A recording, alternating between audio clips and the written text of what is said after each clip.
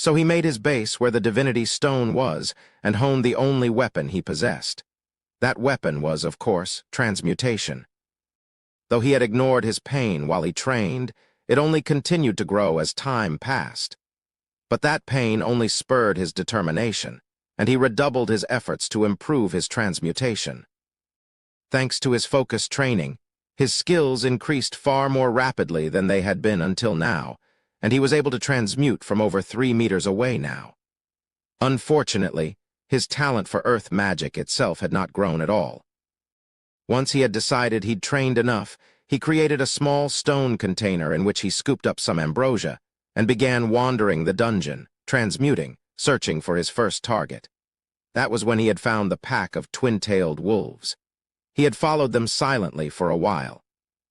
Of course, he was nearly spotted numerous times, but every time he managed to transmute walls around him and remain inconspicuous. Then, the moment the four split up to head to their ambush points, he had transmuted the wall and dragged one of the wolves into it. Now then, still alive, are we? Well, I can't kill anything directly with transmutation, I suppose. I could maybe make spikes come out of the earth, but they wouldn't have enough force to kill monsters this deep in the labyrinth. Hajime grinned wolfishly as he peered down at the trapped monsters through a small hole at his feet.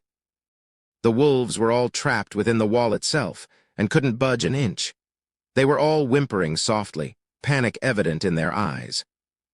He had, in fact, tried to attack a monster by transmuting a spike to stab it from underneath before, but it hadn't even had enough power to penetrate its hide. That was, after all, something more in the domain of earth magic and not transmutation. In the end, it was still a skill used for mineral processing and production, so it would be impossible for a production skill to have any real power, which was why trapping them was the best he could do with it. I could just suffocate you in here, but I'm not patient enough to wait that long. Hajime's eyes had the glint of a predator to them by that point. Hajime put his right hand up against the wall and transmuted it. He cut away parts of the boulder little by little, focusing on the image in his mind to make sure his work stayed precise. Eventually, he was able to make a spiral-tipped spear. He then began working on the shaft. He added a handle where the grip would normally be. Now then, time for a little digging. Hajime pointed his spear down at the wolves as he said that. He thrust down and felt their tough fur and skin deflect his spearhead. So I can't stab through, huh? Well, I expected that, though. Why had he not just crafted himself a knife or sword? That was because the stronger a monster got, the tougher its outer hide was usually. Obviously, there were species that were exceptions to the rule. But as Hajime had spent all his time at the castle studying, he knew that a normal knife or sword wouldn't penetrate the hides of monsters at this level. And that was why he began to twist the handle he made for himself while applying a steady downward pressure. The spiral-shaped tip began to rotate as he twisted. He had made a drill to pierce the thick hide of monsters. He pushed the weight of his entire body down into the drill as he turned it with his right hand. Slowly but surely, the drill began to penetrate the wolf's thick hide. "Grania," the wolf howled in pain. "It hurts, doesn't it? Well, I'm not going to apologize for it. Gotta do this to live after all.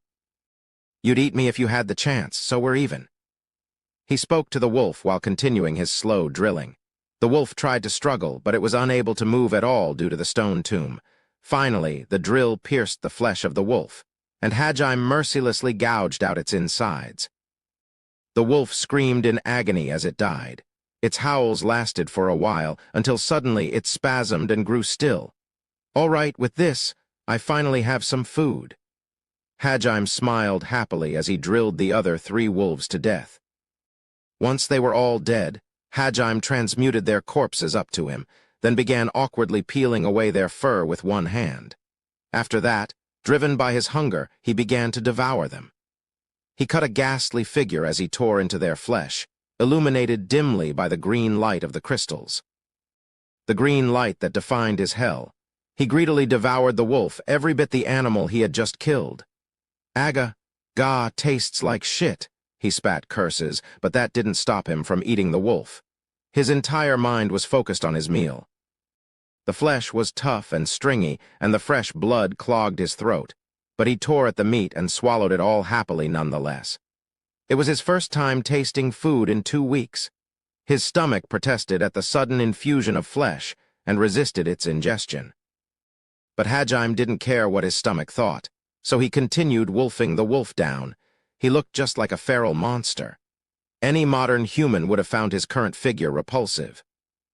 The meat smelled raw and disgusting, bringing tears to his eyes, but Hajime felt the food relieve his excruciating hunger pangs, and compared to those, such minor inconveniences were nothing.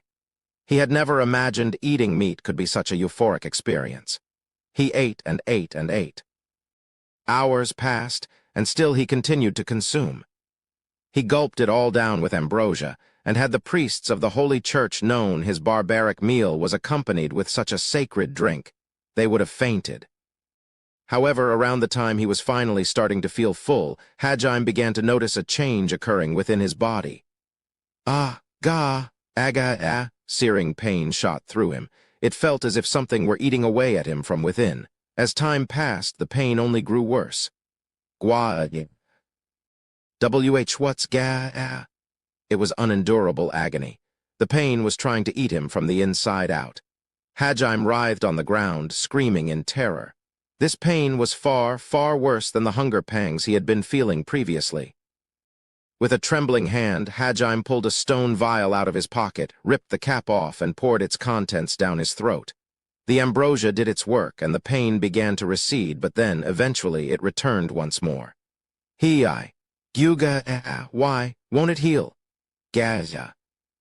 Along with the pain, Hajime began to feel his body throb. It began to pulse like one big organism. In fact, he could hear his body creaking too. However, an instant later, the ambrosia kicked in again and began repairing his body. Once the healing finished, the pain returned. Then he was healed again. Thanks to the ambrosia, he couldn't even faint. Its healing powers had backfired on him.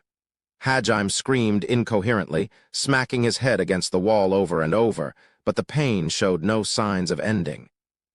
He begged for someone to end his pain, but of course no one granted his wish. Eventually, Hajime's body began to morph. The color was bleached from his hair. He was unsure whether it was from the pain or for some other reason entirely, but his distinctively Japanese black hair slowly turned white. Then, his muscles and bones began to grow slightly, giving him a toned appearance. Red veins ran down the inside of his body, though he wasn't aware of that at the time.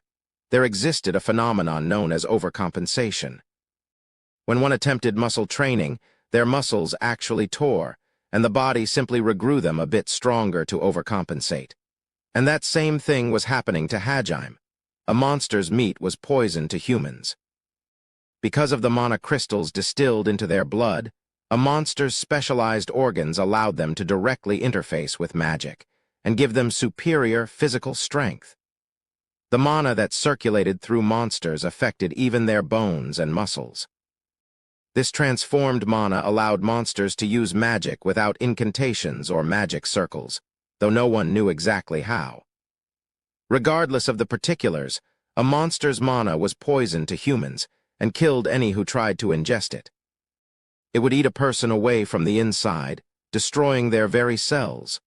There were people who had tried to eat monsters in the past, and they had all, without exception, died.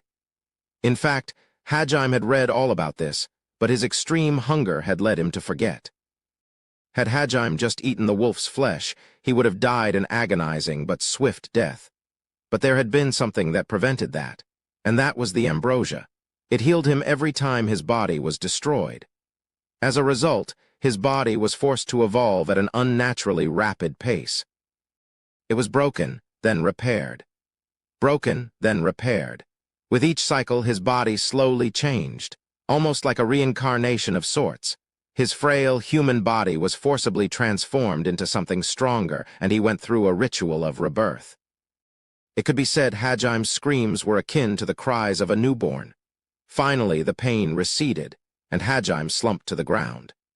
The hair on his head had turned white, and underneath his clothes, veins of dark red mana ran down his body. Just like the twin-tail wolves, or the kickmaster rabbits, or the claw bears. Hajime's right hand twitched. He slowly opened his eyes, then groggily looked down at his right hand, and finally clawed at the ground, slowly curling his fingers into a fist. He clenched and unclenched his hand multiple times, confirming that he was indeed still alive, and that his body still listened to him before slowly getting up. Come to think of it, you weren't supposed to eat monster meat. I can't believe I did something so retarded. Well, I wouldn't have lasted much longer without food either, though. Exhausted, Hajime smiled self-deprecatingly. His hunger had faded, and the specter of his left arm no longer pained him either. For the first time in what felt like an eternity, he was free of pain. In fact, his body felt surprisingly light, and power was overflowing from within him. Despite how much the constant pain had exhausted him mentally, he still felt better than he ever had in his life. He looked over at his arm, then down at his stomach, and saw very prominent muscles. He had grown a little taller, too. He had originally been a mere 165 centimeters tall, but he had grown a full 10 centimeters. What happened to my body? I feel different somehow. And it wasn't just the outside. The inside of Hajime's body somehow felt different as well. It was at once both hot and cold, an indescribably strange feeling. If he focused, he could make dark red veins float up to the top of his arm. That's gross. It's like I turned into a monster or something. I better not have, that would make for a terrible joke. Oh yeah, I should check my status plate. He fished around for the status plate he had completely forgotten about, eventually pulling it out of his pocket. It appeared he hadn't lost it yet. He examined his current stats, imagining it would give him some insight to the changes in his body. Hajime Nagumo age, 17 male level, 8 job, synergist strength, 100 vitality, 300 defense, 100 agility, 200 magic, 300 magic defense, 300 skills, transmute, mana manipulation, iron stomach, lightning field, language comprehension, what intarnation. A little of the old Hajime returned as the shock made him slip into his weird accent. His stats had all risen astronomically, and he had 3 new skills, but his level had only risen to 8. Since a person's level represented the proportion of the total potential they had reached, it would seem that Hajime's growth limits had increased as well. Mana manipulation. If he took it literally, that would mean Hajime had gained the power to directly control mana. Could that weird sensation I've been feeling be mana? Hajime thought, and attempted to activate his mana manipulation skill. When he focused, Hajime saw those dark red veins come up to the surface of his skin again. He concentrated on an image of that sensation rushing to his right hand all at once.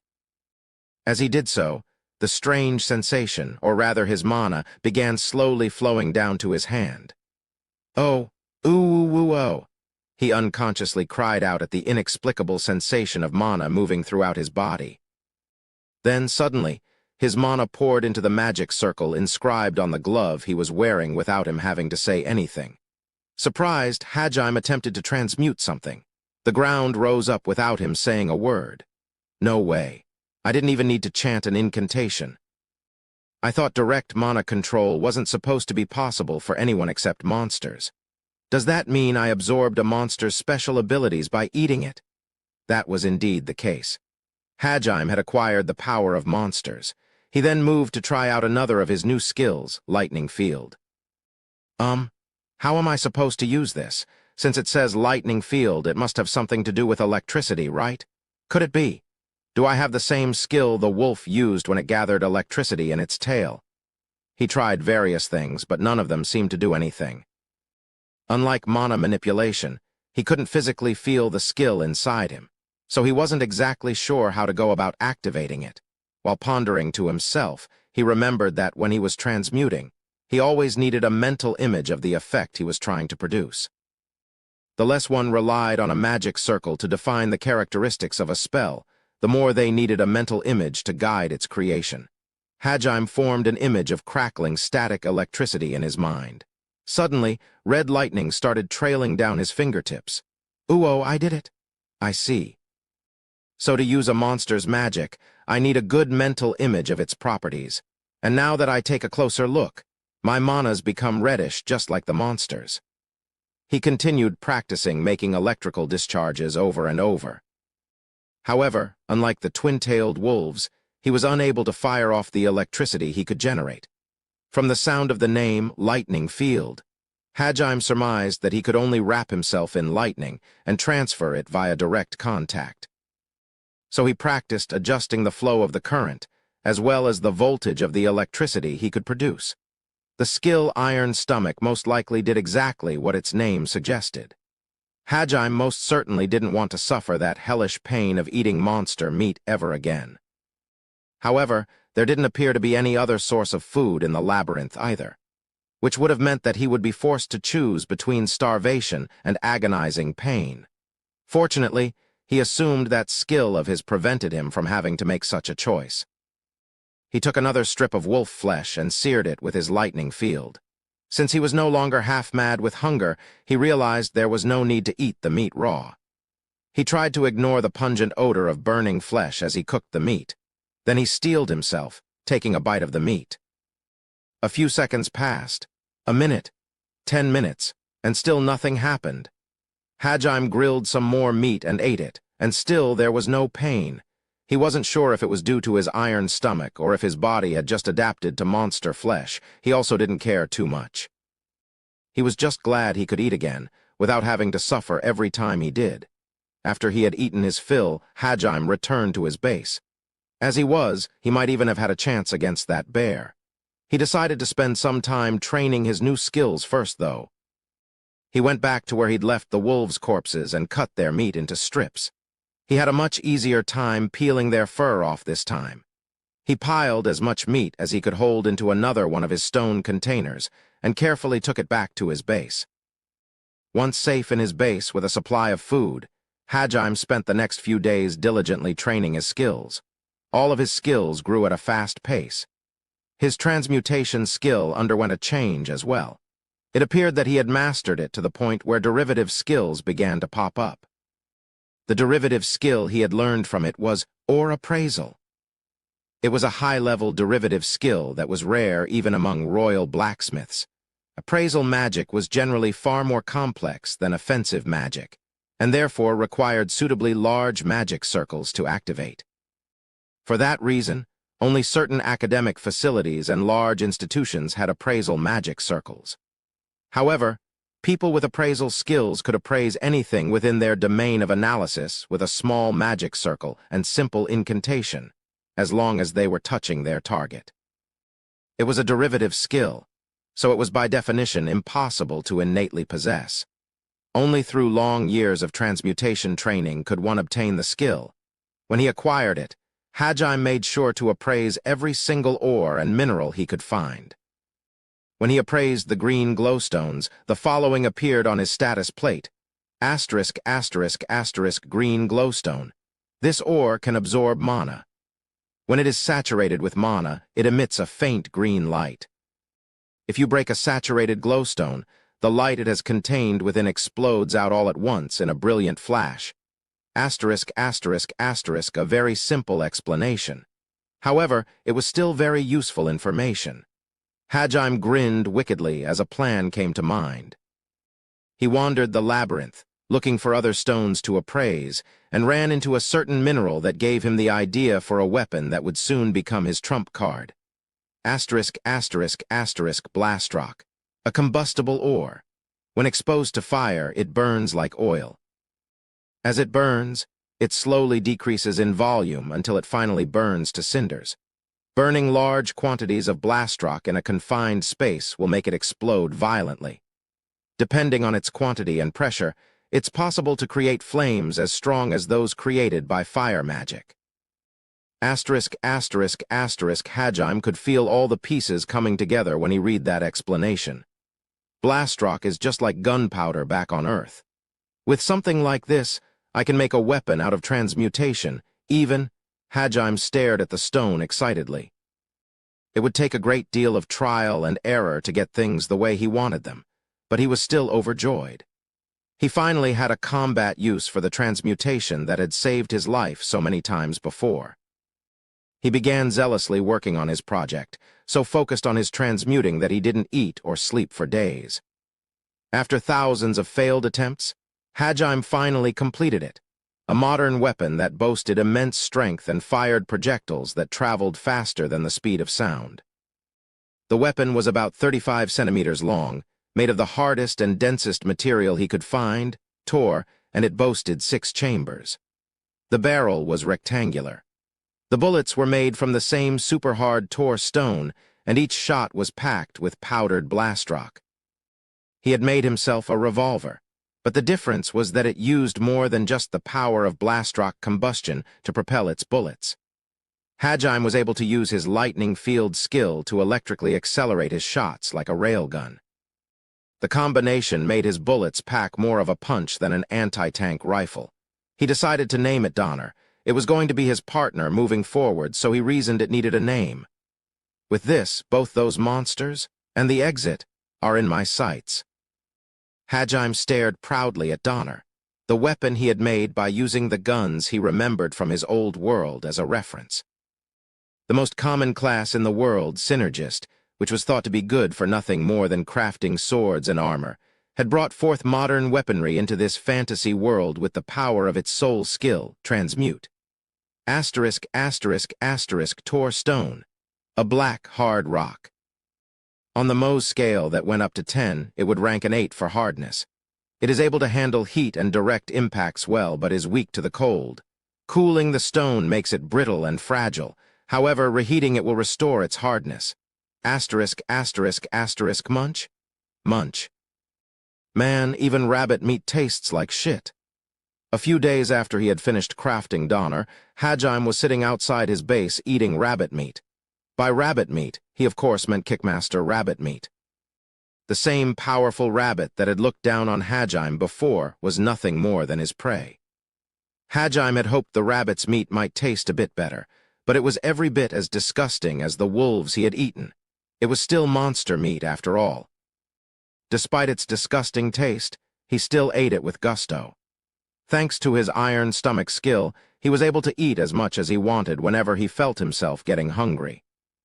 Using the magic he had acquired from monsters made him grow hungry quickly, and since he had used that magic to take down the rabbit, he had eaten it all to replenish his energy. If he overused his magic, his hunger pangs would flare up again, and while he wouldn't die thanks to the ambrosia he carried with him everywhere, he still needed to be careful about how much magic he used. Incidentally, he had killed the Kickmaster rabbit by luring it into a trap. He had drawn water from the river he had first woken up in and lured the rabbit close. Once it had dashed forward into the wet surface he had created, he had used lightning field to transmit a powerful electric shock. Once the electricity passed, smoke started rising from the rabbit's body, and as he had expected, its movements had been slowed. Hajime had finished the weakened rabbit off with Donner. Just as he thought, his railgun-powered revolver was able to obliterate the rabbit's face, the bullet moving 3 kilometers per second as it punched through its head. Donner was even more powerful than Hajime had imagined. Now then, that was my first time eating rabbit meat, so let's see how my stats changed. Hajime Nagumo age, 17 male level, 12 job, synergist strength, 200 vitality, 300 defense, 200 agility, 400 magic, 350 magic defense, 350 skills. Transmute plus ore appraisal plus precision transmutation plus ore perception, mana manipulation, iron stomach, lightning field, air dance plus aerodynamic plus supersonic step. Language comprehension **** as he had thought. Eating monsters increased his stats. Though he hadn't gotten much stronger by eating more twin-tail wolves, his stats had taken a huge leap when he ate a new type of monster. Guess I'll test out what this air dance does. What first came to Hajime's mind was the way that rabbit had moved. It had rushed forward so fast that he'd only been able to make it out as a blur. He inferred that that was most likely the supersonic step skill at work. Come to think of it, it's a lot like the fast movement stuff you see in anime. Hajime kept the image of explosive power gathering in his legs and dashed forward. He felt mana gather within his legs. The ground underneath his feet exploded in a shower of rubble as Hajime leaped forward, and slammed face first into the wall. Oh! See, controlling my acceleration is harder than I thought. However, his experiment was still a success. He imagined that if he trained it a little, he too would be able to move like the rabbit had. Used in tandem with his revolver, those skills would be a powerful weapon indeed. Next, he tried to use aerodynamics. However, he found himself unable to activate it. He had a hard time figuring out just what kind of skill it was from the name alone. After testing a bunch of different things, Hajime suddenly remembered how the rabbit had sometimes looked to be standing in midair. And so he quickly stuck his foot out and imagined there being an invisible shield supporting it from below. Then he jumped forward. He found himself face-planting magnificently into the ground. Gyu-woo! He cradled his face in his hand as he rolled around in pain. After the aching subsided a little, he sullenly drank a bit of ambrosia. Well, at least it works. The reason he had face-planted into the ground despite jumping forward was because he hadn't properly formed his footing. That was why he had effectively stumbled and fallen in midair. Aerodynamic was apparently a skill that allowed him to create footholds in midair. He had obtained multiple skills at once from the rabbit, though they were all derivative skills of the skill air dance. Pleased that he had obtained multiple skills at once, Hajime began training them at once. He wanted to be strong enough to take down that claw bear. He figured he'd be able to defeat it at long range with Donner easily enough, but he wanted to make completely sure, just in case. And there was always the possibility of even stronger monsters showing up. Optimism in the labyrinth got you killed. Once he was certain he could kill even claw bears, it would be time to start searching for an exit. Hajime redoubled his resolve, training harder than ever before. A figure sped down the labyrinth corridors so fast that he appeared no more than a blur. That figure was, of course, Hajime. Having completely mastered air dance, he was using supersonic step to dash off the walls, while sometimes also using aerodynamic to create mid-air footholds for himself. He traversed the labyrinth at high speed, seeking out his mortal foe, the claw bear. In all honesty, searching for an exit should have taken priority, but Hajime was consumed by the desire to get revenge on the bear. He wouldn't be able to move on unless he was able to prove to himself that he was more than a match for the monster that had once crushed his spirit. Grab! He ran into a pack of twin-tailed wolves, and one of them leaped at him. Hajime calmly vaulted into the air, did a mid-air somersault, pulled out Donner, which was strapped to his right leg with a holster made of transmuted threads, and fired. Bang! The sound of combusting blast rock echoed down the corridor, and Hajime's lightning field-accelerated bullet pulverized the head of the first twin-tailed wolf. He then used aerodynamic to do a double jump in the air, before taking aim and firing a volley of shots at the other wolves. They didn't all hit their mark, but he was still able to annihilate the pack with only a single barrage. Hajime held Donner in the crook of his left armpit and quickly began reloading. Then, without so much as a backward glance at the fallen wolves, he dashed off once more. After a while spent killing any kickmaster rabbits or twin-tailed wolves that he came across, Hajime finally spotted his prey. The claw bear was in the middle of a meal. It was chewing on the remains of what appeared to have been a kickmaster rabbit. Hajime grinned triumphantly and began leisurely walking closer. The claw bear was the strongest monster to appear on this floor. In other words, it was the king. While there were hordes of twin-tailed wolves and kickmaster rabbits, the claw bear was the only one of its kind. Thus, it stood to reason that there was nothing stronger inhabiting the floor. The other monsters all took great pains to stay out of its way, and if they ever encountered it, they ran as fast as they could in the other direction. No creature dared oppose it. The thought of anyone approaching it of their own free will was patently absurd. However, that very absurdity was currently unfolding before the bear's eyes. "Sup, bear, been a while. Did you like the taste of my arm?" The claw bear narrowed its angry eyes. "What is this creature? Why doesn't it run? Why is it not trembling in fear? Why does despair not fill its eyes?" The bear was confused, having never seen something like this before. "I'm here for my revenge match. But first, I'm going to make you see me as your enemy and not just prey." Hajime pulled Donner out of its holster and pointed it at the claw bear. He then slowly asked himself a question as he took aim. Am I scared? The answer was a definitive no. He wasn't shivering in fear, nor was he in the grips of despair. No, the only emotions roiling within him were a fierce will to survive and a burning desire to kill his enemies. Hajime's lips curled upward into a ferocious grin. I'm going to kill you and eat you, you bastard. He pulled Donner's trigger. With a resounding bang, a hardened bullet of Tor sped toward the claw bear at 3 kilometers per second. Gaia! It instantly dropped to the ground with a roar, narrowly avoiding Hajime's bullet. It had started moving even before Hajime had pulled the trigger. It was of course impossible for the bear to see the bullet Hajime had fired, but Hajime's bloodlust had made it reflexively dodge. It wasn't this floor's strongest monster for nothing. It had reacted far faster than its massive, 2-meter-long, frame would have suggested. However, even then it hadn't been able to completely avoid the attack. The bullet had grazed its shoulder, gouging out a slice of it. The claw bear angrily glared at Hajime, blood staining the white fur around its shoulder. It looked like it finally saw him as an enemy and not just food. Gaia, woo! With a furious roar, it charged Hajime. The ground thundered as its tree-trunk-sized legs pounded down the corridor, making for a truly awe-inspiring spectacle. Ha, that's right, I'm your enemy, not just some prey to be hunted. Despite how foreboding the claw bear looked as it bore down on Hajime, his smile didn't waver. This was the moment of truth. It was the moment that would decide if Hajime could overcome the monster that had eaten his left arm, crushed his soul, and been the impetus of his transformation. A necessary ritual he needed to overcome if he was ever to move forward. Something deep inside made him feel that he would give up for good if he failed at that point. He couldn't explain how or why, he just knew. He took aim, firing Donner once more at the charging bear. He had aimed squarely at its forehead, but the claw bear somehow managed to roll to the side, even while charging forward.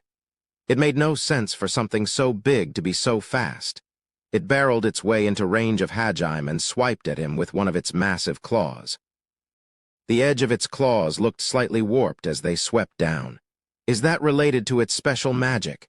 Hajime recalled that the rabbit that had supposedly dodged the bear's swipe had still been cut in half. So instead of just barely dodging to the side, he leaped back with all his might. Ha!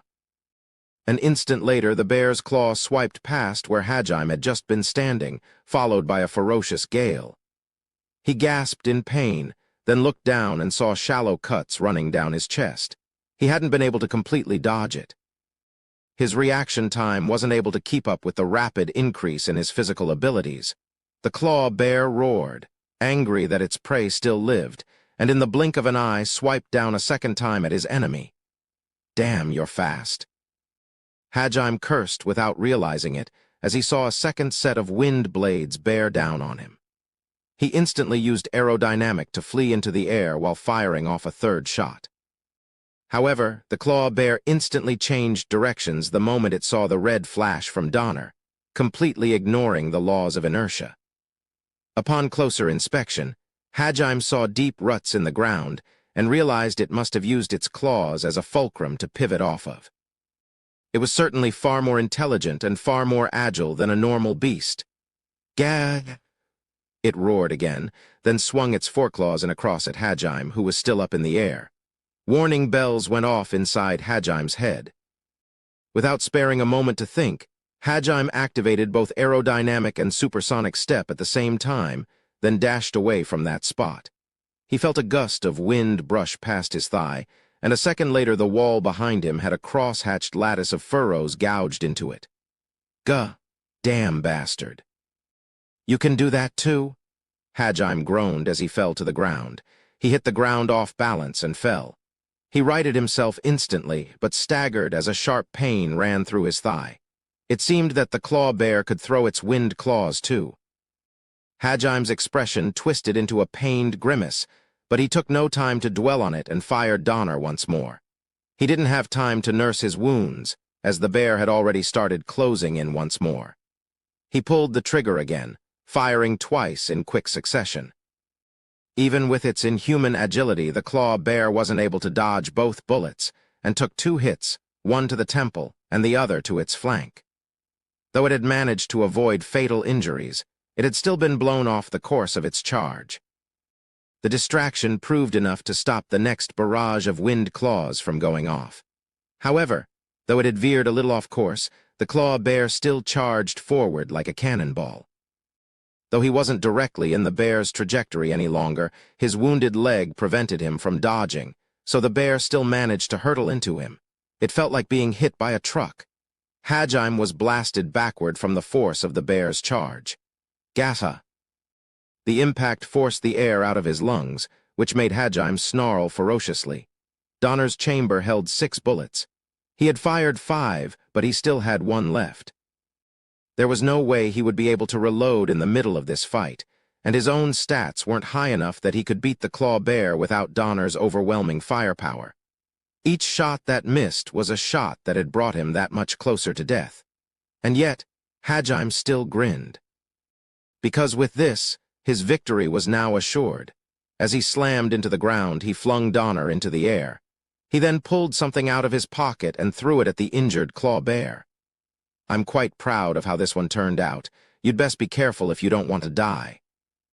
Though there was no way for the bear to understand Hajime's words, it still looked down at the object that rolled to its feet when he mumbled that. What lay there was a small emerald ball, about 5 centimeters in diameter, and that ball suddenly burst in an explosion of light. It was Hajime's makeshift flash grenade. The principle behind it was simple. He had taken a piece of green glowstone and filled it to the brim with mana. After that, he had applied a thin coating over it to keep the light from leaking through. He had then packed a small quantity of blast rock in the rock's center and created the blast rock fuse that led all the way to a coated surface. Finally, he had lit the fuse by using lightning field. The blast rock on the outside burned slowly until it reached the packed center where it exploded violently. With the crystal shattered, the glowstone released its light all at once in a brilliant emerald flash. He had set the fuse to explode 3 seconds after he lit it. Though it had taken a great deal of effort to make, he was proud of the end result. The bear, who had no knowledge of modern weaponry, naturally found its gaze drawn to the grenade, and when it exploded, it blinded the claw bear. It roared in pain, wildly swinging its front paws. Being blinded had sent it into a panic, and Hajime planned to take full advantage of that. He scooped Donner off the ground, took aim, and fired. The electrically accelerated bullet hit the rampaging bear squarely in its left shoulder and ripped it clean off. Gra-ow. Its roar was loud enough to crack eardrums. The claw bear had never suffered such pain before. Gouts of blood spurted from the stump that had once been its arm. The blown-off left arm spun in the air a few times before losing its inertia and flopping back down to the ground with a wet thud. What an ironic twist of fate. Hajime had not actually aimed for the claw bear's left arm. He just wasn't that good a shot yet. He had enough practice from fighting twin-tailed wolves and the like to hit an enemy that was charging straight at him. But he certainly wasn't good enough to hit a flailing enemy with pinpoint accuracy. So the fact that Hajime had taken the bear's left arm, just as it had done to him, was a complete coincidence. Hajime kept a close eye on the bear, which was still flailing around blindly, and pushed Donner up against his body with his stump of a left arm and reloaded. He fired once more. Though the bear was still disoriented, its beast-like sixth sense let it perceive Hajime's bloodlust, and it leaped to the side. It seemed it was Hajime's bloodlust that gave the claw bear enough forewarning to dodge railgun-accelerated bullets.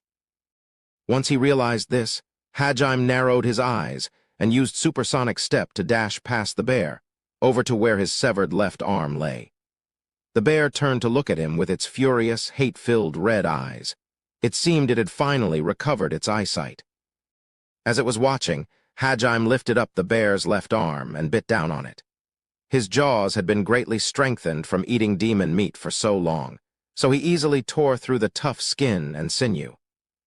It was a repetition of the time when the claw bear had eaten Hajime's arm in front of him, except this time it was Hajime doing the eating. "Hamph, MMF, no matter how many times I eat it, Demon meat still tastes like shit, though for some reason this is just a little bit better than the others. Hajime looked down at the bear, who was watching him warily by that point. It didn't move. There was fear in its eyes, but the shock of seeing its own flesh eaten in front of it, combined with its still blurry eyesight, prevented it from moving.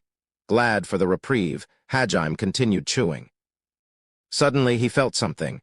Sharp pains pulsed through his body, just like the first time he had eaten monster meat. Wah!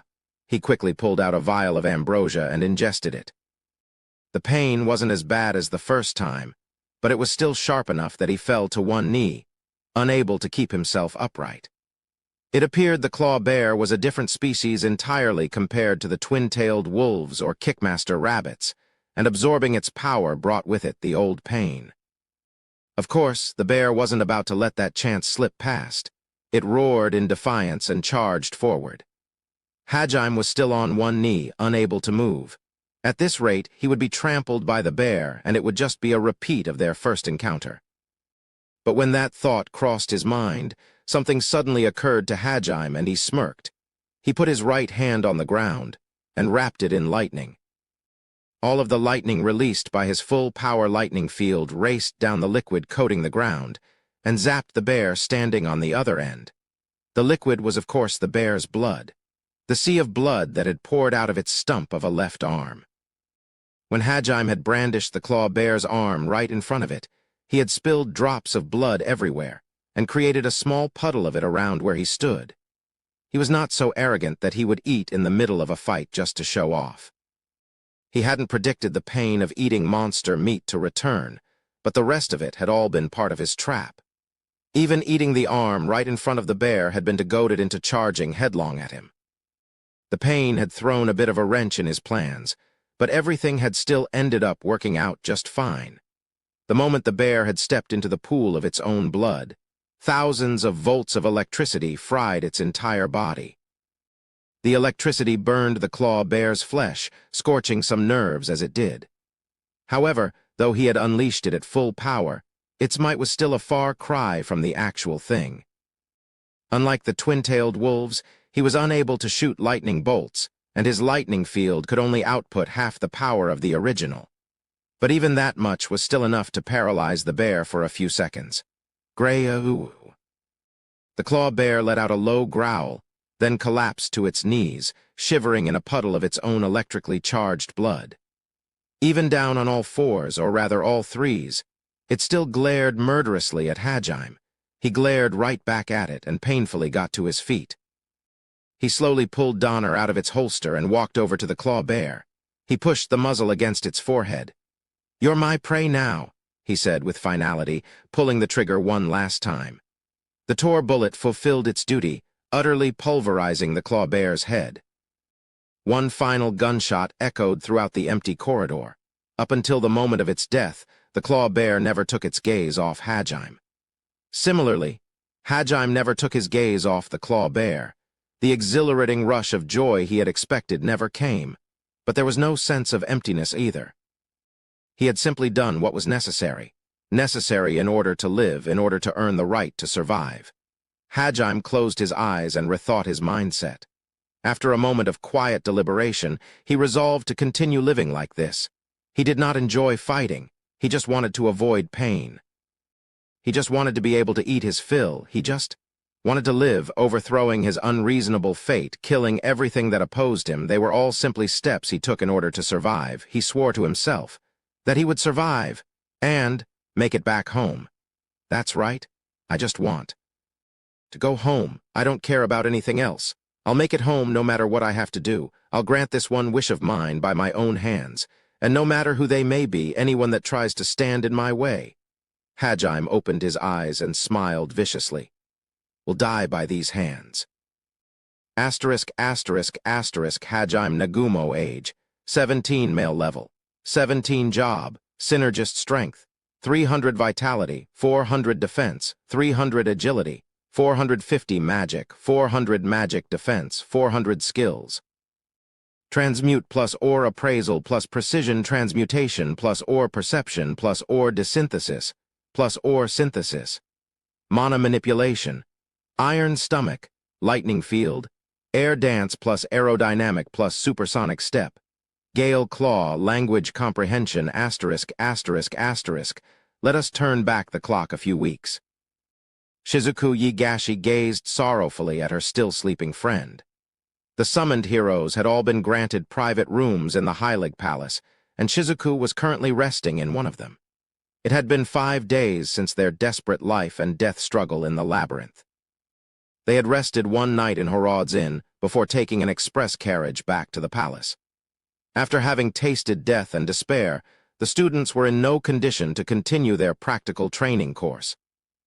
Furthermore, even if he had been treated as a useless hanger-on, a member of the heroes' party had died, and that fact needed to be reported to the king and the Holy Church. And though they knew they were being cruel, the knights couldn't allow the heroes' fighting spirits to break. They had to restore the mental stability of the students before their psyche is shattered completely. As Shizuku recalled the events that had transpired since Hajime's death, part of her wished that Kaori would wake up quickly, while another part of her hoped that she might just sleep forever.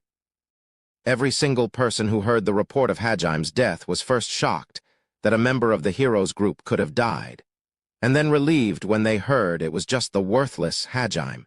Even the king and Ishtar reacted similarly. One of the powerful heroes who would save this nation couldn't be allowed to die in a dungeon. Someone who couldn't survive a dungeon excursion would stand no chance against the demons, and would only serve to spread further unease among the people. The messengers of Ehet, the heroes brought forth from another world, had to be invincible. At least the king and Ishtar had been somewhat respectful. There were some nobles within the palace that had insulted and belittled Hajime behind his back instead. Of course, they said nothing incriminating publicly, but when they were talking privately among fellow nobles, many of them had whispered their scorn for him. They all abased him with statements like, "Thank God it was the worthless one that died," and, "I'm so glad the incompetent got weeded out from God's messengers." Shizuku had trembled with rage when she had heard such snide comments, and had nearly come to blows with those nobles multiple times, and had Kuki not flown off the handle before her, she probably would have beaten them to a pulp. Because of Kuki's heated protests, the king and the Holy Church seemingly decided that it would be dangerous to let a negative opinion of Hajime spread. Therefore, they quietly dealt with anyone who badmouthed him. However, all that served to accomplish was increase Kuki's popularity. Most people saw Kuki's anger as proof that he was kind-hearted enough to care for even the weakest of his party, and the general opinion that Hajime had been nothing more than a burden to such a noble hero remained cemented in the minds of the people. Despite the fact that the only reason the rest of them were still alive was because Hajime had held back a monster not even the great hero Kuki had been able to touch. Despite the fact that he was only dead because some idiotic classmate had fired a stray fireball that had hit him. However, as if by some unwritten agreement, the students all agreed not to talk about that stray fireball. Everyone was sure they had kept perfect control over their magic, but it had been a veritable storm of spells, and no one wanted to consider the possibility that it could have been their misamed fireball that had led to Hajime's demise. Because if it had been them, they would become a murderer. As a result, they all closed their eyes to reality, choosing instead to pretend that it was some mistake on Hajime's part that had led to his death. After all, dead men tell no tales. Rather than worry about who had killed Hajime, it was far easier to pretend he had died due to his own mistakes. That way none of them would have to worry. Without any collusion on their part, the students all came to that conclusion, and thus the topic was not discussed. In order to uncover the truth behind Hajime's death, Captain Meld decided it would be necessary to interrogate the students. He did not think the truth was something as innocent as a stray fireball. And even if it were, that was all the more reason to uncover the truth, so he could give the student who had accidentally killed Hajime the counseling they needed. The longer the matter remained unsettled, the more problems it would cause down the line. And most importantly, Captain Meld simply wanted to know. Even though he had promised to save Hajime after they had fled to safety, his words had turned out to be as hollow as he now felt. However, Captain Meld was not allowed to go through with his plan, because Ishtar had forbidden him from questioning the students. He had protested the ban hotly, but even the king forbade him from meeting with them, so he had no choice but to comply. "If you knew, you'd be furious, wouldn't you?" Shizuku whispered quietly, then took Kaori's hand. She had not woken since that day in the labyrinth. According to the doctor, there was nothing wrong with her physically. She had apparently just fallen into a self-imposed slumber to protect herself from the mental shock. The doctor had said she would awaken on her own eventually. Shizuku tightly gripped Kaori's hand and prayed to no one in particular. "Please, please don't let any further harm come to my kind and gentle friend." And at those words, Kaori's hand twitched slightly. "Huh, Kaori, can you hear me?" "Kaori?" Shizuku yelled out her name over and over. Eventually, Kaori's eyelids began to flutter. Shizuku kept calling out her best friend's name. As if responding to her words, Kaori's fingers curled around Shizuku's hand, and slowly she opened her eyes. "Kaori." Shizuku leaned over the bed and looked down at Kaori, tears in her eyes. Kaori looked around dazedly before her mind finally started working again and her eyes fell on Shizuku. "Shizuku-chan." "Yes, it's me. Shizuku, how do you feel, Kaori? Does it hurt anywhere?" "And no, I'm fine. My body does feel a bit heavy, but that's probably because I slept for so long." "That's right, you slept for 5 whole days, so it's normal to feel a little numb." Shizuku hurried to help Kaori, who was trying to rise, and smiled sadly as she told her how long she'd slept for. Kaori started acting odd when she heard that. 5 days? How did I sleep? For that long?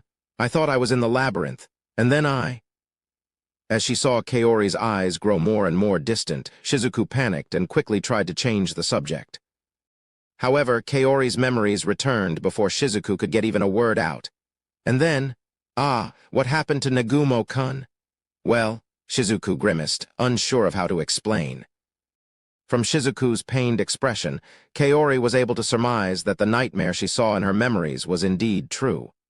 However, Kaori was still unable to accept that harsh reality. "It can't be true. Please, tell me it's a lie, Shizuku-chan. You guys saved Nagumo-kun after I fainted, right?" "Right, tell me you did. I'm in the castle right now, right? We all made it back safely to the castle, right? Nagumo-kun's just out training, right? He's down at the parade grounds, right? Right, that has to be it. I'm going to go check right now. I have to thank him. So can you please let me go, Shizuku-chan?" Incoherent ramblings spilled from Kaori's mouth as she tried to get up and go look for Hajime, but Shizuku firmly grabbed onto Kaori's arm and refused to let go. Despite Shizuku's anguished expression, she kept a strong grip on Kaori's arm. "Kaori. You understand, don't you? He's not here anymore. Stop it. It's just like you remembered, Kaori. Stop it. He's Nagumo-kun's." "Stop, I said stop it, Kaori, he's dead." "No, he's not dead, I know it. Stop saying such cruel things." "I won't forgive anyone for saying that, not even you, Shizuku-chan." Kaori kept shaking her head, struggling to break free from Shizuku's grasp all the while, but Shizuku refused to loosen her grip even a smidge. Instead, she hugged Kaori, trying to warm her frozen heart. "Let me go. Let me go right now. I have to go look for Nagumo-kun. Please, I'm begging you. I know he's still alive somewhere. So please." She yelled at Shizuku to let her go, but was still sobbing into her chest as she did. Kaori clung to Shizuku like a drowning man to a rock, wailing so loudly her voice went hoarse. All Shizuku could do for her best friend was hug her as tightly as possible, praying that she might somehow ease the pain in Kaori's heart. The two of them stayed like that for hours, until the clear blue sky had been stained blood red by the setting sun. Kaori sniffled slightly in Shizuku's arms and stirred slightly. Shizuku worriedly looked down at Kaori. "Kaori. Shizuku-chan? Nagumo-kun? He fell, didn't he?" "He's not here anymore, is he?" Kaori whispered in a trembling voice. Shizuku didn't want to give her any false hope. If she told Kaori he was still alive, that might alleviate her pain in the short run. But it would scar Kaori forever when she finally discovered the truth. And Shizuku couldn't bear to see her best friend hurt any more than she already was. That's right. Back then, it looked like Nagumo-kun got hit by one of our fireballs. Who cast it? I don't know. Everyone's trying to forget it ever happened. It's too scary to think about for them. because if they were the one that did it. I see. Do you hate them for it? I'm not sure. If I found out for sure who it was, I'd definitely hate them. But if no one knows, then maybe it's better that way, because if I did find out, I wouldn't be able to hold back. I see. Kaori spoke haltingly, her face still buried in Shizuku's arms. Suddenly, she wiped the tears from her puffy red eyes and looked up at Shizuku with renewed determination. Shizuku-chan, I don't believe it. Nagumo-kun has to be alive somewhere. I won't believe that he's dead. Kaori, you. Shizuku looked down sadly at Kaori. However, Kaori cupped Shizuku's cheeks with her hands, then continued speaking. I know that it's foolish to think he survived that fall, but you know there's no proof that he died. So what if the chance of him surviving is less than 1% of 1%? It's still not 0, so I choose to believe. Kaori, I'm going to get stronger, strong enough to protect him even from what's down there, and then I'll go look for him. I won't rest until I've confirmed with my own 2 eyes. What's happened to Nagumo-kun, Shizuku-chan? What is it? Will you help me? Shizuku met Kaori's unwavering gaze. There was no sign of madness or desperation in her eyes, just an unbreakable will, one that would not rest until she had confirmed the truth for herself. Nothing could change her mind when Kaori got like this. She was far too stubborn for even her own family to deal with, let alone Shizuku. In all honesty, it was probably safe to say the possibility Kaori was referring to might as well be 0. It would be natural to assume anyone who thought differently was simply trying to escape from reality. Even her childhood friends, Kuki and Ryutaru, would probably try and tell Kaori she wasn't acting sane. But that was precisely why only a single answer came to Shizuku's mind. Of course I will, until you've found an answer you can accept at least. Shizuku-chan. Kaori hugged Shizuku and thanked her over and over. I don't need any thanks. We're best friends, remember? Shizuku replied, ever the manly samurai. The title that magazines had given her was rather apt. Just then, the door to the room suddenly burst open. Shizuku, has Kaori woken? Up. Yeah, how's Kaori? Doing? Kuki and Ryutaru came hurtling into the room. They had come to check up on Kaori. It seemed apparent that they had rushed straight over after training as dirt still caked their uniforms. Ever since the labyrinth excursion, the two had trained harder than ever before. They had both been hit pretty hard by Hajime's death as well. After all, they were the ones who had refused to retreat, which had caused the nearly fatal crisis that Hajime had to save them from. They were both training hard so that they would never do something so unsightly ever again. Aside from those two, however, there was a third figure hanging back in the doorway. Shizuku directed a question toward him, her voice full of suspicion. Why are you? Sorry. I'll leave now. The figure hurriedly apologized, overruling Shizuku's words. Looking as if they'd seen something they shouldn't have, they hurriedly left the room. Kaori looked at them in confusion. However, the clever Shizuku realized what the cause must have been. Kaori was currently sitting on Shizuku's lap and holding Shizuku's face in her hands. To an outsider, it must have seemed like they were about to kiss each other. Shizuku, too, was holding Kaori by the small of her back and her shoulder, like a lover. It must have looked like a very romantic scene. Had this been a manga, there would have no doubt been flower petals everywhere in the background. Shizuku sighed deeply, moving away from Kaori, who was still staring blankly in confusion. Hurry up and get back here, you moron. Chapter 3. The Golden Vampire Princess. Damn it, why can't I find it? It had been 3 days since Hajime had killed the Claw Bear, and he had spent every waking moment scouring the labyrinth for a staircase leading upward. At this point, he had mapped over 80% of the floor.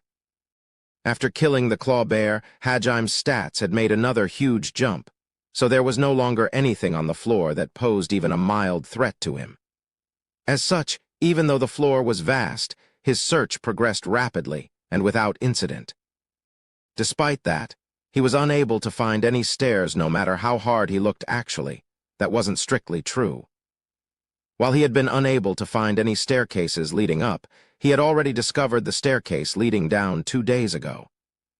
As the labyrinth was strictly divided into floors, it stood to reason that there had to be a staircase leading up as well. But no matter how he searched, Hajime couldn't find it. He had already tried transmuting his own staircase up to the floor above, ignoring the rules of the dungeon. The only thing he had discovered as a result was that past a certain point, whether he tried to climb up or down, the walls around him simply stopped responding to his transmute skill. He could transmute as much as he liked within the confines of the floor, but the layers that separated the floors seemed to have some kind of magical protection cast on them. The great Orcus labyrinth had been created during the Age of the Gods. So it wasn't that odd for it to have some mysteries still, which was why Hajime had spent his time searching for the actual staircase, but he was soon coming to realize that he would need to make a choice about what to do if he couldn't find it. That choice was whether or not to delve deeper instead. Another dead end. At this point, I've investigated all the pathways. What on earth is going on here? Hajime sighed tiredly, forced to accept that he wasn't going to find a staircase leading up. Resigned, he began heading back to the room where he'd found the staircase leading down. The staircase he'd discovered 2 days ago was very roughly carved. It was closer to a bumpy slope than an actual staircase. Moreover, there was no green glowstone lighting the way, and the descent was steeped in darkness, giving off an ominous atmosphere. The darkness and shape of it made the entrance resemble the gaping jaws of some humongous beast. It felt as if once he entered, he would never be able to come back out. "Ha, bring it on. I'll devour anything you throw at me." Hajime ridiculed himself for his trepidation and smiled fearlessly, and without any further hesitation he stepped foot into the darkness. Once he started down the staircase, the darkness enveloped him fully. While it generally made sense for an underground labyrinth to be dark, every floor he had passed so far had been lit with glowstone. Even if it hadn't been bright, it had never been so fully dark that Hajime couldn't even see his hand in front of his face. However, there was no glowstone lining the staircase. Hajime stopped for a while, hoping his eyes might adjust, but no matter how long he waited, all that his eyes took in was black. Left with no choice, Hajime dug around in his makeshift rucksack, created from bare leather and transmuted wire, and pulled out a green glowstone to light his surroundings. Carrying a light source in the darkness was tantamount to suicide, but Hajime reasoned that he had no other means of moving forward. However, he decided to make sure to at least keep his right hand free, so he tied the glowstone to the stump of his left arm. After a while of walking forward, Hajime saw something glint in the darkness, deeper down the passageway. He strained his senses, suddenly vigilant, sticking to the shadows as much as possible while he advanced. He suddenly felt an ominous feeling approach from his left side. He quickly jumped to the side, then pointed his left stump at the source of the feeling. Illuminated in the ghastly green light was a massive 2-meter-long gray lizard, and its golden eyes were staring right at Hajime. The lizard's golden eyes flashed brightly. An instant later, huh! With a strange cracking noise, Hajime's left stump began turning to stone. The fossilization spread to the glowstone, and seconds later the petrified glowstone made a cracking noise and crumbled away. Without his light source, Hajime was once more surrounded by darkness. The petrification had continued, reaching all the way up to his shoulder. Hajime clicked his tongue, pulled out a vial of ambrosia from the monster fur and transmuted thread holster strapped to his breast, and downed it in one gulp. As he had hoped, the petrification came to a stop and slowly began reversing back down his left arm. "Now you've done it." Hajime pulled a flash grenade out from the pouch at his waist and flung it at where he'd last seen the lizard. He saw another flash of golden light appear from the darkness. Despite his inability to see clearly, Hajime quickly used supersonic step to dash away. When he glanced back, he saw the rock behind where he'd been had changed color, looking far more weathered than it once was. That literally petrifying gaze was going to be quite troublesome. The lizard closely resembled the kind of basilisk Hajime saw in RPG games. Hajime pulled Donner out of its holster and held it in front of his face while tightly shutting his eyes. A second later, the flash grenade exploded in a riot of green light with a quiet bang. Crash! The basilisk probably hadn't ever experienced light so bright before and writhed around in bewilderment. When he opened his eyes, Hajime could barely make out its silhouette in the darkness. He fired without delay. His bullet found its mark, tearing through the skull of the basilisk, pulverizing the contents contained within. The bullet passed cleanly through the back of the basilisk's head and drilled deep into the rock wall behind it with a loud hiss. Because his bullets were electrically accelerated, they came out at a very high temperature and burned everything they passed through. It was only thanks to Tor's resistance to heat that he was able to fire such powerful rounds. Wary of his surroundings, Hajime carefully approached the basilisk. Once he confirmed it was dead, he quickly cut up its flesh and retreated to safety. He could hardly eat it there, where he couldn't even see what was around him. Hajime decided to prioritize scouting the new floor first. He continued walking through the darkness. He searched for dozens of hours, but was unable to find a staircase leading down. He continued defeating enemies and picking up the rocks he found on the way, and before long he found himself laden with more things than he could easily carry. That was when he finally decided that it was time he made a base for himself. He put his hand on a nearby wall and transmuted it. The wall opened up easily enough, and he walked into the passage he had made for himself. Hajime continued transmuting the area around him until he had a space about 6 tatami mats wide. Then, before he forgot, he took the basketball-sized pale blue crystal out of his rucksack and placed it onto a cavity he had carved out for it. He had, of course, brought the divinity stone with him. He had also brought along containers to hold the ambrosia that he set underneath the stone. As Hajime was unaware of the stone's real name, he had taken to calling it the Potion Rock, and the ambrosia that spilled from it potions. While it was true that potions were the standard healing items in most games, ambrosia's effects far surpassed that of a measly potion. The insultingly basic moniker he had chosen just showed how little thought Hajime had put into naming it. Now that I'm all settled in, it's time for a feast.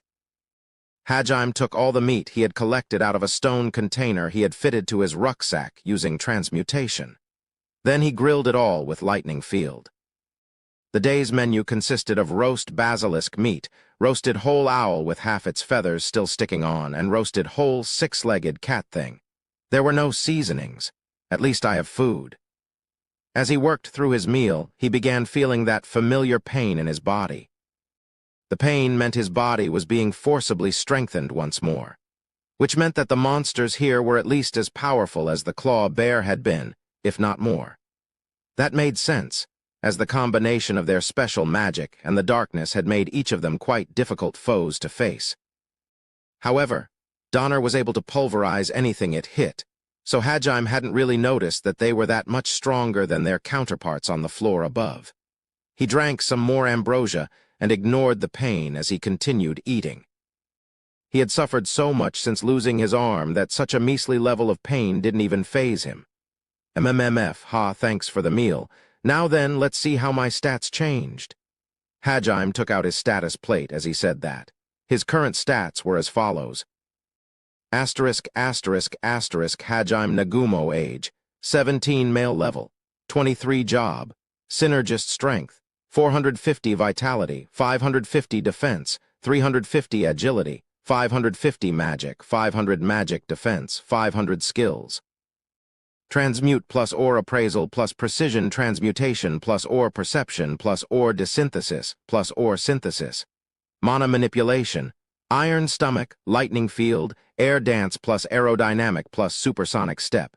Gale claw, night vision, sense presence, petrification resistance. Language. Comprehension *****. As he had expected, his stats had risen dramatically, and he had learned 3 new skills. As he looked around, he realized he could indeed see a little better in the darkness. Must have been the effect of night vision. It might not have been a very useful skill for the rest of the monsters in this hell, but for the floor he was on at least, it was a godsend. His other new skills did as their names suggested. Though Hajime was somewhat disappointed that he had gotten petrification resistance and not the basilisk's actual petrification skill. He wondered why that was. Man, it would have been so cool to get Basilisk's eye or something. Hajime lamented dejectedly. Once he finished his meal, Hajime began transmuting new supplies for himself. Crafting even a single bullet took a great deal of concentration. His bullets needed to be extremely precise. In order to make use of Donner's rifling, he had to get the size and shape exactly right. And he couldn't make a single mistake in compressing the blast rock packed within them. Each bullet took about 30 minutes to make, but Hajime was still proud of his skill with the craft. Humans really are creatures that display a terrifying amount of strength when they're desperate, Hajime thought, impressed with himself. Besides, though it took time, his bullets were powerful enough that he had no reason to complain, and each one he made trained his transmuting ability to new heights, so it really wasn't a waste. Thanks to his training, he was now able to purify any mineral or ore of impurities, and he could even decompose an alloy into its composite parts. He also had the power to fuse ore together to create new alloys. Hajime's current transmutation skill was on par with the kingdom's best blacksmith. He silently continued his work. So far, he had only descended a single level from his starting point, and he had no way of knowing how much further this abyss continued for. He planned on returning to his search the moment he finished transmuting. If he wanted to get home, he couldn't afford to waste time lounging around. Once he resumed his search, Hajime stopped only when he needed to return to base and replenish his supplies. He had no way of knowing how long his search would take if he let himself rest while searching. Thanks to his night vision, he no longer had any problem seeing in the dark, and sense presence let him know when there were any monsters within a 10-meter radius. His scouting of the floor progressed swiftly. Finally, he discovered the stairs leading down to the next floor. He stepped forward without hesitation. The ground of the floor below was sticky, like tar. In fact, the entire floor resembled a huge swamp. His legs easily got stuck in the ground, and Hajime had a hard time moving. He frowned as he saw how difficult it was to move, then proceeded to climb up a protruding boulder. From there, he used aerodynamic to advance through the sky. As he continued moving forward, he constantly used ore perception to look for new minerals. Among the ones he discovered on this floor, one was of particular note. Flamrock, a glossy black mineral. When heated, it melts into tar. It melts at 50 degrees Celsius and catches fire at 100 degrees Celsius. When it burns, it can reach temperatures of up to 3,000 degrees Celsius. The length it burns depends on the quantity of tar. Seriously? Hajime grimaced and raised one of his legs. As he did so, the tar he had stepped in numerous times since setting foot onto this floor squelched loudly as it dripped off his shoe. And no fire got it. He doubted it would ignite that easily since 100 degrees wasn't so easily reached, but on the off chance it did, it would set off a chain reaction that would literally have this floor engulfed in fires hotter than hell. Even the ambrosia wouldn't be able to save him from that. That means I can't use my railgun or lightning field either. Donner was one of his most powerful weapons. Even without lightning field to accelerate his bullets, the combustive power of Blastrock alone was still quite formidable. However, that was only as far as normal monsters were concerned. For example, Traum soldiers would easily be pulverized with just the power of Blastrock. Even the behemoth would have taken a considerable amount of damage from it. However, the monsters that inhabited this deep abyss were different. They were of a completely different caliber than the monsters on the floors above, which was why Hajime wasn't sure Blastrock alone would be enough to kill them. Despite this predicament, Hajime still grinned eagerly. So what if I can't use Donner? What I need to do hasn't changed. I just have to kill and devour my enemies. He pressed on, even with his lightning field and railgun sealed. Eventually, Hajime found himself at a three-way fork. He marked the wall and began walking down the left-hand path, but just as he moved forward, whoosh, wah. A shark-like monster suddenly leaped out of the tar, countless rows of razor-sharp teeth visible in its mouth. It snapped down, aiming to take Hajime's head in one huge bite. He managed to duck in time, but a shiver of fear still ran down his spine as that horrifying mouth closed inches from his head. Sense presence wasn't able to pick up on it. Ever since he had acquired it, Hajime had been using sense presence constantly. and the skill was supposed to be able to sense anything within 10 meters of him without fail. Despite that, he had been unable to sense that shark until just before it had attacked. Having failed to take out Hajime with its first bite, the shark plopped back into the sea of tar with a splash. Shit, I can't tell where it is at all. He ground his teeth at his lack of information. However, he realized standing still would get him killed, so he quickly used aerodynamic to keep himself moving. As if it had predicted his actions, the shark leaped high this time, reaching all the way up to him. Don't underestimate me.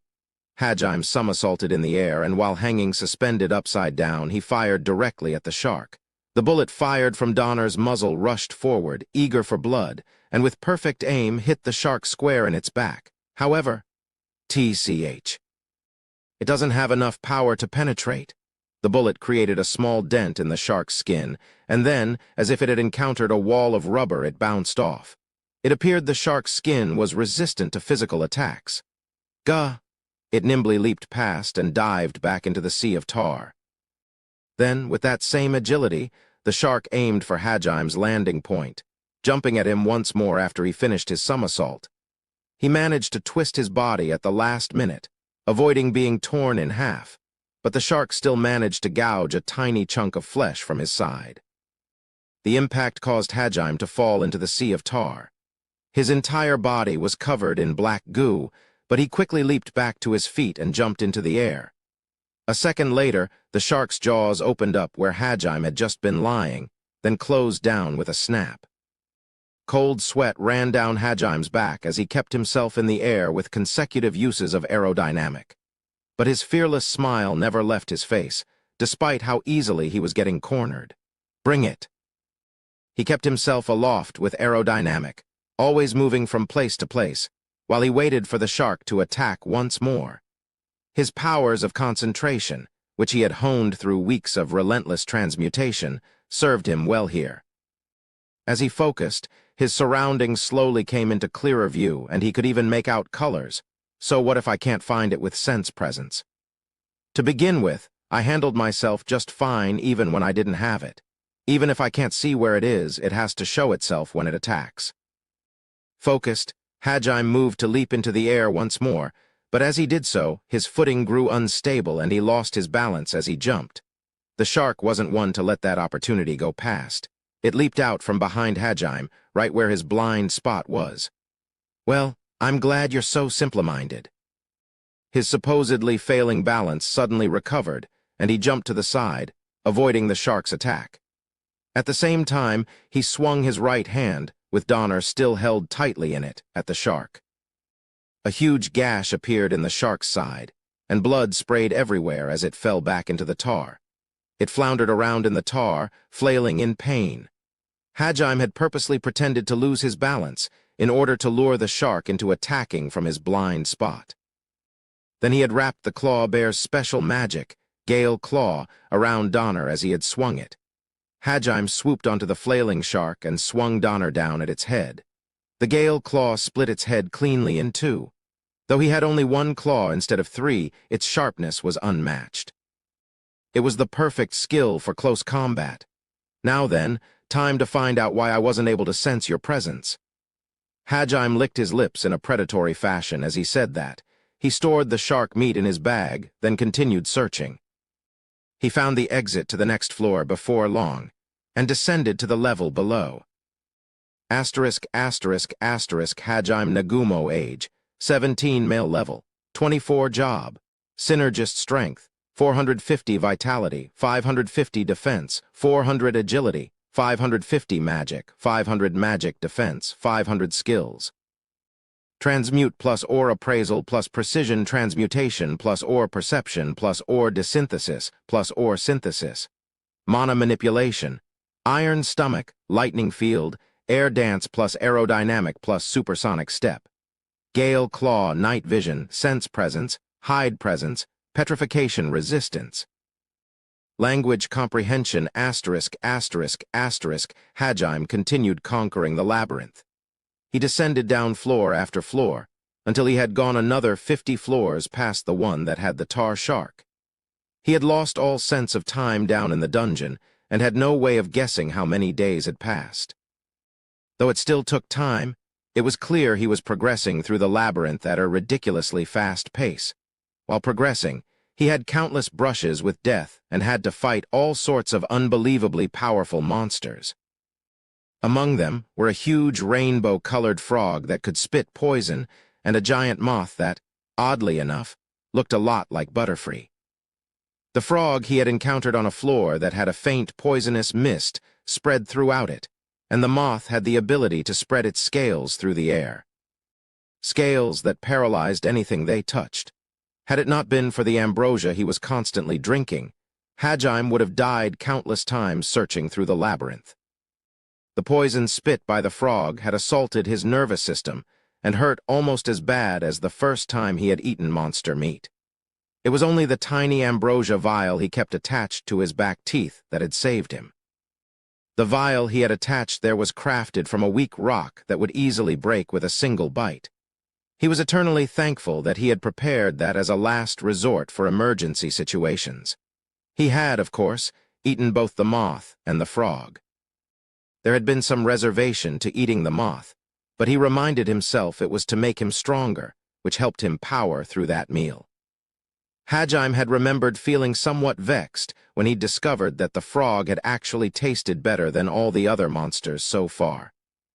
And though he was deep underground, he had even gone through a floor that resembled the Amazon jungle. It had been incredibly humid, and the air hung thick around him. That had been by far the worst floor he had traversed. The monsters he had faced on that floor had been giant centipedes and living trees. Hardened as he was to most things, even Hajime had been completely creeped out when a giant centipede had come crashing down from a high-up tree branch. It was the most disgusting sight he'd ever laid his eyes on. And the centipede had split itself into various segments to attack him, too. What he had thought was just one enemy suddenly split into 30, like an army of cockroaches coming out of a particularly disgusting kitchen. Hajime had fired Donner as fast he could to destroy them, but sadly there had been too many. As reloading would have taken far too long, he resigned himself to butchering them with his Gale claw. But even that wasn't enough to take them all out, so he had to resort to kicking, which was not his forte at all. When that battle had finally finished, Hajime had sworn to himself that he would work on improving his reload times and kicking skills. He was tired of being bathed in the centipede's purple, disgusting blood. The tree monsters of that floor were basically the treants he had seen in RPGs. They used their roots to attack from underground, while also flinging their branches around like whips. Though the real strength of those fake treants didn't lie in such simple skills. When they were in trouble, they would start shaking their heads wildly, flinging crimson fruit at their enemies. The fruit they threw didn't hurt, and just to test it, Hajime had tried eating one. When he had stood rooted to the spot for almost an hour. The fruit had contained no poison. In fact, it had tasted delicious. It was sweet and refreshing like watermelon. Despite expectations, it was nothing like an apple. The fact that the floor was the most unpleasant one he had encountered, yet completely flew out of Hajime's head. Even his resolve to conquer the labyrinth temporarily left his mind. It was the first time he had eaten anything aside from monster meat in months. His eyes became that of a hunter, and he spent a great deal of time hunting down the fake treants. By the time his craving for their fruit had finally been sated, the treants had been hunted to near extinction. And so he continued progressing through the floors until he had passed 50 of them before he knew it. And still the labyrinth continued endlessly downward. For the record, Hajime's current stats looked like this. Hajime Nagumo age, 17 male level, 24 job, synergist strength, 880 vitality, 970 defense, 860 agility, 1040 magic, 760 magic defense, 760 skills. Transmute plus ore appraisal plus precision transmutation plus ore perception plus ore desynthesis plus ore synthesis plus duplicate transmutation. Mana manipulation. Iron stomach, lightning field. Air dance plus aerodynamic plus supersonic step plus steel legs. Gale claw, night vision, farsight sense. Presence. Detect magic, hide presence.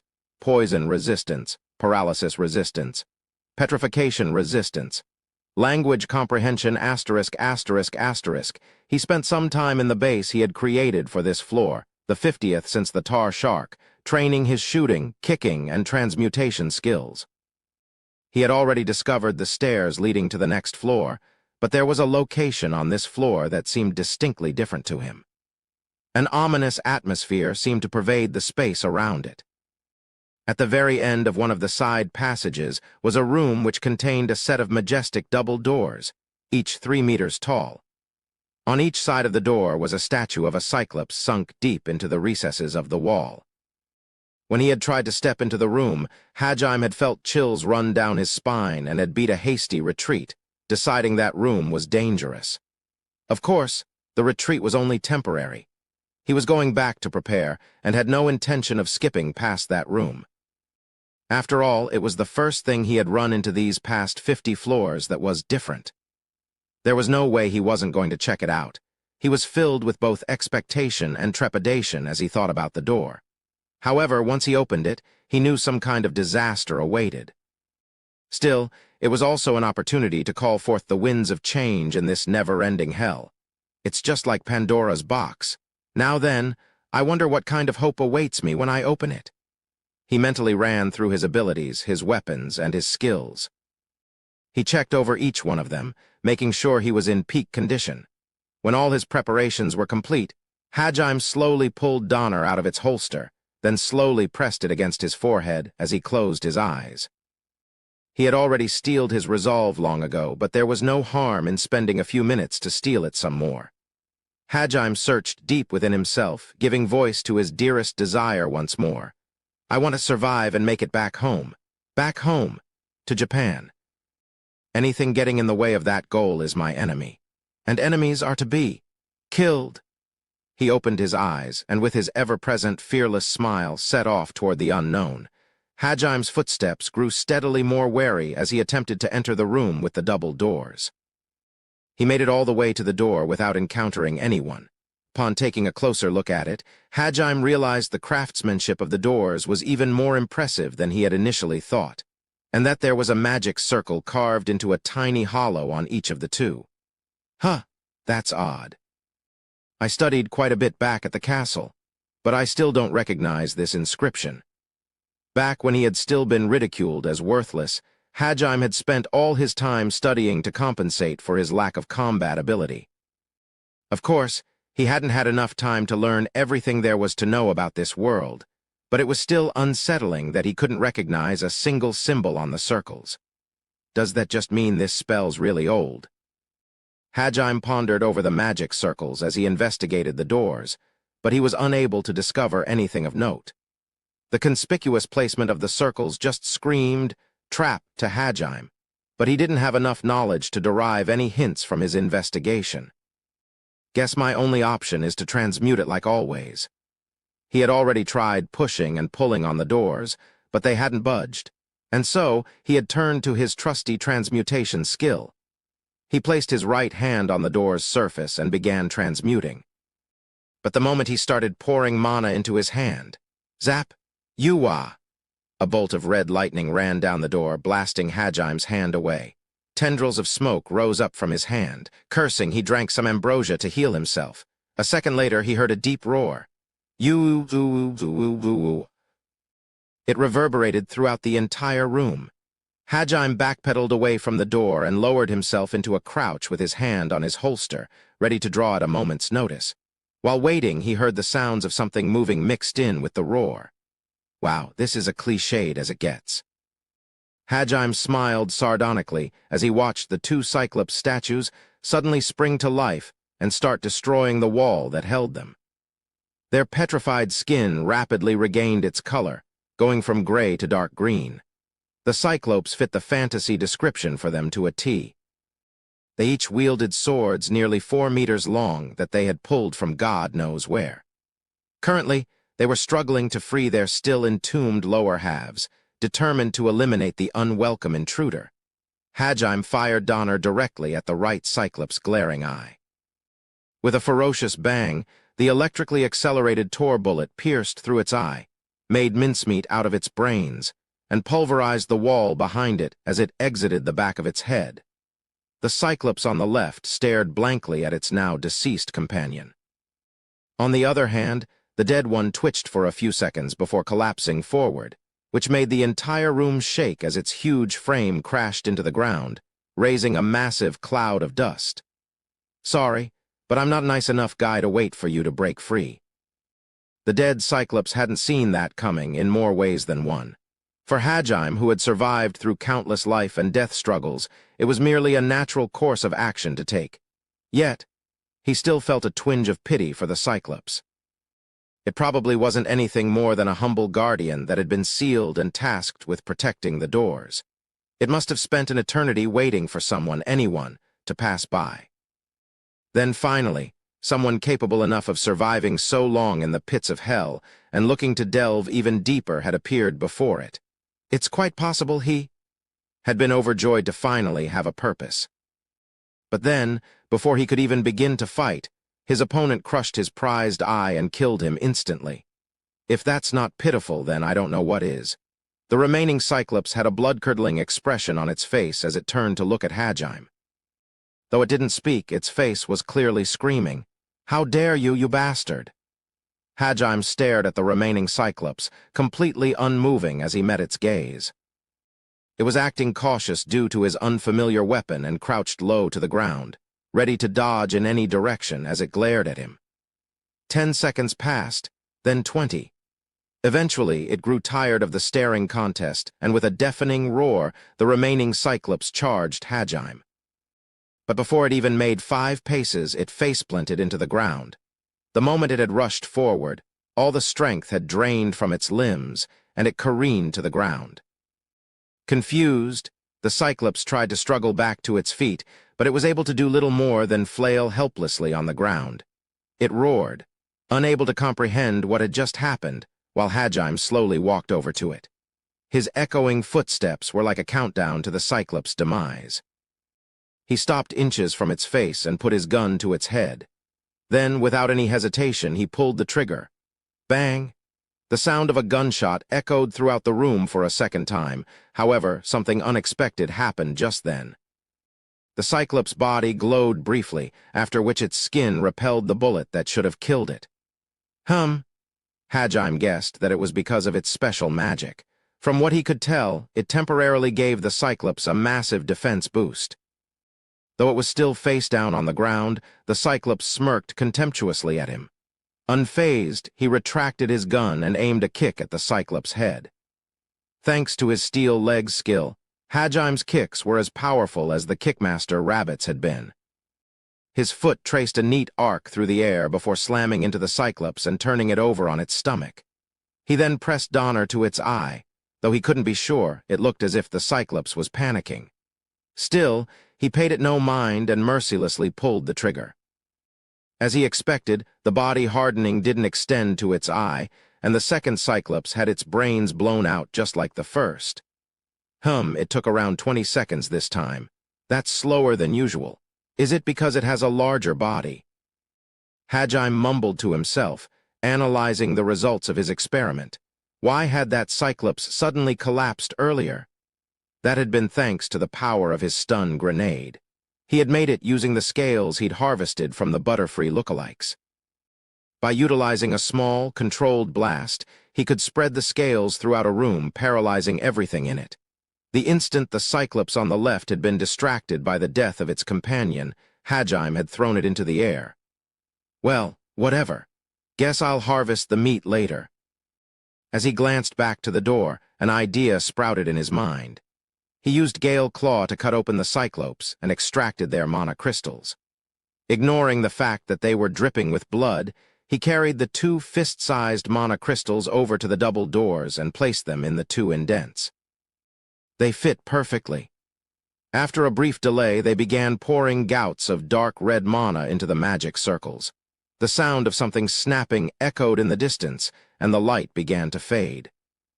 Mana started diffusing through the room at the same time, making the surrounding walls glow with a bright light. The room was suddenly filled with more light than Hajime had seen in ages. He blinked at the sudden brightness, then pushed open the door, clearly on the lookout for any traps. The room on the other side of the door was pitch black, with not a single light source to be found. However, a combination of his night vision and the light spilling in from the room outside was enough for him to dimly make out his surroundings. The interior of the room was composed of the same marble-like substance that Hajime had first seen in the church cathedral. 2 rows of thick pillars, spaced out at regular intervals, extended all the way to the end of the room. In the very center of the room stood a huge cubical slab of rock. Its surface was glossy, and it shone from the reflected light coming in from the room behind. Hajime took a closer look at the cube, noticing there was something that glowed faintly jutting out from the center of its front face. It looked almost as if it was sprouting out of the rock. Intent on getting a closer look, he threw the doors open wide and looked for something to hold them in place. He didn't want to make the classic horror movie mistake and enter only to find the door shut behind him. However, before he could fix them in place, whatever was in the center of the cube stirred. "Who goes there?" He heard a faint, hoarse female voice. Startled, Hajime looked over to the center of the room again. The something he had seen earlier was squirming slightly. The light pouring in from the other room revealed that something's true form, a person. The something sprouting from the rock was indeed a person. The girl was buried in the rock from the neck down, and her golden blonde hair dangled limply in front of her face, much like the ghost from a certain famous horror movie. Eyes as red as the blood moon peeked out from between gaps in her hair. She looked to be rather young. Still, despite her haggard appearance and her hair covering the better part of her face, it was still clear she was quite beautiful. Hajime stiffened in surprise. He hadn't expected to see another person so deep in the labyrinth. It seemed the girl was just as surprised to see him too, as she was staring at him in dumbfounded shock. After a moment of silence, he took some deep breaths to steady himself, and then resolutely said, "Sorry, I'll just leave now." He went to go and close the doors again. But before he could, the blonde-haired, red-eyed girl hurriedly called out to him once more. Her voice was hoarse and weak, most likely from years of disuse, but the desperation in it was clear. "Wait. Please, help me. Don't wanna." Hajime replied curtly, then returned his attention to the doors. A truly heartless reply. "Why? Please? I'll do anything, so." She really was desperate. Though she could barely move her neck, she still raised her face up to look at Hajime, but even then, Hajime only gave an irritated reply. "You know, I really doubt it'd be a good idea to free someone that's clearly been sealed all the way down here in the deepest pits of hell. That just spells trouble. As far as I can tell, there's nothing but the seal in here, and it doesn't look like that'll help my escape at all, so." It was a fair argument. However, there were few people so devoid of sympathy that they could so easily ignore a girl's pleas for help. It was clear that the old, kind Hajime had long since perished. Though he had refused her so bluntly, the girl continued hopelessly calling out for help. "No, cough. I am not anyone bad. Please wait. He continued, pulling the double doors closed, but just before he shut them completely, he ground his teeth. Had he been a bit faster, he wouldn't have had to hear those last words of hers. "I was betrayed." He heard, through the tiny crack of the still open door, the creaking doors ground to a halt. A minuscule sliver of light was all that illuminated the darkness within. 10 seconds passed, then 20. Finally, the doors began opening once more. Standing behind them was Hajime, scowling unhappily at the situation at hand. No matter what she had said, he hadn't planned on helping her. He figured there must have been a very good reason someone was sealed all the way down here, far below the light of the sun. And there was no proof that she wasn't dangerous either. In fact, it was likely that she was just some evil creature that was trying to deceive him into releasing her. He should have just left her. Seriously, what the hell am I doing? Hajime sighed to himself as that thought passed through his mind. I was betrayed. To think those words would stir his heart, the heart he thought he'd long since buried. He thought he had already forgotten about the classmate who had flung that fireball at him. He thought he had already thrown away paltry feelings like hatred and sympathy. In order to survive in this cruel world, he had to. But the fact that the girl's words had shaken him so deeply meant that he hadn't completely buried his old self. Enough of the old, kind Hajime still lived that he could sympathize with this girl's circumstances, which were so very similar to his own. He scratched his head uncomfortably and walked up to the girl. Of course, he still remained vigilant. You said you were betrayed. But that still doesn't explain why you're trapped here. If you really were betrayed, how come they sealed you in this rock? The girl seemed shocked that Hajime had actually come back. She stared fixedly at Hajime through her dirty golden locks, crimson eyes gleaming in the darkness. He began growing impatient at her continued silence. "Hey, are you listening? If you don't want to talk, then I'll just head back now," he said brusquely and turned on his heel. The girl came back to her senses with a start and quickly began speaking. "I am one of the original atavistic vampires. Because of the extraordinary power I was gifted with, I worked hard for the sake of my country and my people. But then, one day, my retainers all said I wasn't needed anymore. My uncle said that he would be king in my place. I was fine with that. But because I had so much power, everyone was afraid of me. They thought I was dangerous. They couldn't kill me, so they decided to seal me here instead. That's why." She spoke haltingly but desperately, her parched throat making speech difficult. Hajime sighed as he heard her tale. She had certainly suffered a cruel fate. However, during the course of her tale, he heard some things that nagged at him. He felt an inexplicable, complicated feeling well up within him, so he asked the following, "So does that mean you were some kind of royalty?" She nodded furiously at his words. "What do you mean they couldn't kill you?" "I heal automatically. No matter what kind of injury it is, it'll just heal by itself. Even if you cut my head off, I'll regenerate eventually." That's quite the ability, so that's the power everyone was afraid of. That too, but the main thing was that I could control mana, directly without a magic circle. Hajime nodded and replied with a simple, "I see." After consuming monster flesh, he had become capable of freely manipulating his mana as well. He needed no chance or magic circles to enhance his body, or use the special magic he had acquired. Same with his transmutation skill. However, Hajime had zero affinity for magic, so even if he could manipulate his mana directly, he still needed a huge magic circle to actually cast anything, meaning he effectively couldn't use it for much. But with this girl's magical affinity, being able to directly manipulate mana turned into an insanely powerful asset. Because while everyone else had to waste time preparing circles and chanting their spells, she could just blast off magic like nobody's business.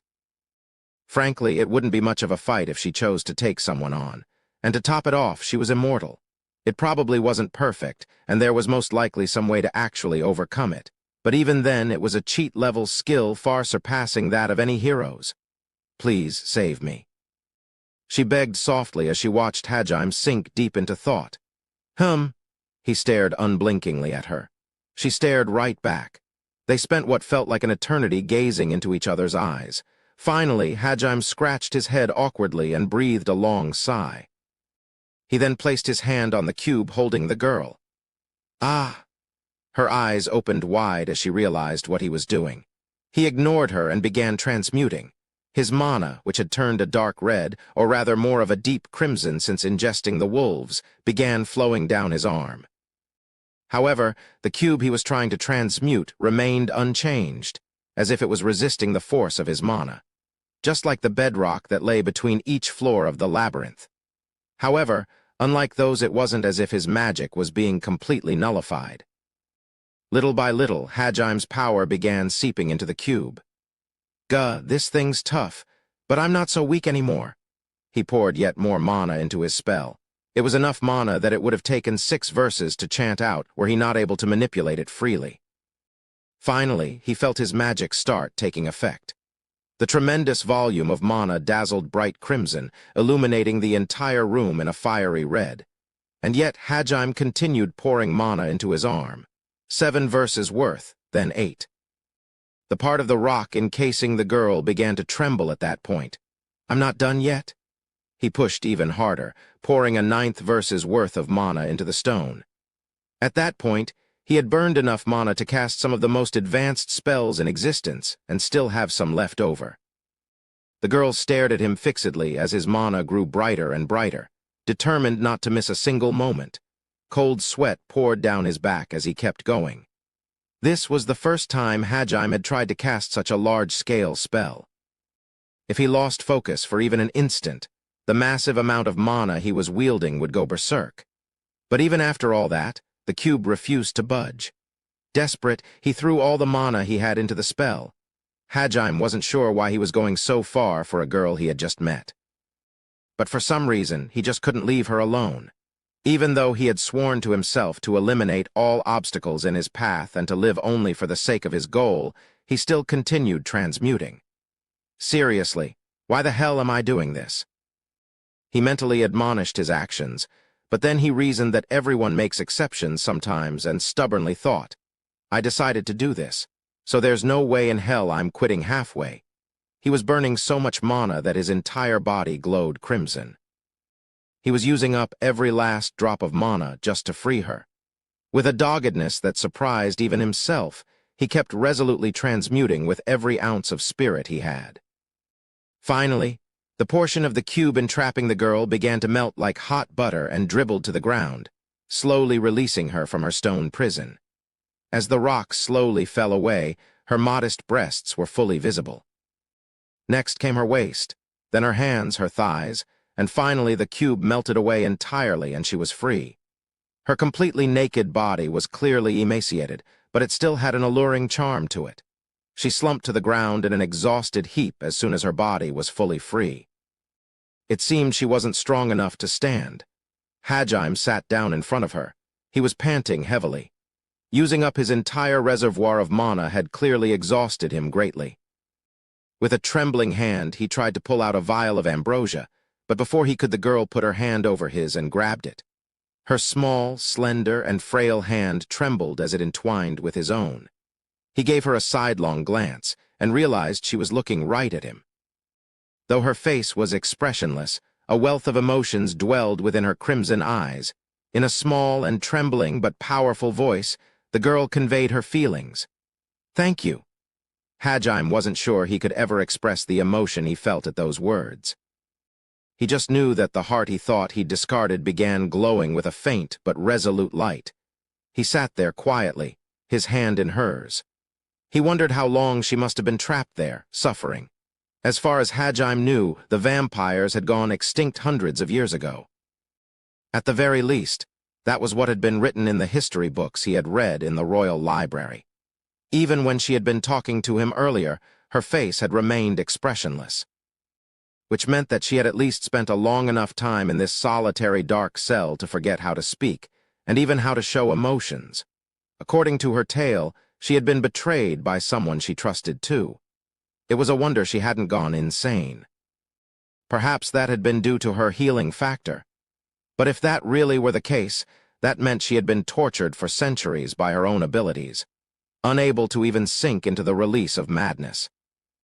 Guess drinking the potion can wait. Hajime smiled wryly as he thought to himself, squeezing the girl's hand back as he did. Startled, she jumped slightly and then strengthened her own grip. "What's your name?" she whispered to Hajime. His smile grew awkward as he realized they hadn't told each other their names yet. He replied quickly, without a hint of hesitation in his tone. Hajime Nagumo. What's yours?" She muttered Hajime to herself over and over, as if carving it into her memories. After she finished repeating it, she opened her mouth to answer his question, before hesitating for a moment and thinking better of it. "Give me one." "Huh, you want me to name you? Don't tell me you forgot your actual one." Considering how long she had been imprisoned here, it wasn't impossible, but the girl shook her head slowly. "I don't need a name from the past. I'm fine with whatever name you give me, Hajime." Ha, it's not so easy to just think up a name. The reason she wanted a new name was probably similar to the reason Hajime had reforged his heart. She wanted to throw away her old self and be reborn. Hajime had practically been forced to change by the pain and starvation, but it seemed she wanted to be reborn of her own free will. And the first step toward that transformation was getting a new moniker. She looked expectantly up at Hajime. Hajime scratched his cheek as he thought, before finally christening the girl with her new name. "What do you think of you?" I'm not really good at the whole naming thing, so I can try thinking up a different one if you don't like it. You. You. You. Yeah, where I come from, it means moon. When I first came into this room, your golden hair and red eyes reminded me of the moon, so I just... Well, what do you think? She blinked in surprise at his words. It seemed she hadn't expected him to have a reason behind picking the name, and though her face remained as expressionless as always, her eyes were sparkling with happiness. Then from today onwards I will be you, thank you. Glad you like it, anyway. Huh. As the girl, now you, expressed her thanks, Hajime untangled his hand from hers and took off his coat. She watched him in mild confusion. Here, wear this. Can't have you running around naked forever. Oh. Yu reflexively took the coat offered to her and looked down at her own body. As Hajime had said, she was stark naked. Every bit of her was completely exposed. She blushed and pressed the coat against her body before looking up at Hajime and saying, "Hajime, you pervert." He realized anything he said would only make things worse, so he wisely chose to remain silent. Yu happily donned the coat he gave her. As she was a mere 140 centimeters tall, it was a bit too big for her. Hajime smiled as he watched her try and fold the right sleeve back enough for her hands to poke through. While she was wrestling with his coat, he drank some ambrosia. He felt strength return to his body, and his mind began working again. He used sense presence to check his surroundings, and instantly froze. There was one hell of a powerful monster in the room with them, and it was right above them. The same time he noticed its presence, it chose to drop down from the ceiling. He quickly got to his feet, scooped up Yu with one arm, and used supersonic step to dash away as fast as possible. He looked back just in time to see the monster crash into the ground right where they'd been sitting a second ago. The monster was nearly 5 meters long and possessed 4 arms that all ended in razor-sharp scissors. It had a further 8 legs that clacked noisily as it scuttled around. It also had 2 tails, each of which ended in stingers. The closest thing it resembled was a scorpion.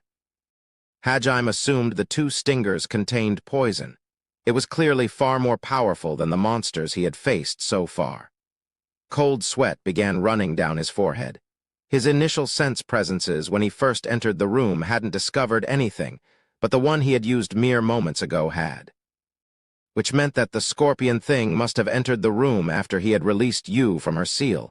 In other words, this was the one last trap her captors had placed to keep her from escaping her cell. If it was a trap designed for Yu, Hajime could escape if he left her behind. He spared a quick glance at the girl he held in his arms. She was ignoring the scorpion thing entirely and looking only at Hajime. Her eyes were a sea of calm, showing nothing but the resolve to accept her fate. They spoke volumes more than words ever could. Yu had decided to place her life in Hajime's hands. When he saw those eyes, Hajime's lips naturally curled up into his usual fearless grin. Though he had told himself he would never care about other people again, he had ended up sympathizing with Yu anyway.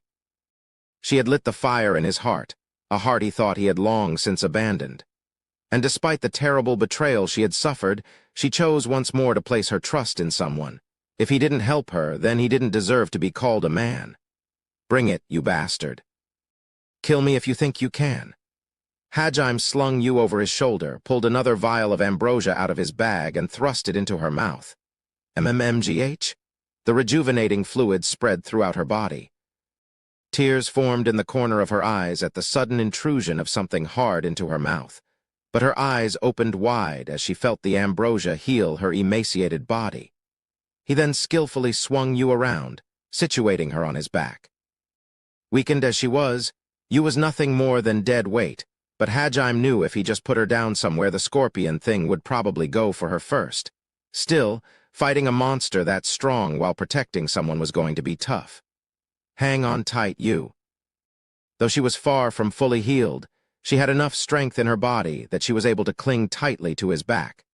The scorpion's legs clacked on the ground as it scuttled over to them. He felt Yu's slender arms clutching tightly to his back, and with the fearless grin still on his face, Hajime boldly proclaimed his intent. If you try and get in my way, I'll kill you and eat you. As if responding to his challenge, the scorpion thing attacked first. One of its tails swelled up and shot a stream of purple liquid at him.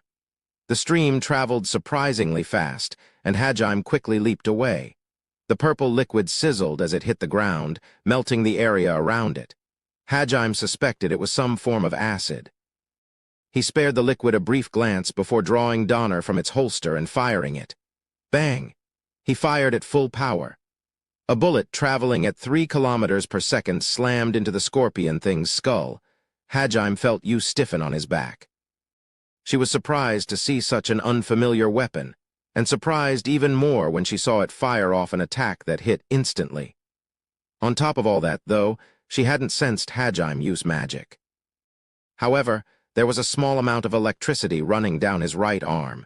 He had created it without chanting a spell or using a magic circle. In other words, Yu realized that he had the same kind of mana manipulation ability she did. He was the same as her, and for some reason he, too, was stuck in the depths of hell. Though she knew now was no time to be distracted, she couldn't help but pay more attention to Hajime than the scorpion. Meanwhile, Hajime continued leaping through the air with aerodynamic, making sure to constantly stay on the move. For once, his expression was actually grim. The reason being that detect magic and sense presence had told him that his bullet hadn't phased the scorpion thing in the least. As proof, its other tail was swelling up as it took aim at him. Then, once it had built up sufficient pressure, it shot its stinger out at him. He tried to dodge, but the needle burst in midair, splintering into numerous sharp shards that sped toward him. Gah! He screamed in pain, but continued shooting down the jets of liquid with Donner, kicking them away with steel legs, and blowing them off with Gale Claw. He somehow managed to survive the onslaught and returned fire with Donner. He then threw Donner into the air, pulled out a grenade from his pouch, and threw it at the scorpion thing. It withstood Donner's second shot, preparing to fire another buckshot of needles and set of acid spray in return. But before it could, the 8-centimeter-long grenade that had rolled next to it exploded. And as it exploded, it sprayed burning black pitch all over the scorpion. This was his incendiary grenade. He had made it out of the flamrock he discovered on the tar floor. Right now, the scorpion was being engulfed in 3,000 degrees flames. It looked like even the scorpion thing couldn't withstand flames that hot, as it began flailing around, trying to scrape the tar off it somehow. Hajime used this time to land back on the ground and reload Donner, which he had already caught in the air. By the time he finished reloading, the effects of the incendiary grenade had died down, and the flamrock had mostly burnt out. However, the flames had definitely succeeded in doing some damage, and the scorpion thing screeched in rage. K-Shad! It charged Hajime, all 8 legs scuttling rapidly across the ground. The 4 scissors attached to its front legs suddenly extended forward, as if they had been shot out of a cannon and sped toward Hajime. He dodged the first with supersonic step, then jumped over the second with aerodynamic. He managed to kick the third one away with his steel legs, but that threw him off balance as the fourth one headed for him. However, an instant before it collided with him, he fired Donner and used the recoil from the shot to propel himself backward. By twisting his body, he just barely dodged the 4th scissor claw. Yu was groaning uncomfortably at his violent movements, but she just had to bear it, since Hajime was at his limits just dodging. He leaped through the air again, this time landing on the scorpion thing's back. He somehow managed to keep his balance on the rampaging beast's back, and fired Donner into its shell at point-blank range. Bam! With a deafening explosion, the bullet forced the scorpion to the ground. However, even a direct hit at point-blank range wasn't enough to pierce its shell, so the bullet had merely scratched it. Hajime ground his teeth in frustration, then swung down with a Gale Claw. However, it bounced off with a metallic clang, not even scratching the shell. Fed up with the human on its back, the scorpion thing fired a round of needle buckshot at its own back. Hajime swiftly jumped back up into the air, firing another bullet at the joint where the tail connected with the stinger while he was in motion.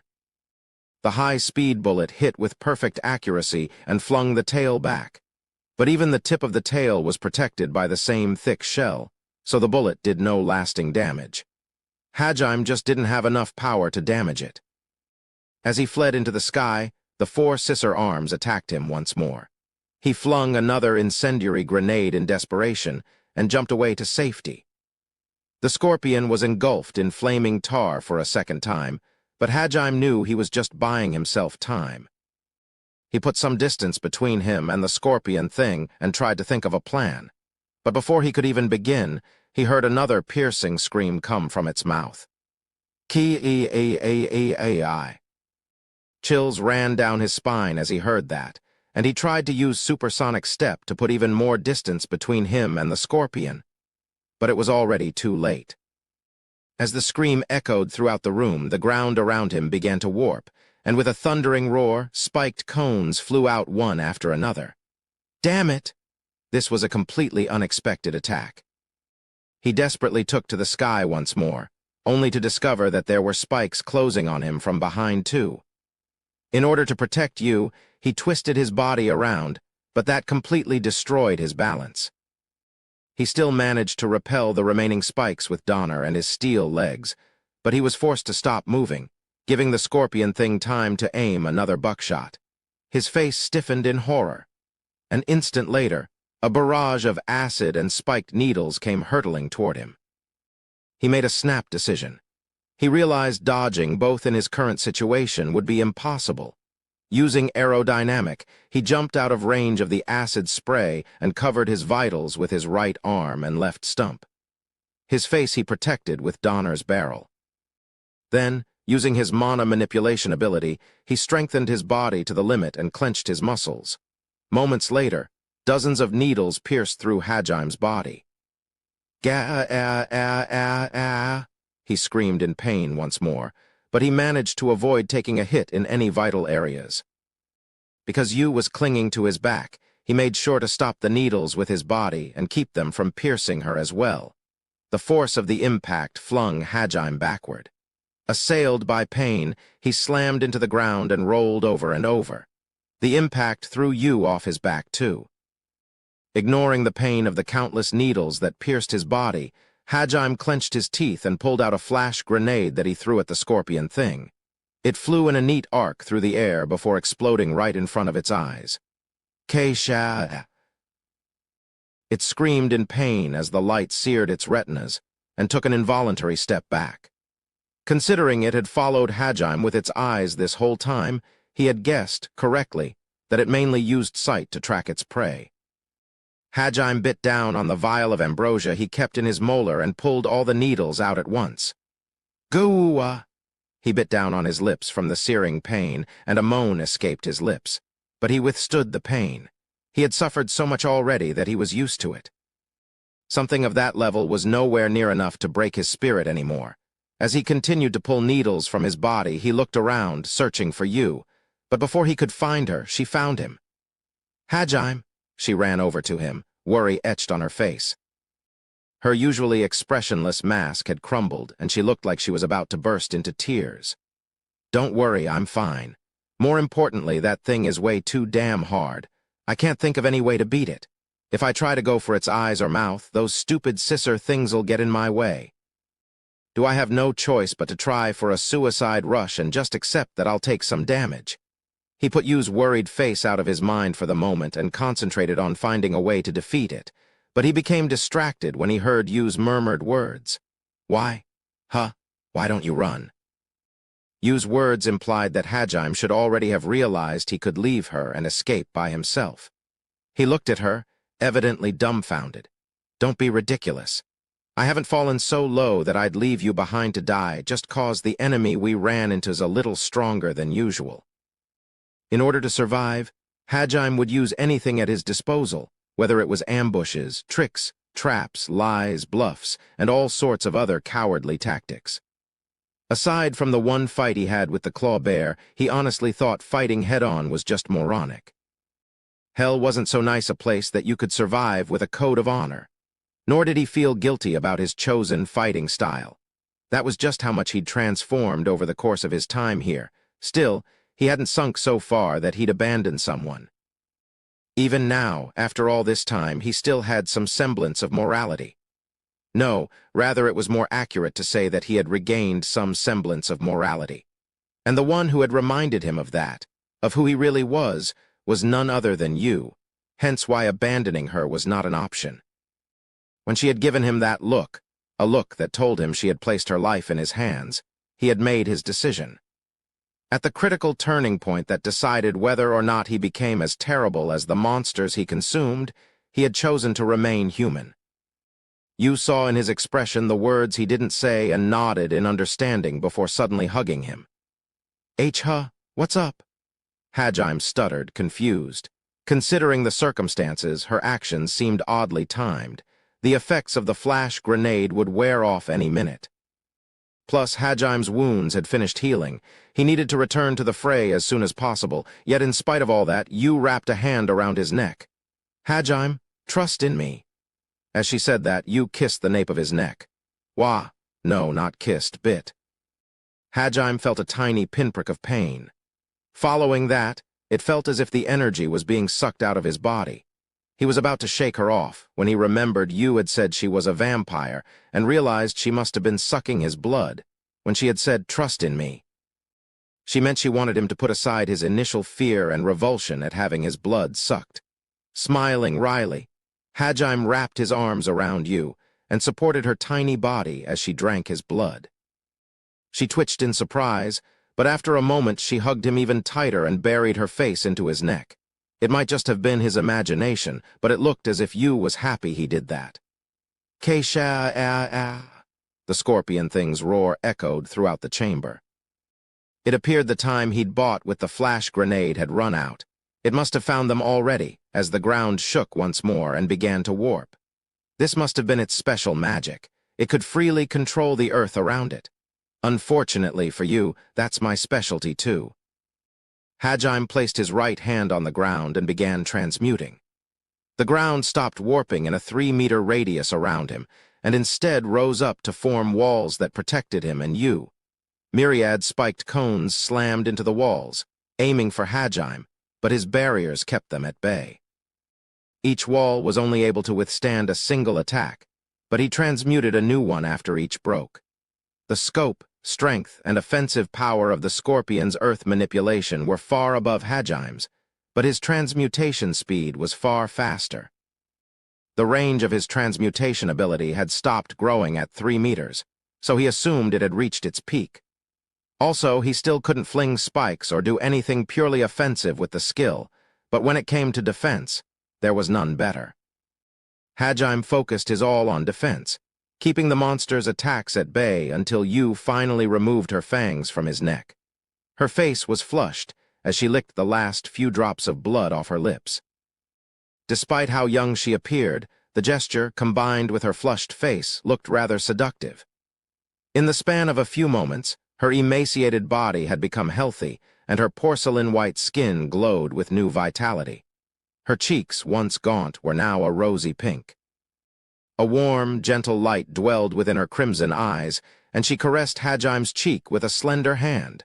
Thanks for the meal. Suddenly, Yu got to her feet and brandished a hand at the scorpion thing. As she did so, a tremendous amount of mana, golden in color, poured out of her tiny body, chasing away the darkness. Then, clad in a wondrous golden light, with her golden hair fluttering around her, she muttered a single phrase. Azure Blaze. A massive blue-white fireball, at least 6 or 7 meters in diameter, appeared directly above the scorpion's head. Though it didn't score a direct hit, the fireball must have still caused quite a bit of damage, as the beast backed away, screeching in pain. However, the vampire princess of the abyss did not allow it to escape. She stuck an elegant finger out, waving it around like a conductor's baton. The fireball then followed her finger faithfully, chasing after the fleeing scorpion, and slammed into it. Gagia. It screeched in pain, letting out a noise Hajime had not heard before. It was clearly suffering. As the fireball smashed into its target, the entire room was filled with a blinding white light, temporarily robbing everyone of their sight. Hajime covered his eyes with his arm and gazed dumbfounded at the grand display of magic. Eventually, the magic wore off, and the pale blue fireball vanished. Once the flames disappeared, Hajime could see the scorpion writhing around in pain, its shell pulsing an angry red, and noted that parts of it had fused together from the heat. Hajime wasn't sure what was more praiseworthy: Yu's magic, which had harmed the shell, neither his 3,000 degrees Celsius incendiary grenade nor a point-blank railgun shot from Donner could even scratch, or the monster's shell, which had somehow managed to withstand the blast. He heard a soft thump and tore his eyes away from the wondrous spectacle to look back at Yu. She was slumped on the ground, breathing heavily. It seemed she had used up all her mana. You all right? Just very tired. Haha, but man, you really did it. Thanks for the save. I'll handle the rest, so you just rest. Good luck. Hajime waved at Yu, and then used supersonic step to close the distance between him and the scorpion in one bound. It was still in surprisingly good shape, though it was howling in pain and rage at having its shell fused together, and when it saw Hajime approach, it instantly fired its needle buckshot. For his part, Hajime swiftly pulled another flash grenade from his pouch and flung it at the scorpion. He then blew away the buckshot with Donner before it had a chance to separate. After that, he fired a non-railgun-powered shot at the falling flash grenade. Having gotten used to this move already, the scorpion wasn't fazed this time. It screeched in annoyance at its temporary blindness, but it still continued seeking out Hajime, but no matter where it looked, it couldn't find him. As it glanced about in confusion, Hajime fell from the sky and landed on its back. Keisha, it let out a surprised hiss. That was no surprise. After all, its prey had escaped its senses and suddenly showed up behind it. Hajime had used hide presence and the flash from his grenade to escape the scorpion's senses. The red-hot scorpion's shell burned Hajime's skin. However, he ignored the pain, placed Donner directly above one of the damaged sections, and emptied the gun's entire chamber. Having already lost some of its hardness from Yu's earlier fireball, the scorpion's shell was unable to withstand a barrage of point-blank rail-gun-enhanced bullets, so it finally shattered. Heedless of the damage it might cause itself, the scorpion thrust at Hajime with both its tails, but he was faster. Take this, you bastard. He pulled another grenade from his pouch, then thrust it deep into the hole he had made with Donner. He ignored his burning flesh as he dug his present in as deep as he could. Then, before the scorpion could attack him with its tails, he fled to safety using supersonic step. As he fled, it turned around to chase him down with a projectile attack. However, the moment it finished turning, boom. A muffled explosion resounded throughout the room, which made the scorpion thing twitch. The frozen scorpion and Hajime stared at each other as silence reigned. Finally, the scorpion crumpled to the ground with a resounding crash. Hajime finished reloading Donner and slowly walked up to the unmoving scorpion. Just to make sure it was dead, he fired 3 bullets into his mouth before nodding in satisfaction. It had become his policy in recent times to make sure he thoroughly finished any foe off. As he turned around, he found Yu sitting on the ground staring at him, expressionless as always. Despite her poker face, it seemed to him that she was happy. He had no idea when he'd finally escaped the wretched labyrinth he was currently trapped in, but at least he'd found a reliable partner to travel with. According to myth, Pandora's box had contained all of the world's evil, but also a tiny bit of hope. Though he had jokingly referred to the room as Pandora's box before, it had turned into a more accurate analogy than he had ever expected. Thinking happily to himself, Hajime slowly walked over to Yu. Chapter 4. Guardian of the Depths. Hajime and Yu harvested the flesh from the defeated scorpion and cyclops, then carried it all back to his base. Transporting such a huge quantity of meat was no easy feat, but after giving Yu more of his blood to restore her energy, Hajime was able to enlist her help. With their combined strength, enhanced by her body-empowering magic, they were able to transport the vast quantities of meat to his hideout. Originally, he had suggested using the room Yu had been sealed in as a new base, but she had rejected the proposal. He supposed it was understandable. She was probably sick of staring at the walls of what had been her prison for centuries. Even if they were going to be stuck on this floor until Hajime replenished his stock of supplies, it was better for her mental health to have you out of that room. Thus, they were both spending the time talking and getting to know each other better while they scavenged for supplies. So that means you have to be at least 300 years old, right you? It's rude to ask a girl her age. She glared angrily at Hajime. It seemed even in parallel worlds, asking a girl about her age was taboo. From what he recalled, the vampires had been destroyed in a massive war that had enveloped the land 300 years ago. Chances were you had lost track of time, trapped in the silent darkness as she had been, but it stood to reason that she must have been at least that old. If she'd been sealed at the age of 20 or so, then she was most likely far older than even 300. Do all vampires live as long as you? No, I'm an exception. I don't age because of my regenerative powers. According to her, she had stopped aging ever since she had awoken to her powers at a young age. Average vampires could still extend their lifespan by drinking the blood of other races, but even then, they couldn't live much longer than 200 years or so.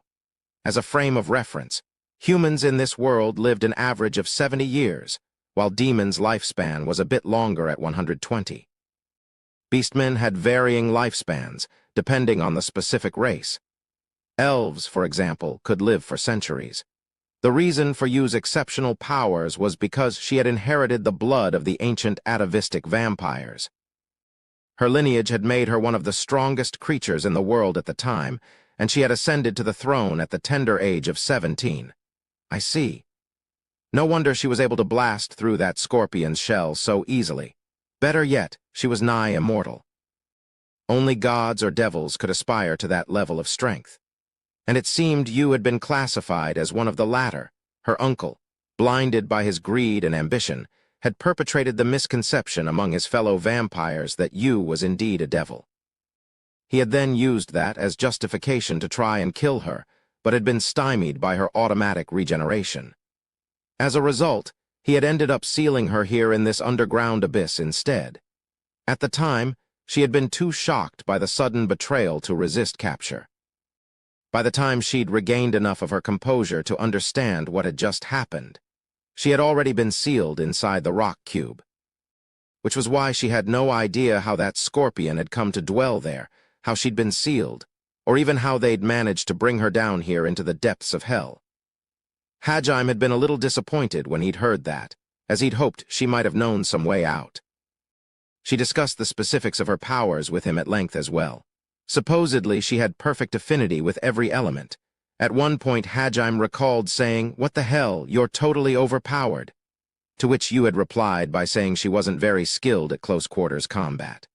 The best she was capable of doing was using strengthening magic to increase her physical abilities to run around while firing off spells as fast as she could. Of course, her ability to ignore wounds thanks to her innate regeneration and the overwhelming might of her spells meant that was still enough to kill most everything. An interesting thing to note was the fact that she still said spell names out loud, despite having no need for chants of any kind. It seemed it had just become a habit since she had started learning that way.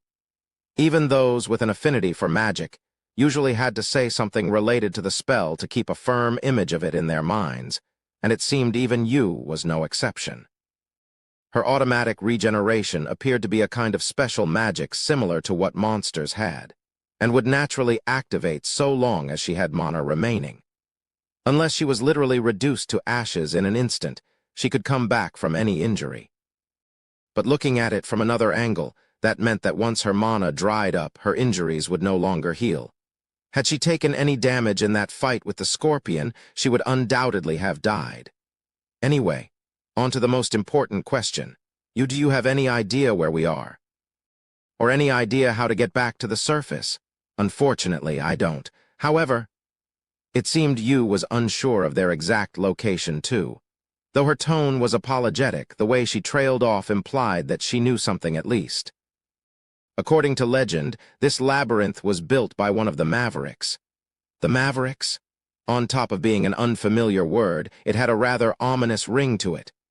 Hajime stopped his transmutation work and turned to face Yu. She tore her gaze away from his work as well and met his eyes before nodding sharply and continuing. They were rebels that tried to bring about the end of the world. With how reticent and expressionless Yu was, her explanations always took time. For his part, Hajime had a boatload of transmutation to get through, so he settled back to listen while he worked on replenishing his supply of ammunition. The previous battle had also shown him just how lacking in strength he was, and he had started work on a new weapon to rectify his insufficient firepower. Supposedly, there had been 7 descendants who had colluded together to plot the destruction of the world. However, the gods put a stop to their plans, and they were forced to flee to the ends of the earth.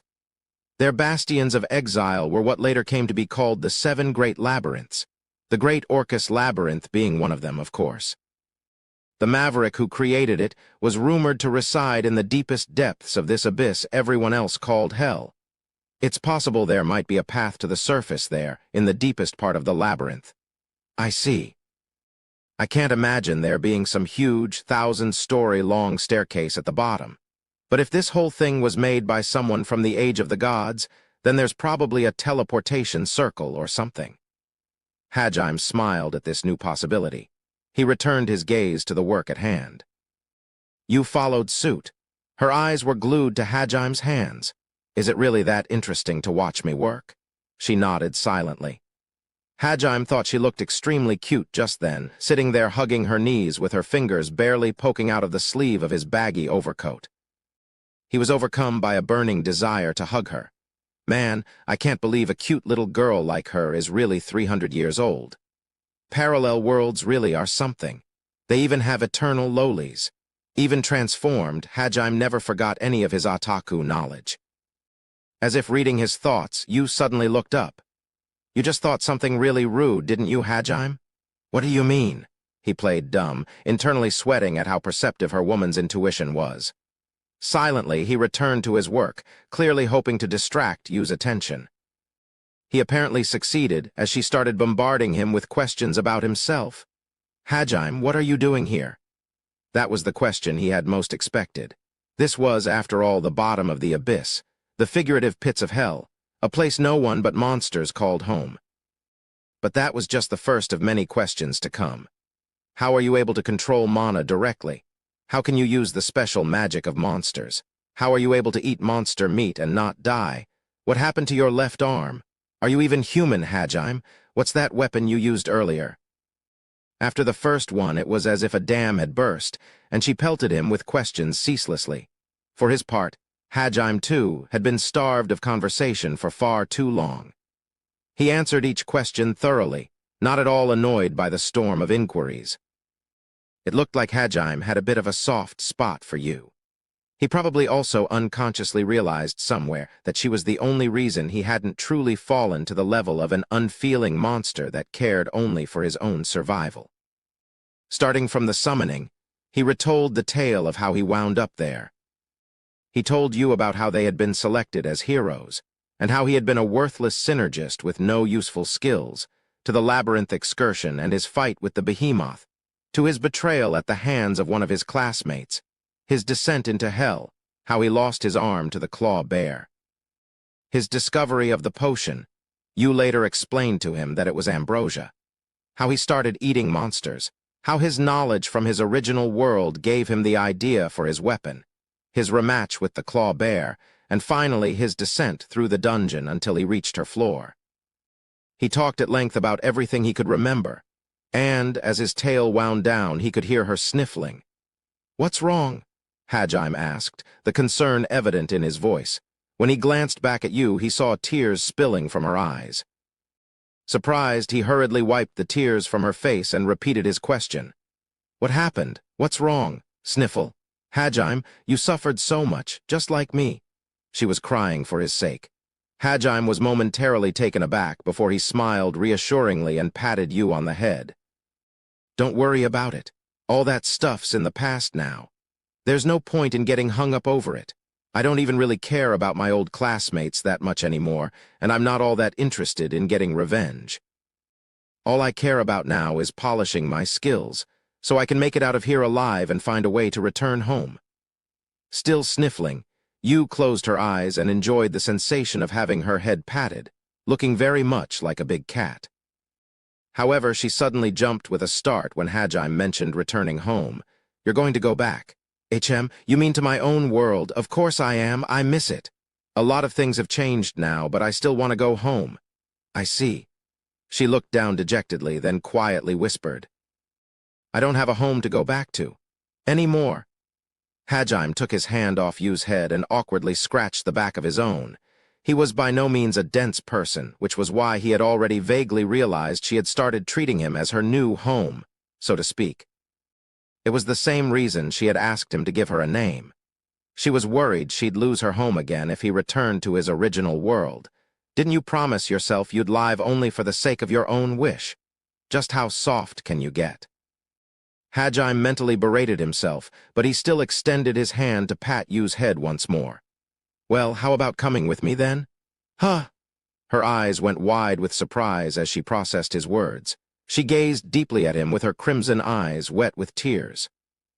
Unsettled by the intensity in her gaze, he quickly began talking. "I mean, well, back with me to my world. It's a boring place with nothing but humans, and someone with powers as amazing as yours might not find it to your liking, but, well, I guess at this point my abilities are just as crazy. Anyway, I have no idea if you'll even like it or not. And it's only if you want to come, but, well, what do you say?"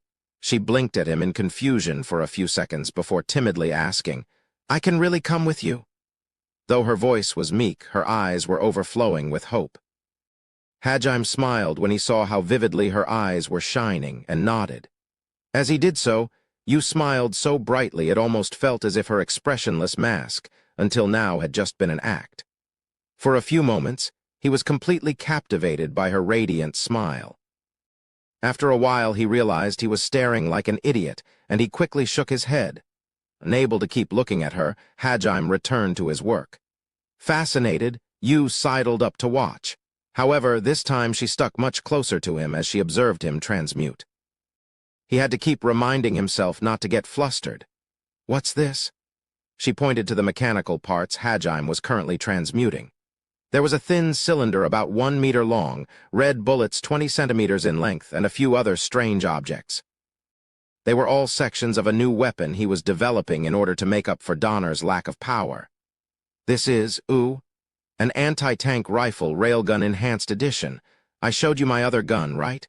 This is basically just a bigger version of it with special bullets." Once the parts were all slotted together, it would turn into a rifle that was 1.5 meters in length. He had pondered earlier how he could possibly increase his firepower, and had come to the conclusion there was no way to increase Donner's explosive force or the acceleration of its bullets. That simply meant that if he wanted something stronger, he would need to make a new gun. And said gun would, of course, need a wider and longer barrel, so it could fit larger caliber bullets and accelerate them for longer. Hence why he decided to model this one after an anti-tank rifle.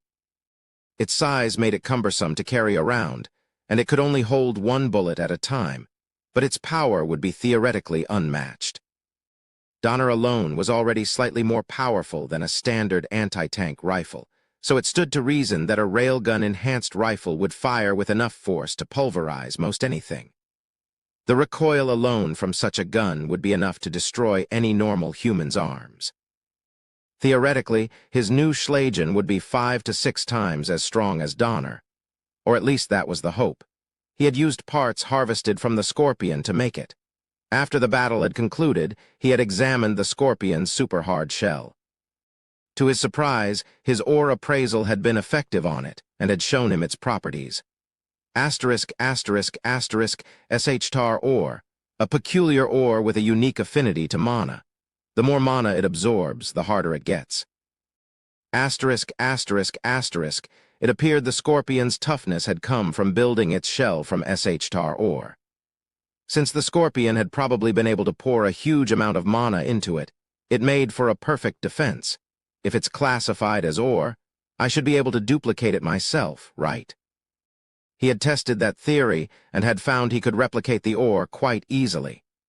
After which, a truly depressing thought had run through his mind. Wait a minute, if this is ore, I could have just transmuted that stupid Scorpion's shell off to save us a ton of trouble. In the end, they had still succeeded, and he had gotten his hands on some interesting new materials, so he supposed it was all right. Once he had analyzed the ore's properties, he had instantly gotten to work making Schlegen's barrel. His skills had progressed considerably since the time he had built Donner, and his work went far more smoothly than before. He was very precise with how he made his bullets, too. He used tar for the shell's core and applied an outer coating of SH-tar over it to harden it. It was his fantasy version of a full metal jacket bullet. He also made sure his ratio of compressed blast rock for the new bullets was perfect. Thanks to his duplicate transmutation derivative skill, he was easily able to mass-produce the bullets once he had finished a satisfactory prototype to work off of. He talked Yu through the entire process as he worked, and the time flew by quickly as he finished Schlegen. It looked quite intimidating once it was all put together. He gazed at it proudly, satisfied with the quality of his work. Having finally finished, he realized he was quite hungry and grilled some of his cyclops and scorpion meat.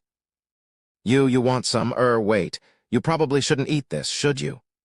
I really don't want to let you experience that kind of pain. Actually, since you're a vampire, can you eat monster meat just fine? Eating monster meat had become a natural routine for Hajime by that point, and he almost invited Yu to eat with him out of habit before correcting himself. He glanced over to her and saw she was fiddling with his new weapon. When she noticed his gaze, she put it down for a moment and shook her head, saying, "I don't need any food." "I guess that makes sense. You survived 300 years without it after all. Still, do you not get hungry at all?" "I do, but I'm full for now." You already ate something." He tilted his head in confusion at Yu's declaration. She pointed at Hajime. "MHMM. Your blood, Hajime." "Ah, I see. So does that mean as long as they've got blood, vampires don't need to eat? We can absorb nutrients through food as well, but blood is more efficient."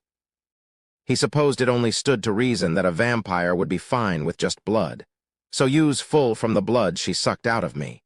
As he nodded to himself in understanding, Yu licked her lips suggestively. "Why are you licking your lips like that? Hajime, you taste good." That's not true. I've eaten so many monsters by now that I probably taste disgusting." "Your blood tastes very rich." According to Yu, Hajime's blood tasted like a very savory soup. "Come to think of it, she looked pretty happy when she was sucking my blood last time, too." He imagined it must have been akin to eating a first-class meal after starving for weeks. But when she licked her lips like that, she looked eerily seductive, so Hajime wished she would cut it out. It was times like those that he remembered she was far older than him. But her outward appearance was still that of a young girl, which made Hajime feel guilty for thinking dirty thoughts. Delicious blood. Please, just give me a break. His new partner was quite dangerous in more ways than one. The same day that Hajime and Yu had met and fought off the scorpion, Kuki and the others had returned to the entrance of the Great Orcus Labyrinth. This time, though, it wasn't the whole class, but just Kuki's party of 4, Hiyama and his band of thugs, and a judo club member called Jugo Nagayama along with his 5 burly party members. Their reason for returning was quite simple. Even if they avoided talking about it, Hajime's death had still been weighing down on most of the students. They had realized they might really die fighting here in this world, and that fact had greatly shaken their confidence in their abilities. Hajime's death had traumatized them. Naturally, the Holy Church was not happy with the turn of events. They urged the students to go back and gain more practical fighting experience, thinking time and familiarity would heal their wounds. However, Eiko had vehemently opposed that plan. She hadn't been present for the fateful excursion where Hajime fell. Because of the rare and valuable job she possessed, the Holy Church wanted her to focus on cultivating the land over building up combat experience. So long as they had her agricultural powers, they could easily solve their food problems. When she had learned of Hajime's death, Eiko had fainted from shock. She had felt responsible for the students, and couldn't forgive herself for hiding back at the castle where it was safe while one of her students had fought and died. She blamed herself for not being able to bring everyone back to Japan safely. Hence why she firmly refused to allow her students to be exposed to any further danger. Her job was special enough that she was capable of single-handedly revolutionizing the agricultural standards of this world. So when she protested any further practical training exercises, the Holy Church had no choice but to acquiesce. They couldn't afford to antagonize Eiko. As a result, only Kuki's party, Hiyama's party, and Jugo's party, who had willingly volunteered to return to the battlefield, were at the labyrinth. In order to grow stronger, they had chosen to once more challenge the great Orcus labyrinth. Captain Meld and a contingent of knights were escorting the students this time as well. Today marked the 6th day of their expedition. They had made it all the way to the 60th floor. After only 5 more floors, they would arrive at the deepest point humans had ever explored. However, Kuki and the others were currently stuck. It wasn't that there was no way forward, but rather the sight before them brought back old fears that kept them frozen in place. A huge cliff spread out in front of them. Though it wasn't the same one Hajime had fallen from, it was similar enough to bring back unpleasant memories.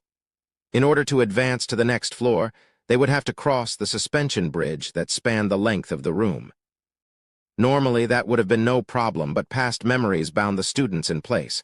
Kaori especially just stood there, gazing intently down into the abyss. "Kaori," Shizuku worriedly called out to her friend. Kaori slowly shook her head and turned to smile at Shizuku. "I'm fine, Shizuku-chan." "Okay, but don't push yourself, yeah. You don't have to pretend to be strong in front of me." Thanks, Shizuku-chan." Shizuku returned Kaori's smile. A powerful light still dwelled deep within Kaori's eyes. She was no longer in the grips of despair. Shizuku, who was gifted with above-average powers of observation and a knack for understanding the feelings of others, realized Kaori was telling the truth when she said she was fine. Kaori really is strong. It was all but certain that Hajime was dead. His chances of survival were honestly less than hopeless. Despite that, Kaori chose neither to run from that fact nor to deny it. She simply kept going forward, determined to see the truth for herself. Shizuku admired her strength. But as always, the class's thick-headed hero was unable to realize that. To Kuki, it seemed as if Kaori was doing nothing more than grieving at the death of her classmate. She truly must be kind if she's still sad over his death. Thus, when she smiled to Shizuku, he concluded she must be forcing herself to look cheerful. He didn't even consider the possibility that Kaori had feelings for Hajime, or that she still thought he could be alive, and walked up to offer some unnecessary words of consolation. "Kaori, I really admire how kind you are, but you can't let yourself be depressed over your classmate's death forever. We have to move forward. I'm sure that's what Nagumo would want too." "Hey, Kuki, please let me finish, Shizuku. I know she may not want to hear this, but as her childhood friend, I have to open her eyes. Kaori, it'll be all right. I'm still here with you. I won't ever die, and I won't let anyone else die either. I promise I won't let anything make you sad ever again." This guy never changes. "Kaori, Ahaha, don't worry about it, Shizuku-chan. I get what you're trying to say, Kuki-kun, so you don't need to worry either." "You do? I'm so glad I got through to you." Kaori smiled awkwardly, feeling a little guilty for fueling Kuki's misunderstanding. But even if she tried to explain herself to him, she doubted he'd understand. Hajime was already long dead in Kuki's mind. So it would have been impossible for him to fathom that the reason Kaori threw herself into training so fervently, and was so eager to return to the labyrinth, was because she wanted to look for him. Because he never once doubted that his own beliefs were the absolute truth. He would simply think Kaori was unable to face reality, or that Hajime's death had somehow mentally damaged her were she to tell him her real feelings. She'd known Kuki for long enough that she understood how he thought, and therefore decided it was far simpler to just go along with his interpretations. That having been said, he had no ulterior motives in trying to cheer Kaori up either. He was seriously concerned for her well-being. Shizuku and Kaori were both used to his behavior, so they usually just ignored him. But had that line been directed at any other girl, she would have fallen for him in an instant. Kuki was smart, kind, handsome, and athletic, the kind of perfect guy that no girl normally thought to resist. However, There was a reason his two childhood friends had no romantic interest in him whatsoever. Shizuku had spent her childhood training in her father's dojo under his strict tutelage, along with many other adults. Her upbringing, combined with her naturally observant disposition, had led her to quickly realize Kuki's fatal flaw, his misguided sense of justice. A sense of justice that had brought nothing but trouble for Shizuku. Of course, she still cared for him as a friend. For her part, Kaori was naturally dense when it came to matters of love, and she'd heard enough complaining from Shizuku to be more or less aware of Kuki's true nature. She did think he was a nice person, but his cliched lines failed to set her heart aflutter, and she had no romantic interest in him. "Kaori-chan, I'm here for you. If there's anything I can do to help, just ask." "Yeah, we're your friends, Kaorin." The two girls, Iri Nakamura and Suzu Taniguchi, walked over to Kaori to try and cheer her up. Kaori had only met the two of them in high school, but they had hit it off immediately and were now counted among her best friends. In addition, they were powerful fighters that were strong enough to fight in Kuki's party. Iri was a beautiful girl that kept her black hair cut in a tiny bob and wore glasses. She was a quiet and gentle girl that usually observed things from a distance. She loved books and resembled the stereotypical bookworm. She had, in fact, also been the class librarian. Suzu, on the other hand, was a tiny girl, barely 142 centimeters tall. Despite her short stature, she had a boundless supply of energy and always looked like she was having fun. She kept her hair in braids and was constantly jumping around. Her hyperactive personality had made her into the class mascot. The two of them had seen how distressed Kaori had been when Hajime had fallen off the cliff, and they both understood and approved of Kaori's decision to see things through for herself. "Yeah, thanks Iri-chan, Suzu-chan." She smiled reassuringly at her two friends. "Oh, you're so brave, Kaorin." "Nagumo-kun, you better not make Kaorin any sadder than this. If you're not alive, I'll kill you myself." Suzu, you can't kill him again if he's already dead, right? Who cares? Fine, if he's dead, we'll just use your necromancy to revive him, Aririn." "Suzu, don't say that. Kaori still thinks Nagumo-kun's alive, remember? Besides, my necromancy isn't." Iri scolded Suzu for her tactless behavior. That interaction was indicative of how the two usually were. Kaori and Shizuku smiled happily as they watched their two noisy friends. Kuki and the others had gone on ahead, so they didn't hear the conversation between the four girls. Along with his overbearing sense of justice, he was also blessed with the ability to conveniently go deaf whenever someone said something that didn't fit with his worldview. "It's okay, Iri-chan, I don't mind. But Suzu, you should still tone it down a little. You're bothering Iri." Suzu puffed up her cheeks and pouted at Shizuku's words. Though relieved to hear that Kaori wasn't hurt by Suzu's words, Iri was nevertheless still pale. "Aririn, are you still uncomfortable with using necromancy? It's such a cool job, too." "Yeah, sorry. I know I'd be more useful if I could use it properly." "Iri, everyone has their own strengths and weaknesses. You also have a really high magic affinity, so don't worry too much about it, okay?" "That's right, Iri-chan. The fact that it's your job just means you have an aptitude for it. It doesn't actually mean you have to force yourself to use it if you don't want to. You're already more than helpful enough with just your magic." "I know, but I still think I should try and master it. I'll be even more helpful that way." She curled her small hand into a fist and solidified her resolve. Suzu hopped around Iri going, "That's the spirit, Aririn." While Shizuku and Kaori watched on, Iri's job was necromancer. It used dark magic to alter the minds and spirits of others, and was primarily a magic debuffer class.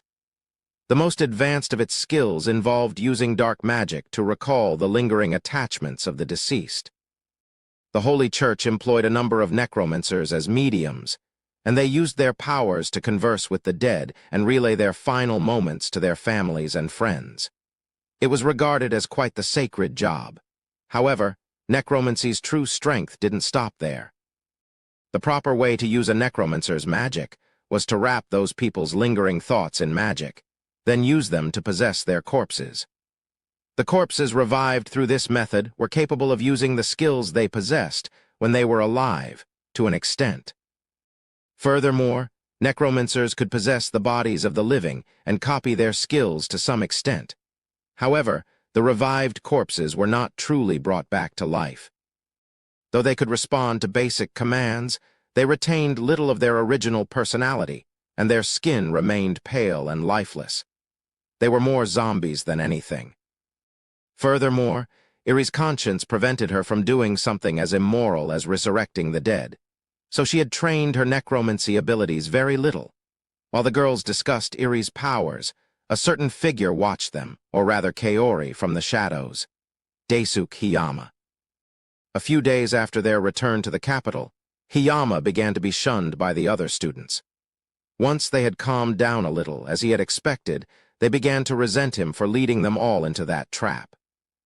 He had planned for this, and once the insults started flying, he instantly got down on his knees and begged for forgiveness. He knew trying to argue back would only make things worse. To make sure it had the maximum amount of impact, he had chosen a particular time and place to give his apology. Specifically, he made sure to do it publicly, in front of Kuki. He knew that Kuki was likely to forgive him if he apologized sincerely, and would then smooth things out with the rest of his classmates. His plan succeeded perfectly, and people quickly stopped directing their scorn at him. Kaori was fundamentally kind by nature, and even she forgave him when he got down on his knees and begged with tears in his eyes. Everything so far had gone according to plan. However, Shizuku was still vaguely suspicious of Hiyama and disliked him for manipulating her friends. Meanwhile, Hiyama began surreptitiously carrying out the orders he'd received from the figure that day. They were quite frightening orders. Orders he would normally have never accepted. But now that he'd crossed a line, there was no looking back. As much as he hated it, he had agreed to carry out his master's orders. He was terrified of this classmate of his, who was capable of plotting something so dreadful and could still mingle in with the rest of their classmates somehow. Still, mixed in with the terror was a small seed of joy at the sheer brilliance and audacity of the plan. That monster is totally insane. But if I do what they say, Kaori'll be mine. If he followed orders, Kaori would eventually be his. He felt a surge of fierce joy, and his lips curled up into a wicked grin. Hey, Daisuke, what's wrong? Kandu, Nakano, and Seidu all looked at Hiyama with puzzled expressions on their faces. Those three stooges were still hanging around Hiyama. As the saying went, birds of a feather flocked together. Their relationship had become slightly strained when Hiyama had come under attack, but his contrite apology had restored their friendship. Whether it could still be called friendship if they only got along when it was convenient was debatable, but that was just how it was. Oh, it's nothing. I'm just happy we made it all the way to the 60th floor. Oh yeah, I get what you mean. 5 more floors and we'll be the greatest dungeon delvers in history. We've gotten pretty strong, haven't we? Man, those guys who stayed behind have no balls. Now, don't say that. We're just that much stronger, that's all. The 3 others accepted Hiyama's explanation without question, believing themselves special just because they won a few fights was the trademark trait of all small-time bullies. And like the bullies they were, they had actually been throwing their weight around among the students who had chosen to remain. Their arrogance had started bothering the others. However, they were still strong enough to make it as far as the 60th floor, so no one was brave enough to complain to their face. Besides, even they couldn't match up to Kuki's party, so they at least remained docile in his presence, just like the small-time thugs they were. The party managed to advance without any real difficulty, and before long they stepped foot on the historic 65th floor. Stay sharp, everyone. This floor still hasn't been fully mapped. There's no telling what might happen. Captain Meld's loud voice echoed throughout the room. Kuki and the others had grim expressions on their faces as they stepped into the unknown. After a few minutes of walking, they found themselves in a massive chamber. Everyone present suddenly felt a chill run down their spine. An ominous premonition settled over them, a premonition that proved all too soon to be accurate. A magic circle suddenly began glowing in the center of the room. A very familiar, pulsing, dark red magic circle. Why, you've got to be kidding me. It's that thing again. Cold sweat poured down Kuki's forehead. Everyone else was clearly nervous as well. Seriously? I thought that bastard died when he fell, Ryutaru screamed, the shock evident in his voice. Captain Meld replied to the group in a stern but calm voice. We're still not sure what causes monsters to spawn in the labyrinths, but it's possible to have to fight a monster you defeated once before. Everyone, stay sharp. Make sure there's always at least one open path of retreat. His foremost priority was securing an escape route. The knights under his command all hurried to obey. However, Kuki seemed unhappy with his orders. Meld, we're not the same weak kids from before. We've gotten way stronger. I promise we won't lose this fight, so let us take him. Heh, you said it. I can't stand being beaten and having to run away all the time anyway. It's time for our revenge match, Ryutaru said, a feral grin adorning his face all the while. Captain Meld shrugged with exasperation at their eagerness, but he had to admit that they might have a chance with their current strength. He too smiled grimly. The magic circle exploded in a burst of red light and summoned forth the nightmare that haunted all of their dreams. The behemoth roared angrily as it stamped the ground. Those familiar red eyes, dripping with murderous intent, glared squarely at Kuki. Among the cowering students, one girl glared right back at it with unwavering determination. Kaori. In a voice so quiet that no one else heard it, Kaori said the following to the behemoth. I won't let you take anyone else from me. I'll trample over you and make my way back to his side. With her determination thus expressed, the battle to overcome their past began. Kuki made the first move. Soar unto heaven, O divine wings, celestial flash. With a thunderous roar, a shock-wave of light slammed into the behemoth. In their previous fight, even his strongest skill, divine wrath, had been unable to scratch the behemoth. But as Kuki had said, they were no longer the weak kids they had been. The behemoth backed away shakily, screaming in pain. There was a long red gash running down its chest, spilling blood.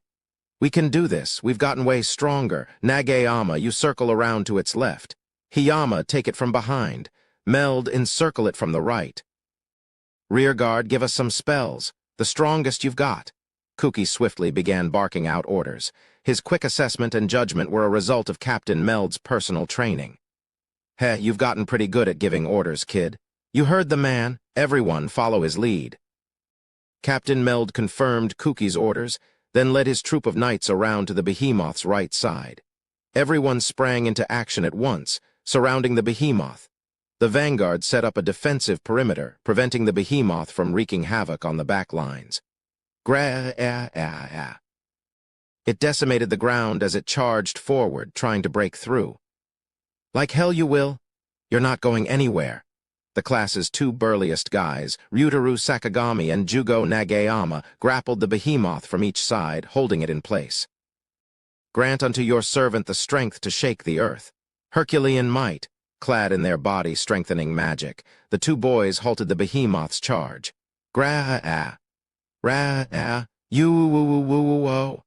The three of them each let out a different roar as they squeezed out every ounce of their strength. The behemoth, enraged that a pair of mere humans had stopped its assault, stamped impatiently on the ground. Seeing this, the other students took advantage of its momentary distraction. Peerless swordsmanship that rends even the heavens, eternal severance. Shizuku drew her sword, slicing through one of the behemoth's horns. Her lapis lazuli-colored moner wrapped around her sword, an artifact with a magically sharpened cutting edge, and increased the speed of her draw. However, her sword failed to cut all the way through the horn, instead getting lodged halfway into it.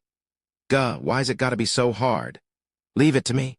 Pulverize, shatter, decimate, bone crusher. Captain Meld leaped forward, slamming his sword into Shizuku's own. The speed of Shizuku's slash was enhanced by the sheer strength the captain had put behind his own blow, forcing the sword deeper into the behemoth's horn. Finally, her sword cut all the way through and sliced the horn straight off its head.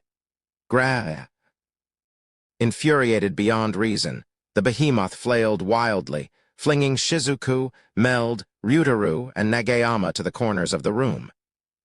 Enfold the weak with your gentle light, hallowed nimbus. Before they hit the walls, countless rings of light intersected to form a net behind them, cushioning their fall. Kaori had used a rather peculiar defensive spell to soften the impact of their landing.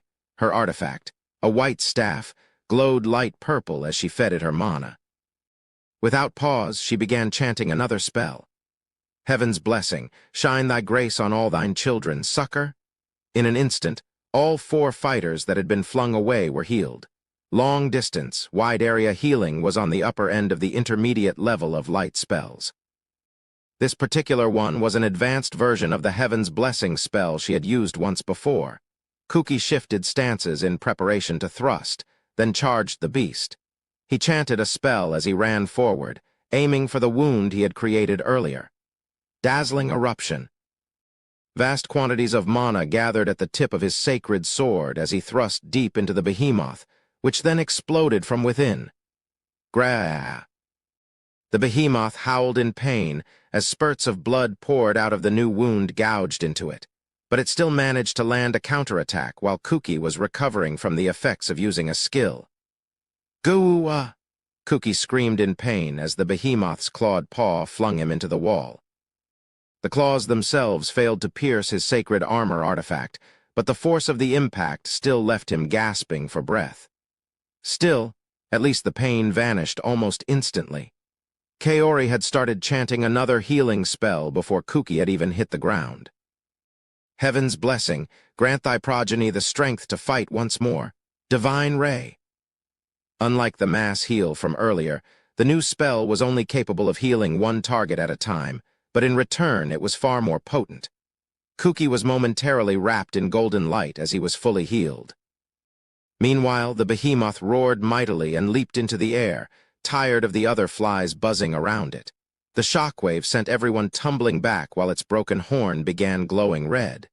So it can do that even with a broken horn. Brace yourselves, everyone.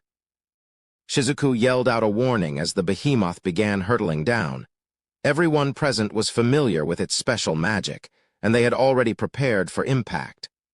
However, the trajectory of its leap surprised everyone. Rather than aiming for Kuki and the others, it was headed straight for the back line.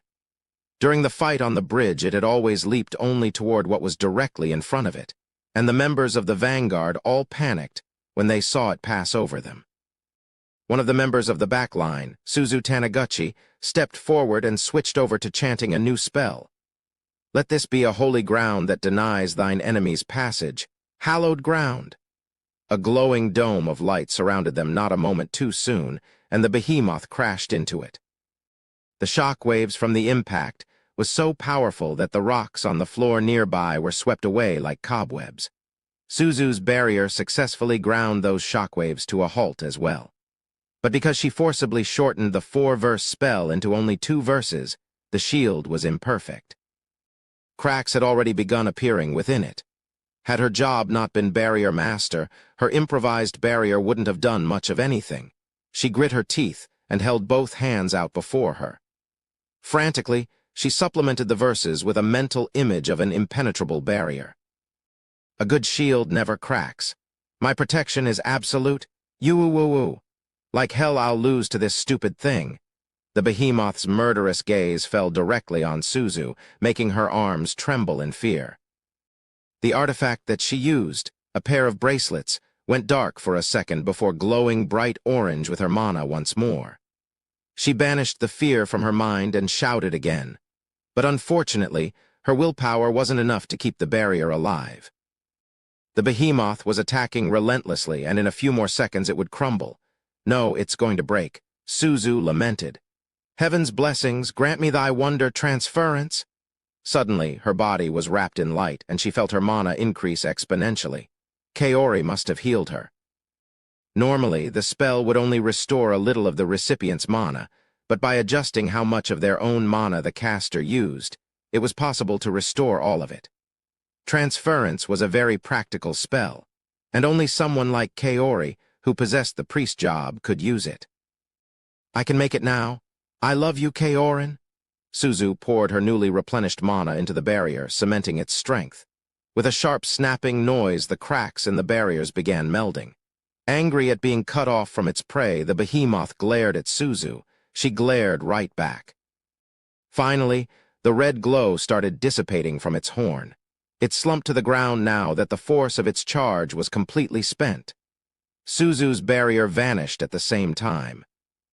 The behemoth decided to kill that heavily panting girl next, but before he could do anything, the vanguard arrived and began surrounding it again. Back line members, retreat. At Kuki's signal, the rearguard all took a few steps back, and the vanguard filled in the space between them. They continued their hit-and-run tactics, until finally the back line had finished chanting their strongest spells. "Everyone, fall back!" Iri, the leader of the rearguard, gave the signal. The vanguard all simultaneously unleashed their strongest attacks and leaped away. Momentarily winded, the behemoth was unable to avoid the barrage of fire spells that came flying at it right after. "Royal flare," 5 people chanted in unison. A miniature blazing sun bore down on the behemoth, scorching everything in its path. It grew to 8 meters in diameter before colliding with its target. Blistering heat scorched every inch of the behemoth. The spell was so powerful that it threatened to engulf even the students, and Suzu hurriedly erected a barrier. Unable to escape, the behemoth's helmet melted from the heat of the blast. Gra-ah-ah. Its dying screams echoed throughout the chamber. They were the same screams the students had heard when the last one fell off the bridge. The ear-piercing cries slowly faded to a pained gurgle, until finally the behemoth was nothing but a smoldering pile of ash. Only the blackened walls and charred ashes served to show there had even been a monster there before. Did we get it?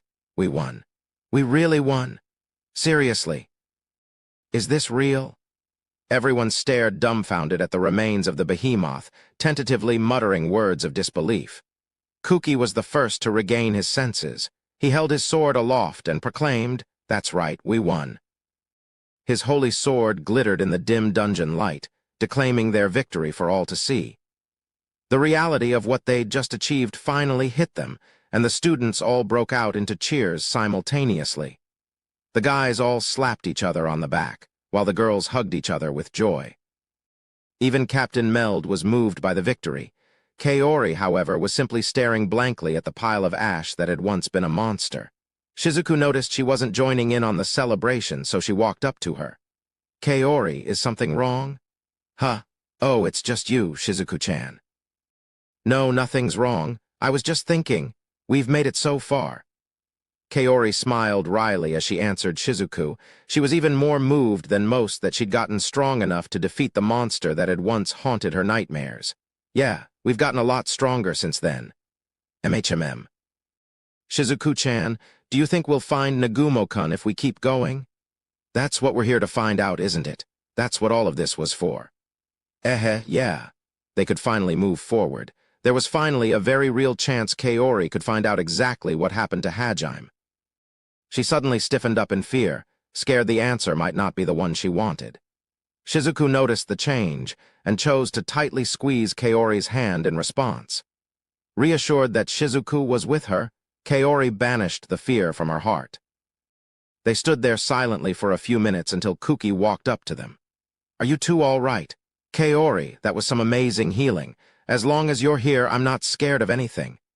He flashed the 2 girls a dazzling smile as he praised Kaori and Shizuku. "As you can see, I'm perfectly fine." "And you? Well, you're obviously all right," Shizuku muttered in a tone full of mirth. "Yeah, I'm fine, Kuki-kun. I'm glad I was helpful." They returned his smile, but their smiles slipped slightly at Kuki's next words. "With this, I'm sure Nagumo can rest easy too." The classmates he protected were able to take down the monster that killed him. He was already lost in thought, and didn't notice the 2 girls' expressions darken. Apparently, Kuki really thought it was the behemoth that had sent Hajime to the depths of hell. In a sense, that was true. After all, it was the behemoth's magic that destroyed the bridge. But more precisely, it was the person who had thrown that errant fireball that had killed Hajime. Even if everyone agreed not to talk about it, it didn't change the fact that it was true. But it seemed Kuki had forgotten that fact, or perhaps simply never been aware of it in the first place. since he seemingly thought killing the behemoth would be all it took to let Hajime rest in peace. Kuki, who believed everyone was a fundamentally good person, probably didn't want to keep blaming someone for a mistake. And of course, he couldn't even imagine the possibility that someone might have done it on purpose. But Kaori couldn't put that thought out of her mind even if she wanted to. She could only hold it in because she didn't know who it was, but she knew for sure if she found out she'd chase that person to the ends of the earth. Which was why it amazed her that Kuki could just forget about it so easily. Shizuku let out a long sigh. She really wanted to reprimand Kuki, but she knew he didn't mean anything ill by what he said. In fact, he had been thinking only of Kaori and Hajime when he had said that. Sadly, it was his good intentions that made the barb sting even more. Besides, the other students were still basking in the glow of victory. Shizuku wasn't so tactless that she'd try and start a scene. After that, the class's most energetic girl jumped into the conversation, dispelling the strained atmosphere. Kaorin. Suzu jumped into Kaori's arm, calling her by her strange nickname. Fwa. I love you so much, Kaorin. If you hadn't saved me back there, I would be flat as a pancake right now. Why, you're exaggerating, Suzu-chan. Wait, stop touching me there. Jehe, do you like it? How about this, you like this? Kaori blushed as Suzu started feeling her up like some old pervert. Shizuku stopped her rampage with a quick chop to the head, though her blow had a little more force behind it than what was strictly necessary. Cut it out. Kaori doesn't belong to you. She belongs to me, Shizuku-chan. HMPH, I won't let you get in my way. The only one who gets to XXX Kaori's XXX is me, Suzu. Suzu-chan. What are you trying to do to me? Trapped between Suzu and Shizuku, Kaori could only wail helplessly. The strained atmosphere from earlier was nowhere to be found. From there on out, they would be heading into uncharted territory. After defeating the specter of their past, Kuki and the others advanced deeper into the labyrinth. Meanwhile, damn it, you can do it, Hajime. Aren't you a bit too relaxed? Hajime was running through a clump of grass with you on his back. Thick, tall grass, coming all the way up to Hajime's shoulders, stretched out in every direction as far as the eye could see. You would be completely buried within the 160-centimeter tall grass. The reason Hajime was currently whacking weeds out of the way as he ran for his life was because he was being chased by 200 monsters. Once they finished their preparations, Hajime and Yu had set out for the bottom of the labyrinth. They'd cleared 10 or so floors with ease already. His new equipment and improved skills had been part of the reason, but another important factor was Yu's devastating magic. She could cast any elemental spell nearly instantly, and supported Hajime from the rear. Though she was unparalleled when it came to offensive magic, it appeared Yu wasn't very skilled with barriers or healing. Perhaps it was because she unconsciously regarded them as unnecessary since she was able to automatically heal any wounds. Furthermore, Hajime had his ambrosia with him, so he had no need for healing spells either. That was why their travels had progressed smoothly until now. When they had first descended onto the floor they were currently on, they had been greeted by a massive sea of trees. Each tree was over 10 meters tall, and they were packed together tighter than sardines. The entire floor was extremely humid as a result. However, unlike the jungle floor he had traversed earlier, it wasn't sweltering hot. As they had been searching for the next staircase, they suddenly felt a huge earthquake. Seconds later, they had found themselves face to face with a huge reptilian monster. It looked just like a Tyrannosaurus Rex. The only difference was, for some reason, it had a beautiful flower adorning the top of its head. Its sharp fangs and overflowing bloodlust clearly marked a dangerous foe, but the sunflower resting atop its head made it seem more comical than deadly. This was quite possibly the most surreal monster Hajime had faced thus far. The Tyrannosaurus roared angrily and charged the two of them. Unfazed by its onslaught, Hajime calmly moved to draw Donner, only to be stopped by Yu, who raised her hand. Crimson Javelin. A spear of whirling flames formed out of thin air, then shot straight through the mouth of the T. Rex. The heat melted the T. Rex's entire head, leaving him dead in seconds. The ground shook as the beast crumpled, The flower perched on the remains of its head came off with a plop. Hajime stared on, speechless. She'd been asserting her strength more and more aggressively recently.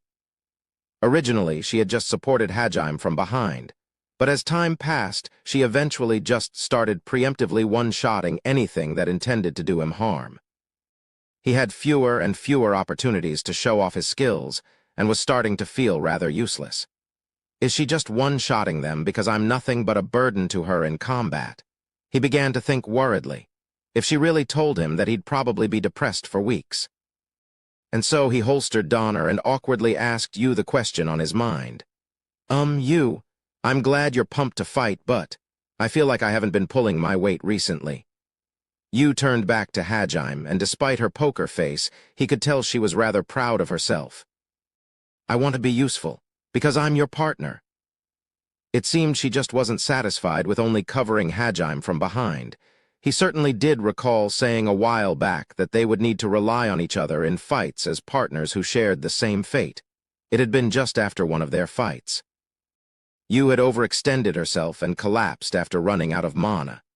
Hajime had to rescue her, and she was beating herself up over it pretty bad, so he had told her that to comfort her. But it seemed she'd taken those words to heart. She wanted to show Hajime she was a partner worth relying on. Haha, trust me, you're more than useful. But even though your magic is ridiculously strong, you're not good at close combat, which is why I asked you to guard my back. Being the frontliner's my job. Hajime, fine. Yu looked a bit glum as she listened to Hajime lecture her. Hajime just didn't want her to be hung up on the idea that she had to somehow be useful to him. He smiled reassuringly and gently stroked her soft hair. That was all it took for Yu's mood to improve, and Hajime lost the heart to keep lecturing her when he saw her contented expression. He didn't want her to end up dependent on him, so he tried to warn her from time to time, but in the end, he was just too soft on her. He was actually disgusted at himself for how weak-willed he'd become in that regard. As the two of them were having their faux lovers spat, Hajime didn't neglect to continually use sense presence, and he suddenly realized there were enemies approaching them. About 10 of them were circling around to surround them. If they're coordinating their movements, does that mean they hunt in packs like the twin-tailed wolves? Hajime thought warily to himself as he motioned to Yu and began retreating. If they were outnumbered, it would be in his best interests to at least move to more advantageous ground. As they began to close their encirclement, Hajime chose a point to break through and charged.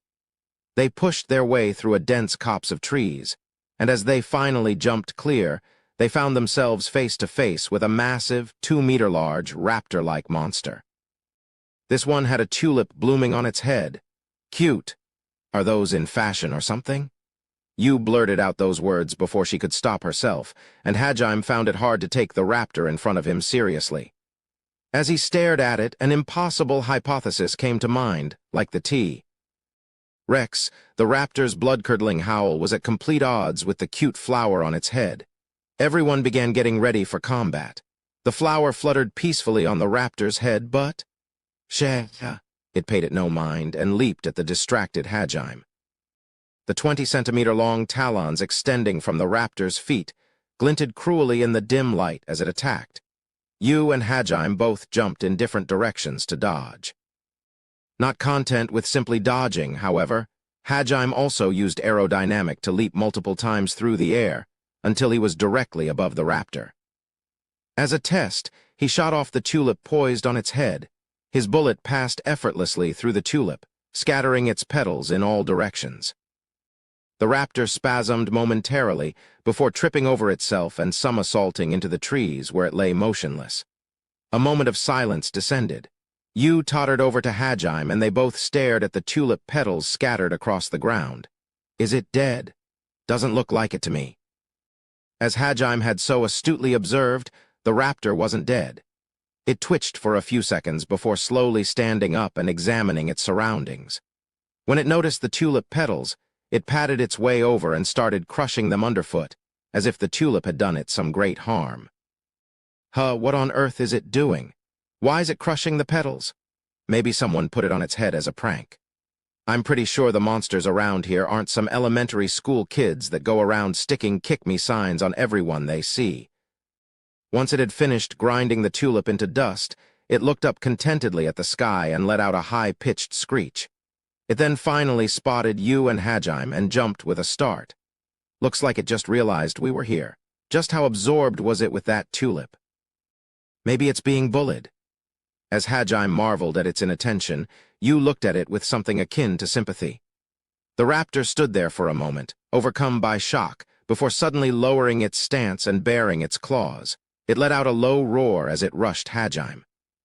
He calmly pulled out Donner and shot an electrically accelerated Tor bullet right into the raptor's gaping maw. It made mincemeat out of the raptor's head and bored its way through a few of the trees behind it before vanishing from sight. Carried by the force of its own charge, the dead raptor slid a few feet across the ground before coming to a stop. You and Hajime both stared down at the raptor's corpse. Seriously, what was all that about? First it was bullied and then it got shot. Poor thing. Can we just drop the bullying part? I'm pretty sure that never happened. He had no idea what had just happened, but the monsters on this floor made no sense to him anyway, so he just stopped worrying about it. Their encirclement had started closing in on them, so they quickly moved to find more advantageous terrain. As they pushed forward, they found themselves surrounded by a sea of trees, each 5 meters wide at the base. The trees were packed so closely together that their branches were entwined, making a natural pathway through the sky. Hajime used aerodynamic while you used wind magic to hop from branch to branch. He planned to shoot down all the monsters that came after them from above. In less than 5 minutes, the ground below became a hive of activity as one raptor after another poured into the area. He was about to throw down an incendiary grenade when suddenly he stiffened. Next to him, you also stiffened, her hands still outstretched to cast magic. The reason for their sudden hesitation was none other than, why the hell do they all have flowers on their heads? It's one big garden. As Hajime had so eloquently stated, the dozen or so raptors all had flowers adorning their heads, all of varying shapes, sizes, and color. His outcry had alerted the raptors to their presence, and as one, they all turned to face him. Each of them got ready to leap. He quickly threw his incendiary grenade and began shooting down the raptors outside its range. After each gunshot was a brief red flash, signaling that Donner had torn the head off its quarry. At the same time, Yu used her crimson javelin to take down raptors one after another. Roughly 3 seconds after the battle began, the incendiary grenade exploded. Burning hot tar splashed everywhere, incinerating a swat of raptors. Hajime breathed a sigh of relief when he saw that his other weapons were still effective on this floor. It appeared that Scorpion had just been exceptionally strong.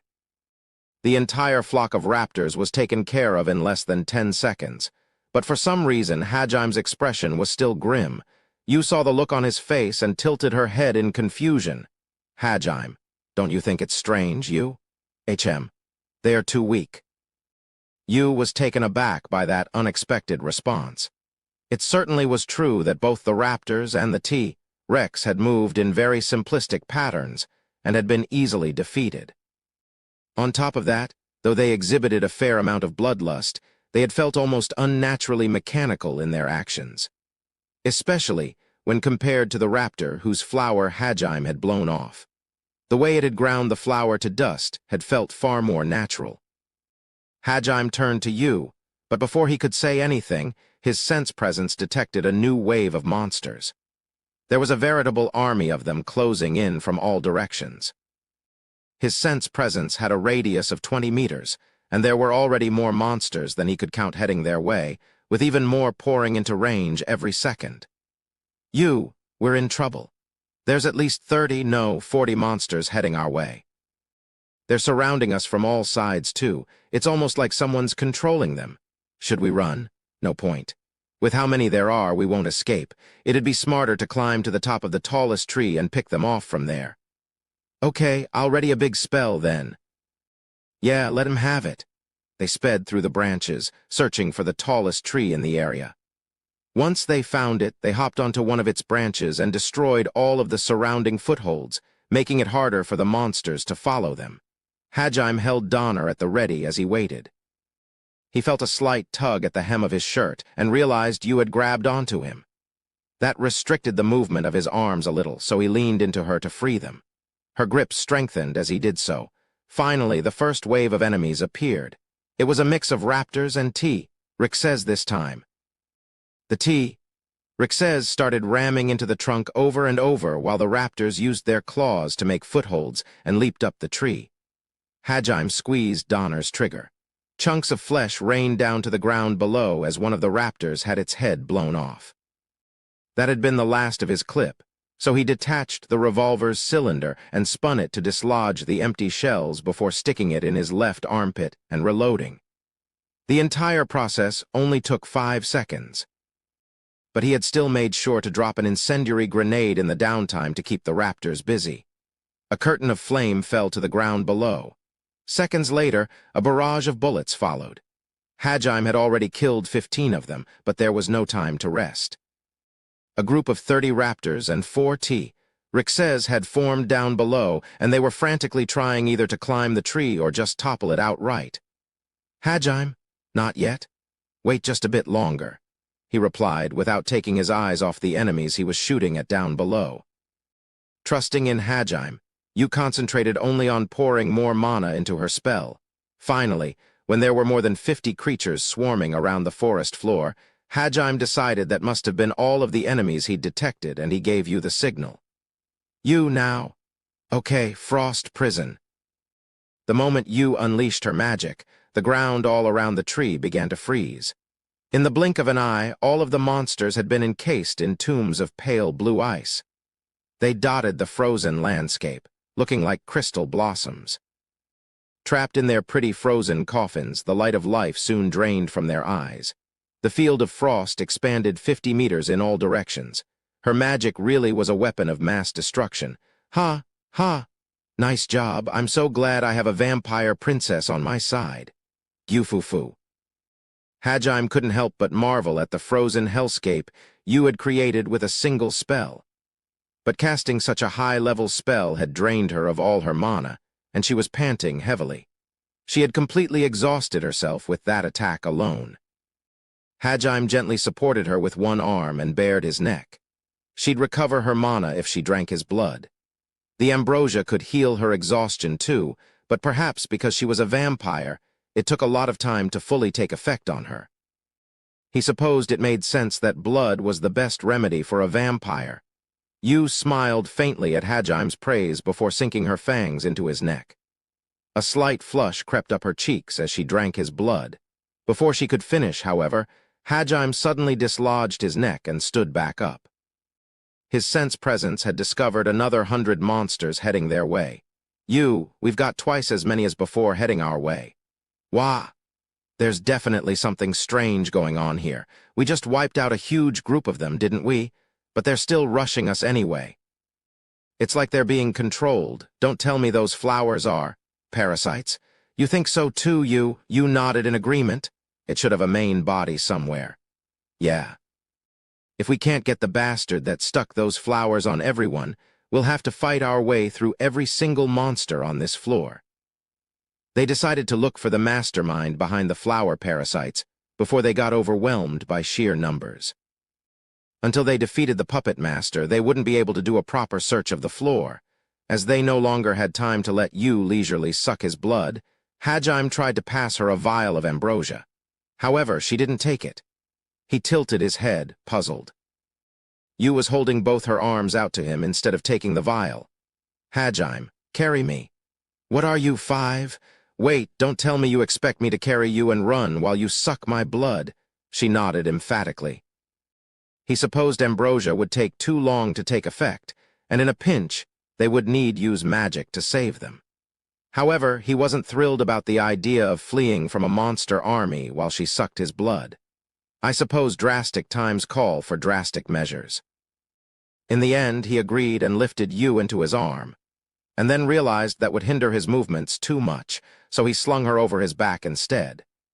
His preparations complete, he leaped down, and so we return to the earlier scene in which Hajime was being chased down by 200 monsters. Hajime hacked his way through a dense clump of weeds with Yu still clinging to his back. Though she had finished sucking his blood, she still hadn't gotten off. As he ran, he heard a massive rumbling noise behind him. The entire floor shook as the army of dinosaurs charged toward him.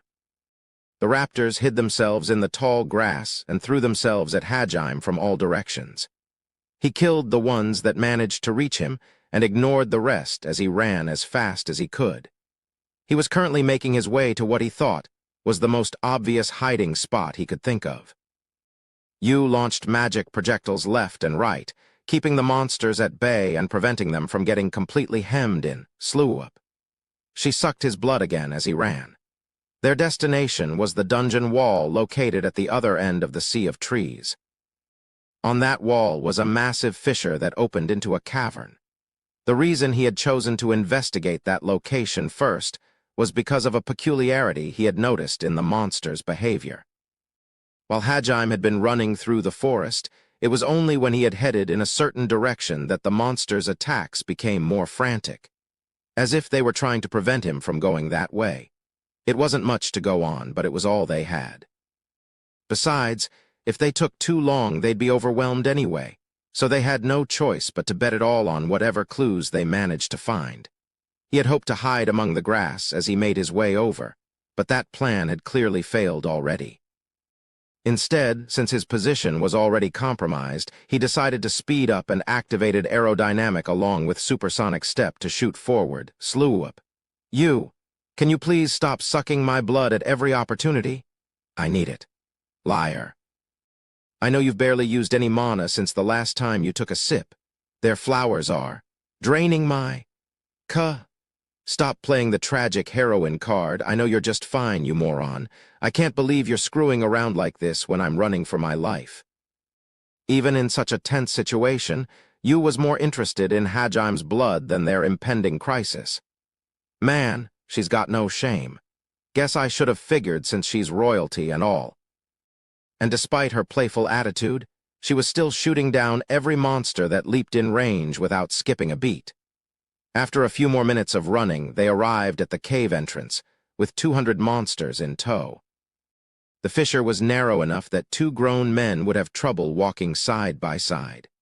The T-Rexes wouldn't fit at all, and the raptors would have to follow in single file. One of the raptors leaped at them, claws at the ready, but before it could even make it a few feet, Hajime blew it to bits with Donner. Once they were through the fissure, Hajime transmuted it, closing it behind him. "Hey, we can finally take a break. You sound tired. If you're worried about me, how about you get off my back? Moo." "Fine." Reluctantly, Yu slipped off of his back. She must really like my back. Now then, considering how desperate those guys looked, I'd say we're in the right place. Make sure you stay on your toes. Okay. The inside of the cavern was dim since Hajime had closed the exit, so they proceeded cautiously. After a few minutes of walking, the path opened up into a wide room. There was a second fissure on the other side of the room. Maybe that's the path that leads to the next floor. Hajime started combing the room. Sense presence didn't detect any enemies, but there was this ominous feeling he just couldn't shake, so he kept his guard up. He had learned the hard way that some monsters could evade his sense presence. It was when they reached the center of the room that it finally happened. A countless number of what seemed like green ping-pong balls flew at them from every corner of the room. Yu and Hajime stood back to back and began shooting down the ping-pong balls. However, there were over 100 coming at them fast, and he realized he couldn't get them all in time. He instantly changed tracks and transmuted a wall to protect himself. The balls all crashed into the wall, unable to pierce through the thick stone. Though fast, they didn't appear to have much force. Yu had no problem taking care of the ones on her side with her superior wind magic. "Yu, I think that's the main body's way of attacking. Do you have any idea where it is?" "Yu?" Hajime asked inquisitively. Though she didn't possess any perception skills like Hajime, her honed vampire senses provided her with a useful amount of information unavailable to Hajime. However, Yu didn't respond. Confused, he turned to her and asked again, but the reply he received was completely unexpected. "Run, Hajime." Her hands were pointing at Hajime. Gales of wind whipped dangerously around them. His instincts screamed at him to run, so he leaped away as quickly as possible. Not even a second later, a blade of wind passed through the spot he'd just been standing on and neatly sliced through the wall behind him. "You!" Hajime could barely believe what he was seeing. He raised his voice in surprise, but then understanding dawned on him when he saw what was above Yu's head. Blooming atop her golden hair was a small flower. It felt almost as if the monster had chosen that flower specifically for her too. After all, the scarlet rose above her head suited her perfectly. Damn it, those green balls must have been flowers. How stupid can I be? I want to punch myself right now, he thought, as he evaded another one of Yu's wind slashes. Hajime? Ung. Her usual poker face was replaced with a grief-stricken expression. When he'd shot the flower off the raptor's head, it had stamped on it with a surprising amount of hatred, which meant that it had recalled the time it had spent under the flower's control. The flower controlled only the body and not the mind. Fortunately, he already knew how to free her from it. He took aim at the flower and prepared to pull the trigger. However, it seemed his quarry was aware of what his weapons were capable of, and that he'd shot down a flower before. It controlled Yu, forcing her to protect the flower. It made her bob up and down, meaning that if he missed, he was liable to shoot right through her skull. He ran forward, intending to pluck it off, but Yu pointed a hand at her own head as he did. "Oh, now you've done it?" The message was clear. If he tried to get close, the monster would force Yu to attack herself with her own magic. Though she was practically immortal, Hajime couldn't say with confidence she'd still be able to regenerate if she blew herself to smithereens with a powerful spell. And she was more than skilled enough to cast even the strongest of spells in seconds. He wasn't willing to risk Yu's life on a gamble like that. Sensing his hesitation, the monster slithered out of the crack in the back of the room. What crawled out of the depths was a woman-plant hybrid that closely resembled something like a dryad or Allron. There was no better way to describe the creature they faced. According to legend, they took on the forms of beautiful women to sap their opponent's will to fight, and if one treated them well, they would be blessed with good fortune. However, the creature standing in front of them didn't seem anything like the legends. While it did still look like a woman, its face was as ugly as its fighting style was dirty, and the countless vines writhing around it like tentacles only served to make it look all the more disgusting. It might have been better to call it an Allron wannabe. There was a wicked grin plastered across its hideous face. Hajime lost no time in pointing Donner at this new opponent, but before he could fire, Yu got in between him and the Allron wannabe, blocking his line of sight. "Hajime, I'm sorry." Yu gritted her teeth in frustration. Not being able to control her own body must have been unbearable for her. Even now, she was desperately struggling to move. As Hajime watched, crimson droplets began trailing down the corners of her mouth. She must have bitten her lips so hard she drew blood. He couldn't tell if it was frustration at her own powerlessness or an attempt to inflict enough pain that she could break the spell. Perhaps it was a little of both. Using Yu as a shield, the Allron wannabe fired another green ball at Hajime. A bullet from Donner blasted it to bits. Though he couldn't see them, he was sure the ball must have sprayed flower spores everywhere when it burst. However, Hajime didn't feel a flower blooming on his head. The Allron wannabe suddenly stopped grinning when she saw Hajime was still unfazed. The spores seemed not to work on him. Must be because of all the resistances I have. His guess was more or less correct, as the Allron wannabe's spores were a form of neurotoxin. Hence, his poison resistance made him immune to their effects. In other words, the only reason Hajime wasn't a puppet was because of sheer luck. It wasn't as if Yu had let her guard down or anything, which was why she had no reason to be blaming herself. Realizing her spores couldn't control him, the Allron wannabe pouted and commanded Yu to attack him with her magic. Another blade of wind shot out toward him. From how simple Yu's movements had become, and how single-minded the earlier raptor's attacks had been, Hajime surmised that the Allron wannabe couldn't bring out her controlled subject's full strength. I guess that's some consolation at least. When he moved to jump out of the way, Yu pointed a hand at her head again, rooting him in place. Unable to dodge, he activated the diamond skin skill he'd taken from the Cyclops to defend himself. Diamond skin involved coating the caster's body in mana and then hardening it, so that they were surrounded by a shell literally as hard as diamonds. He hadn't trained it much yet, so it was probably barely even a tenth as strong as the Cyclops version of it had been. Still, it was enough to stop Yu's wind blades, which were sharp but lacked power. There is a way I can end this fight right now, but I'm worried about the aftermath. Should I try throwing an incendiary grenade at it? As Hajime pondered how best to escape the deadlock, he heard Yu's grief-stricken shout. "Hajime, don't mind me. Just shoot." It seemed she'd resolved herself. If she was just going to get in his way and attack him, she'd rather just be shot at herself. There wasn't even the slightest hint of hesitation in her crimson eyes. Normally, this would be a scene where the main character said something like, "There's no way I can do that," or, "I'll save you no matter what it takes," and strengthen his bonds with the heroine. And in fact, the old Hajime might have done just that. But the current Hajime was a much harder man. "Wait, really? Thanks." Bang! A single gunshot resounded throughout the room. Upon hearing Yu's words, Hajime had fired without hesitation. Silence filled the room as the gunshot's echoes faded away. The red rose spun through the air before soundlessly falling to the ground. Yu blinked in surprise.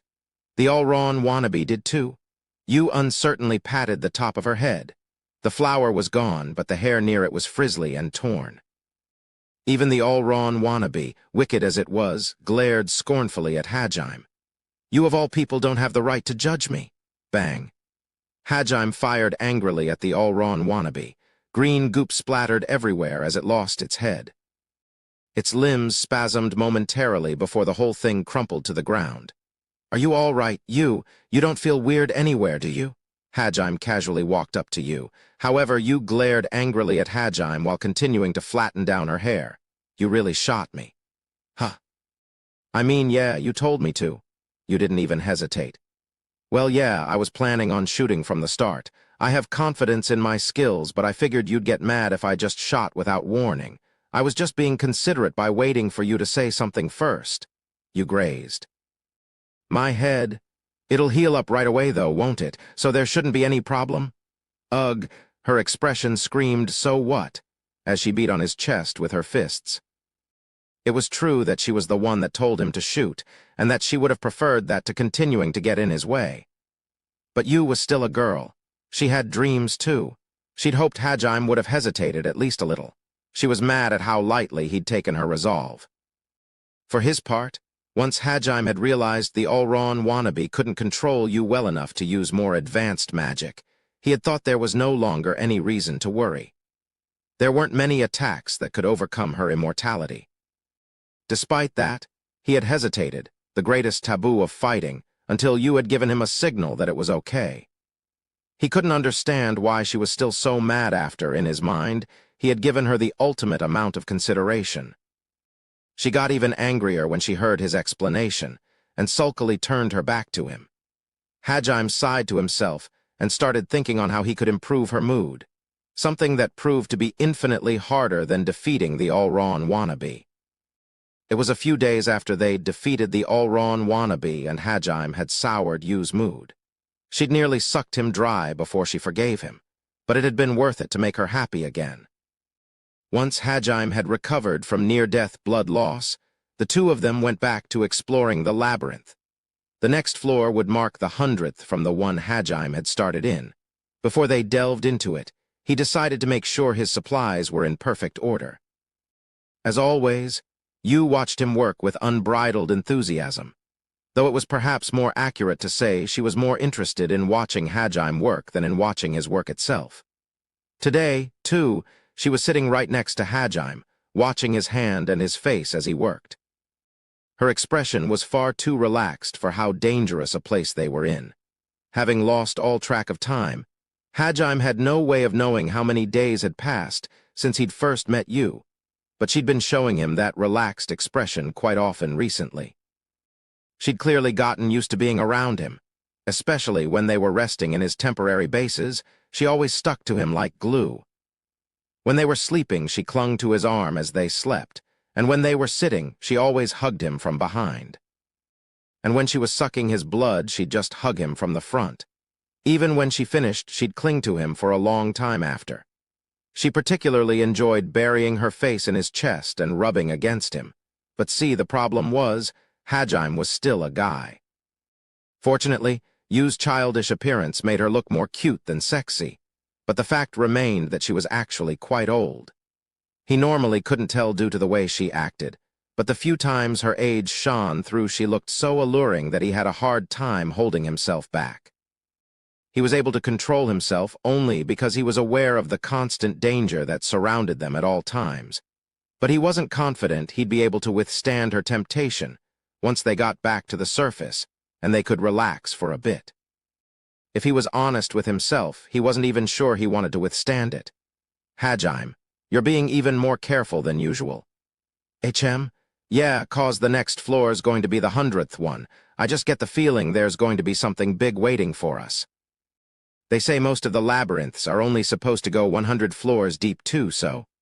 Well, there's no harm in taking precautions. Though in Hajime's case, he had traversed a further 80 floors after falling past dozens more from a floor that already was most likely deeper than the 20th. He had long since passed the point where the standard depth of the Great Orcus Labyrinth was thought to come to an end. Considering how much deeper he had delved after already falling into the depths of hell, even he could tell he was far deeper than the end point of the normal Great Orcus Labyrinth. Marksmanship, physical abilities, specialized magic, weaponry, and finally transmutation. Hajime had polished his skills in each field to the utmost. His strength was quite formidable as well. However, the truly scary thing about this labyrinth was that even with his strength, it might still throw something at him that could kill him without breaking a sweat. Which was why he made as many preparations as he could before descending. For reference on just how strong he'd become, his current stats looked something like this. Hajime Nagumo age, 17 male level, 76 job, synergist strength, 1980 vitality, 2090 defense, 2070 agility, 2450 magic, 1780 magic defense, 1780 skills. Transmute plus ore appraisal plus precision transmutation plus ore perception plus ore desynthesis plus ore synthesis plus duplicate transmutation. Mana manipulation plus mana discharge plus mana compression plus remote manipulation. Iron stomach, lightning field, air dance plus aerodynamic plus supersonic step. Plus steel legs, gale claw, night vision, far sight, sense presence, detect magic, sense heat, hide presence, poison resistance, paralysis resistance, petrification resistance, diamond skin, intimidate, telepathy, language comprehension, ****, though he received new skills with each. Monster he consumed, he obtained new magic less and less frequently. Boss-level monsters still gave him new magic, but the standard ones loitering around each floor had stopped granting him new spells. He hypothesized that was because he was becoming more and more monster-like in constitution, every time his body strengthened itself from eating monster meat. After all, monsters didn't obtain the magic of the prey they killed and ate. With their preparations finally complete, Hajime and Yu descended the stairs to the floor below. The bottom of the staircase opened up into a massive open room, empty save for the pillars that dotted the area. Each pillar had a spiral pattern engraved into its stone face. It gave off the impression that each pillar was a massive tree with vines entwined around its trunk. The pillars were all spaced evenly apart from each other and extended all the way to the ceiling 30 meters above. The ground was unnaturally smooth, as if it had been paved. All in all, it was a very majestic room. Hajime and Yu took a step forward as they marveled at the room's design. The moment they stepped inside, the pillars in front of them began glowing faintly. The two of them instantly returned to their senses and warily observed their surroundings.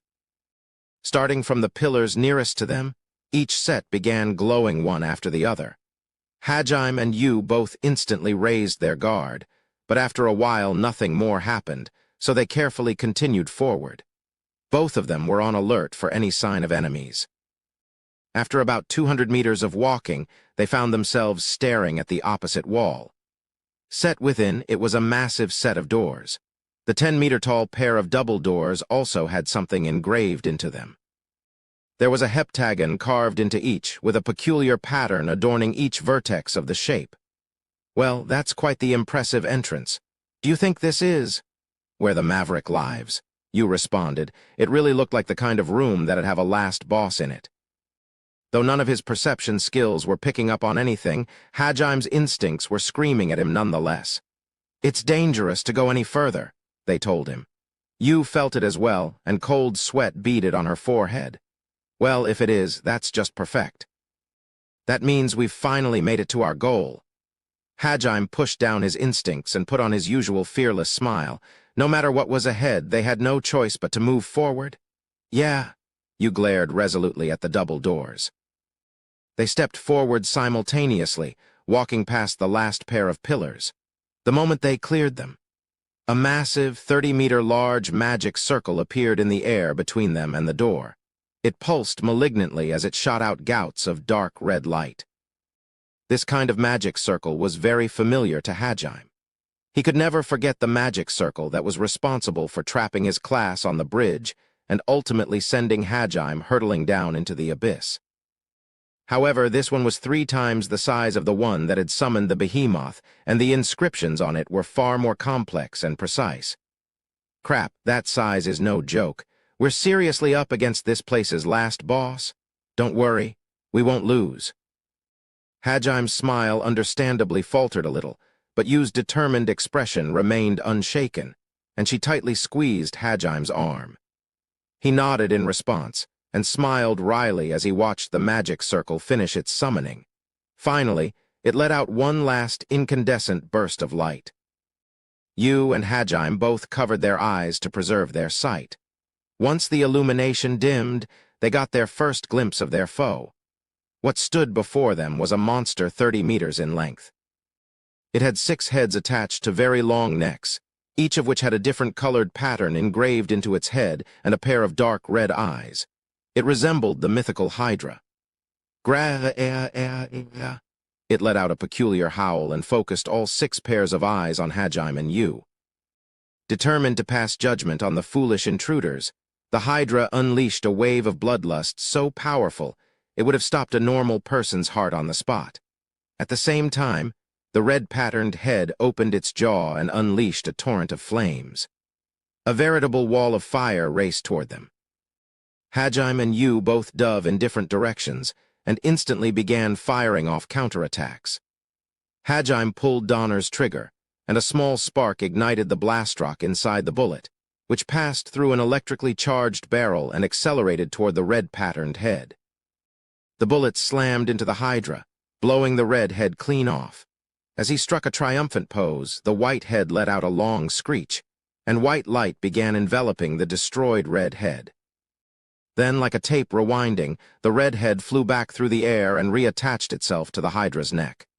So the white head's the healer. Seconds later, Yu's ice spears sheared the green head off, but the white head restored that one too. Hajime clicked his tongue and contacted Yu with telepathy. Yu, aim for the white one. This'll never end if it keeps healing. Got it. The blue head opened its mouth next, firing a spray of ice pebbles at both of them. They nimbly dodged the barrage and took aim at the white head. Bang. Crimson javelin. A burning spear and speeding bullet raced toward the white head, but just before they hit their target, the yellow head put itself in the line of fire and reared like a cobra. It took both Hajime's bullet and used crimson javelin head-on. It survived both the impact of a bullet and the heat of the explosion completely unscathed, and gazed coldly down at the 2 creatures below it. TCH. It has a tank too. Quite the balanced party it's got there. Hajime pulled an incendiary grenade out of his pack and threw it at the heads. He then fired a barrage of full power rounds at the white head. Yu fired a salvo of crimson javelins to match him. If she uses her azure blaze, she can probably take the yellow and white heads out at once, but it'll be risky since she'll be exhausted afterward. She'll recover right away if she sucks my blood, but I doubt the other heads will give us that much time. There was also the possibility they were tough enough to withstand Yu's strongest spell. Therefore, Hajime decided it would be too dangerous for Yu to use her strongest spells until at least half the heads were dealt with. The yellow head managed to perfectly block their barrage of attacks. However, even it couldn't come out of such a bombardment unscathed, and it was clearly wounded in places. But the white head began healing the yellow one almost instantly. It was disgustingly proficient at healing magic. However, right as it finished healing the yellow head, the grenade exploded directly above it. A deluge of burning tar fell upon the Hydra's heads. Some of it landed on the white head too, which made it screech in pain. Hajime activated his telepathy to inform Yu not to let this chance slip by. But before he could say anything, a blood-curdling scream reached his ears. Yu's scream, Yu! Hajime tried to rush over to Yu, but the red and green heads unleashed a torrent of flame and wind to block his path. Yu's screams continued, and Hajime gritted his teeth in worry as he tried to piece together what was happening. It was then that he remembered the black head had yet to make a move. No, wait, maybe it already has made its move. Hajime frantically dodged with aerodynamic and supersonic step while he fired Donner at the black head. A hyper-accelerated bullet slammed into the black head, knocking its gaze off of Yu. At the same time, Yu slumped to the ground. He could tell she was pale even from his distant position. The blue head opened its jaw wide and rushed toward Yu, intending to eat her. Don't you dare eee. Heedless of the damage it might do to his own body, he used supersonic step to dash right through the storm of fire and wind. He used Donner and Gale Claw to deflect any fatal blows while ignoring the rest, and just barely made it to Yu before the blue head did. He had no time to mount a counterattack, so he used Diamond Skin to make himself a human shield. When Diamond Skin was active, Hajime couldn't move. That was why he hadn't used it earlier. A layer of diamond-hard mana enveloped him seconds before the blue head's jaws sunk into him. Grrr. Gah! With a low growl, the blue head tried to swallow Hajime whole. However, he held his ground and used his back and feet to keep it from closing its jaws on him. He quickly pushed Donner up against its upper jaw and fired. With a bang, the top part of its head popped off like a jack-in-the-box. The strength vanished from its jaws, and Hajime kicked the remnants of its head away with his steel legs. He then pulled out a flash grenade and sound grenade and kicked them over to the Hydra. The sound grenade was a new addition he had picked up from a monster on the 80th floor that used ultrasonic waves to fight. He had harvested the organ the monster used to produce those sounds and incorporated it into his arsenal. It hadn't provided him with any new magic, but the organ had been apparently classified as an ore, so he was able to transmute it into a sound grenade. The combination of light and sound disoriented the Hydra. With the few seconds he'd managed to buy them, Hajime scooped up Yu and hid behind one of the pillars. "Hey, Yu, say something." She didn't respond to Hajime's voice at all and simply sat in his arm, pale and trembling. How dare that black bastard do this? Hajime cursed and started lightly slapping Yu's cheeks. He tried calling out to her with telepathy too, and even gave her a vial of ambrosia. After a while, Yu's eyes finally began to regain their former glimmer. "Yu!" "Hajime." "Yep, it's me. How are you feeling?" "Just what happened back there?" After blinking confusedly for a few more seconds, Yu gently stroked Hajime's cheek, as if making sure he was really there. Once she was sure he really was, she breathed a small, relieved sigh. There were tears welling up in her eyes. "I'm so glad."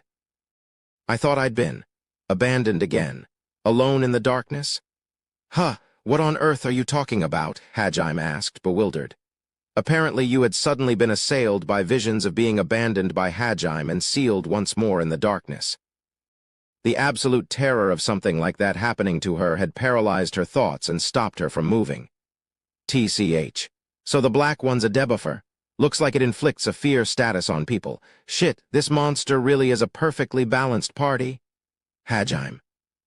Yu looked worriedly up at Hajime, who was busy insulting the Hydra. It must have been quite the terrifying sight for her. being abandoned by Hajime. From Yu's point of view, Hajime was the man who had risked his life to save her from her 300-year-old prison. On top of that, even after learning she was a vampire, he hadn't shunned her. In fact, he'd happily let her suck his blood every day. The thought that he had abandoned her had stricken her to her very core. Hajime's side was the only place she had left to return to. She was happy beyond words when he had offered to take her home with him. And the thought of being alone again scared her just as much. The seeds of fear the head had planted in her mind had begun to sprout, and they were eating away at her even now. Hajime didn't have the time to console her, though, as the Hydra had recovered from the flashbang. He rose, intending to return to the fray, but was stopped by Yu, who clutched tightly to his shirt. She was still trembling, and it looked as if she would burst into tears at any moment. Hajime was able to more or less figure out what was going through her mind based on the nightmare she'd just had. And from the way she always acted around him, he could guess what she was feeling too. Regardless, he had promised he'd bring her to Japan with him. He could hardly ignore her plight. That being said, there was no time to comfort her. Trying to give her any half-assed words of consolation would just make things worse if the black head attacked her again. It was even possible the head would target Hajime, so he needed Yu in perfect mental condition to follow up in case he got hit. But in the end, he knew he was just trying to make excuses for himself. Hajime awkwardly scratched his head and squatted down in front of Yu. She tilted her head, puzzled, as he looked her in the eyes. And, he kissed her on the lips. It was more of a peck than a kiss, and Hajime's lips barely touched hers, but it took her completely by surprise. Her eyes opened wide as she stared blankly at him. Embarrassed, he broke eye contact and pulled Yu to her feet. "We're gonna kill that bastard. We're gonna make it out of here alive and go home. Together." Yu was still staring at Hajime in a daze, but her usually empty expression was gone. In its place was the most radiant smile he'd ever seen. "Yeah." Hajime awkwardly cleared his throat and switched gears back to battle mode as he outlined his plan. "Yu, I'm going to bring out Schlagen. It can't fire consecutive shots, so I'm going to need you to cover me. Leave it to me." There was more enthusiasm in Yu's voice than usual. Normally, she just mumbled listlessly, but her reply this time was filled with emotion. It looked like she'd been freed from all her old fears. And from the looks of it, her inhibitions. When he recalled just how dependent she was on him, he realized he might have been a bit hasty. The future's going to be pretty rocky, he thought as he smiled wryly. Tired of their lover's skit, the Hydra roared angrily, reminding the two of its presence with a barrage of wind, fire, and ice. The two of them leaped out from behind the pillar, then began their counterattack. Crimson Javelin. Force Lasher, Glacial Sleet. Yu unleashed spell after spell. Spears of fire, spiraling whirlwinds created from the force of a vacuum, and needles of ice assailed the Hydra one after another. She had aimed for the moment right after the heads had finished their attack, when they were at their most vulnerable. A barrage of magic rained down on the red, blue, and green heads. The yellow tried to cover them, but then noticed Hajime was firing on the white and roared angrily as it was forced back to protect their healer. It slammed into a nearby pillar, transforming the stone into an impromptu shield. It appeared the yellow head had an ability similar to the Scorpion's, though it was nowhere near as powerful. The first of Yu's spells pulverized the shield, allowing the latter two to rain down on the unprotected Hydra heads. The three heads all screamed in unison. The black head turned to Yu the moment her spells subsided and cast its fear magic on her again. She could feel the same fear and unease creeping up on her. But this time, the memory of Hajime's kiss reassured her. The fear was blown away and replaced by something warm as it tried to take hold of her. That won't work on me anymore. Since her current job was to just cover Hajime, she focused more on bombarding the Hydra continually with spells, not worrying too much about their strength. The red, green, and blue heads all recovered and started attacking again, but Yu was able to take all three on at once. She neutralized their barrage with her own magic, and often had enough time to slip in an attack too. Hajime closed in on the Hydra while the three attacking heads were busy with Yu. He couldn't afford to let them block his first shot, since that was likely all he was going to get. Realizing its fear magic wasn't working on you, the black head turned to Hajime. Fear and unease began to well up in his chest, and visions of his early days in hell floated up in his mind. He recalled the pain and starvation he had suffered when he had first fallen into the abyss. However, so what? That was a past he had long since overcome. He had suffered enough that such pain meant nothing to him anymore. He nonchalantly blew the black head off with Donner. The white head began healing again, but before it could finish restoring the black head, Hajime jumped up to it with a combination of aerodynamic and supersonic step. After that, he pulled Schlegen off his back and nestled it within his armpit. The yellow head moved to block Hajime, but he had already predicted that effort. "I'll just get you both then." He activated his lightning field, and there was brief red spark as the bullet ignited. This specialized bullet was a full metal jacket, made with a Tor core and coated with the same material that composed the Scorpion's shell, SH-Tar. Since SH-Tar hardened with magic, the lightning field further powered up its destructive force. His rifle bullets had far more blast rock packed into them as well, and there was a mini-explosion as the bullet rocketed forward. Boom! There was the sound of a cannon firing, and his special red bullet rocketed through the 1.5-meter-long barrel, picking up speed as it passed. The electrically accelerated bullet was easily 4 to 5 times as powerful as a full-power shot from Donner.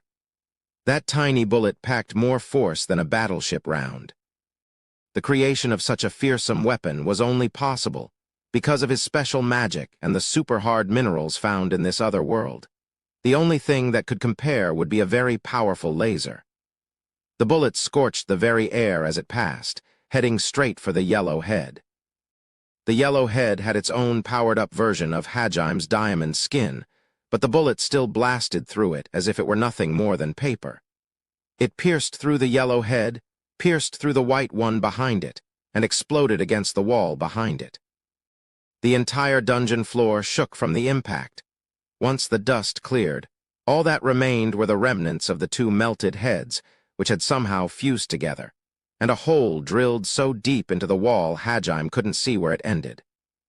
The remaining 3 heads momentarily forgot to keep fighting and stared in slack-jawed amazement at what had happened to their comrades. Hajime landed lightly onto the ground and ejected the spent shell from Schlegen. The empty casing fell to the ground with a clink, and the 3 heads suddenly remembered the predicament they were in. They all glared hatefully at Hajime, but the opponent they had been engaged with until just now was not one they could afford to take their eyes off of. Thunderlord's judgment. Ribbons of gold mana flew wildly around the regal vampire princess. Hajime bore witness to the overpowering strength her family had feared so much that they'd sealed her away. Her magic rained down on them like judgment from God. 6 spheres of lightning surrounded the remaining 3 heads. They hung there in the air for a moment before shooting bolts into each other, connecting the 6 spheres into one huge ring of lightning. A new sphere formed at the ring's center, larger than all the others. It hung there, like a Parthenon made of lightning, shining brighter than the sun. The blazing temple of lightning unleashed its power with the force of 1,000 suns. Crackle! The middle lightning sphere pulsed, and everything encased within the temple was blasted with millions of volts of lightning. The 3 remaining heads desperately tried to escape, but the outer ring acted as a prison, trapping them in their lightning hell. A huge flash was followed by a thunderous boom, and it was as if God's wrath itself had come down on them. Within seconds, Yu's spell burnt the remaining heads to cinders. They died screaming in agony, unable to do anything to resist. Yu slumped onto the ground like she always did after casting a powerful spell. She was panting heavily and had returned to her usual deadpan expression, but her eyes glowed with satisfaction. She gave Hajime a thumbs up. Smiling, he returned the gesture. He fixed his grip on Schlegen, then started walking over to Yu. However, an instant later, Hajime. He heard her panicked shout. Sensing the urgency in her voice, he turned around to see what she was looking at, and saw that a 7th head had grown out of the remnants of the Hydra's body. It was glaring right at Hajime. He reflexively stiffened up. The seventh head, which had a silver pattern carved into its forehead, shifted its gaze from Hajime to you, and without warning, fired an aurora of rainbow-colored light at her. The aurora ate up the distance between it and you at an alarming rate. She had exhausted all her mana and wouldn't be able to dodge in time. Hajime shifted his gaze from the head to you, and chills ran down his spine. Without thinking, he leaped forward, just like when he had rushed to save her from the blue head. Hajime managed to reach her before the aurora could wipe her off the face of the earth. However, things didn't end as fortuitously as they had with the blue head. The light swallowed Hajime whole. Even after he absorbed most of the attack, the shockwaves were enough to bowl you backward. After the light subsided, Yu forced her aching body to get up. She frantically looked around, searching for Hajime. She saw him standing in the same spot he had been in before the attack hit. He stood there defiantly, smoke rising from his body. The burnt husk of Schlagen slipped from his fingers and fell to the ground. The bottom part had already fused with the floor below. Hajime? There was no reply. Then suddenly he pitched forward onto the ground. Hajime. Ignoring her body's protests, you desperately tried to run over to Hajime. However, her exhausted body couldn't keep up, so she tripped. She curbed her impatience and forced herself to drink a vial of ambrosia. The moment she felt an ounce of her strength return, she stood back up and rushed over to Hajime. He was lying face down on the ground, blood pooling beneath him. His diamond skin hadn't been able to protect him completely. Had he not used Schlagen, which was made of the scorpion's shell, as a shield, he most likely would have died instantly. She gently rolled him over onto his back, then gasped when she saw his injuries. His fingers, shoulders, and armpit had all been burnt to a crisp, and white bone was peeking out from the charred remains of skin and muscle. The entire right side of his face had been scorched too, and blood was dripping from his burnt right eye socket. The only thing that had saved his legs from suffering the same fate was probably the angle of the attack. Yu hurriedly tried to force some ambrosia down his throat, but the Hydra was already readying its next attack. This time it fired off a barrage of 10-centimeter wide balls of light. It was like some kind of rainbow-colored Gatling gun. Yu picked up Hajime and, squeezing out every last ounce of her strength, managed to carry him to safety behind one of the pillars. Light balls slammed into the pillar one after another. It likely wouldn't last even a minute longer. Each of the balls contained a frightening amount of force. Yu quickly poured ambrosia all over his wounds and pulled out a second vial, intending to feed it to him. However, he didn't even have the strength left to swallow, so he weakly choked it back out. Yu filled her own mouth with ambrosia, then plugged his mouth with her own, forcing it down his throat. However, while the ambrosia stopped any more blood from seeping out, it was unable to fully heal Hajime's wounds. Normally it would start healing them right away, but it seemed something was obstructing it from working properly. Why? Yu was practically in a state of panic at that point. She began pulling out all the ambrosia vials Hajime had on him. The reason things were progressing slowly was because the Hydra's light actually contained a poison that melted flesh as well. By all rights, it should have already finished melting Hajime's body. The fact that it hadn't, in and of itself, showed just how powerful the ambrosia was. While not by much, it had managed to overcome the poison and was slowly healing Hajime's wounds. Though it was taking longer than usual, the ambrosia's effects, coupled with Hajime's naturally strong half-monster body, meant he would eventually heal. However, his right eye had already dissolved beyond all repair, and even the ambrosia wouldn't be able to bring it back. The pillar was on its last legs too, and would most likely be destroyed before Hajime recovered enough to move. Yu looked down at him, a determined expression on her face, and kissed him. Then, after taking Donner from its holster, she stood up. "It's my turn to save you this time," she whispered softly before dashing out from behind the pillar. She had very little mana remaining and no more ambrosia. The only things she could rely on were her body's strengthening magic, her natural abilities as a vampire, her unreliable self-regeneration, and Donner. The Hydra reared its silver-crested head as Yu ran into its sight, and fired another barrage of light balls. You didn't have the mana left to shoot them down with magic, and lacking Hajim's skill with firearms, didn't have the confidence to shoot them all down with Donner, so she opted to run. But physical strength had always been Yu's one weakness. She was backed into a corner almost instantly. Finally, one of them hit her on the shoulder. Agu. Even as she screamed in pain, she used the impact of the attack to roll back on her feet and resume running. She knew the moment she stopped from the pain, it'd be all over for her. Her automatic regeneration took longer than usual to kick in. The melting properties of the Hydra's head were effective against her self-healing as well. And so, she lost even more mana by healing herself. At the rate things were going, she wouldn't even have enough mana to keep her body strengthening up. Every time she tried to get closer, a barrage of light balls drove her back. But she needed to close the gap somehow. She wasn't confident she'd be able to hit the Hydra with Donner from so far back. She needed to create an opening somehow. However, she was unable to find any way to do so, and all too soon she was cornered again. Desperate, she fired Donner in the hopes of forcing a way out of her predicament. Though she couldn't use Lightning Field, she was proficient enough with thunder magic that she managed to accelerate the bullet. In a stroke of beginner's luck, the bullet weaved neatly between the barrage of light balls and hit the Hydra right in the head. Unfortunately, however. Yu let out an involuntary mewl of surprise. Even if she hadn't gotten the hang of accelerating it yet, she'd still added quite a bit of force to the bullet. Despite that, the silver-crested head had only a tiny scratch on it. Despair began coloring her expression. But if she let herself be defeated, Hajime would die. Yu gritted her teeth and continued dodging. Still, she wouldn't be able to keep it up forever. The silver-crested head reared back and fired a second aurora.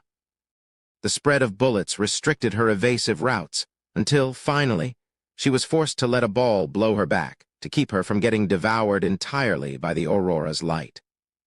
The ball she was forced to take as compensation for dodging the aurora hit her square in the stomach and sent her sprawling to the ground. Ugh. GHH? Her body refused to move. She knew if she didn't get up, she'd be devoured by a barrage of light balls. But no matter how she struggled, her muscles refused to listen. Her auto-regeneration was taking even longer than last time to kick in. Before she knew it, there were tears rolling down her face. They were tears of frustration. Frustration at her inability to protect Hajime even after he'd protected her so many times. The Hydra took a moment to let out a victorious gra before firing the next barrage of light balls. Yu's death drew closer in the form of rainbow-colored light. She refused to close her eyes. If nothing else, she wasn't going to be defeated in spirit. She glared right at the silver-crested head, determined to go down fighting. Eventually, the balls filled her vision, and she couldn't even see the Hydra anymore. They were going to hit her. She would die. Inside her head, she apologized to Hajime for dying before him, for not being able to protect him. But suddenly, a gust of wind flew by. By the time she'd grasped what was going on, Yu was in someone's arms and the light balls were passing by to her side. Her expression filled with utter disbelief, she looked up at the person holding her. It was, of course, none other than Hajime. His body was still covered in wounds, he was panting heavily and his right eyelid was tightly shut. Don't cry, Yu. You won this fight. Hajime. Overcome with emotion, she hugged him tight. His wounds had barely begun to heal. In reality, he was standing on willpower alone, but he still glared angrily at the Hydra's silver head. It was looking condescendingly down on the both of them as it fired yet another barrage of light balls. It looked as if it was saying something like, "What can a half-dead ape like you do?" Too slow. Hajime waited until the last minute before dodging with unsteady movements. The silver head narrowed its eyes in anger and fired another salvo. Hajime, run. Yu shouted frantically, but Hajime seemed utterly unconcerned. With Yu still held tight in his arm, he spun and danced around the Hydra's attacks. Though at times he stumbled, he never failed to dodge. In fact, it looked more as if the balls were dodging him than the other way around. And Yu watched it all, her eyes full of wonder. "You, drink my blood." He spoke quietly, his silent gaze inviting her. For once, she hesitated. He had lost so much blood already. He dodged with tottering steps, but he still pushed Yu's face closer to his neck. "Your magic is our only hope, Yu. So do it. Hurry up and win this for us." "Okay." Yu acquiesced to Hajime's powerful words and nodded. She chose to trust in him and buried her face in his neck. Her body healed rapidly as his blood flowed into her. They danced a dance of death, the two of them, as they weaved their way through a storm of bullets. For a moment, everything lost all sense of color for Hajime. He was whirling his way through a world of black and white, while everything around him moved in slow motion. Only his movements remained sharp. He had seen it all. While he had been struggling to remain conscious, he had watched as Yu had fought all on her own. He watched as she desperately fought with his gun, until finally she was backed into a corner. He watched as she was thrown to the floor and bombarded with light. It was at that moment that a seething anger had welled up. Anger at himself. What the hell are you doing? How long do you plan to lie here sleeping? Are you going to let your partner get killed right under your nose? You're going to give in to that shitty excuse of a monster. No, I won't. Anything that threatens our survival is an enemy, and enemies are to be killed. Hajime had felt a tingling run through his body, and suddenly he had awoken to a new skill. He had acquired the final derivative skill of air dance, Riftwalk. By focusing all 5 of his senses to the utmost limits, his other air dance derivatives grew that much stronger. The extremes of his situation had forced him to surpass his limits once more.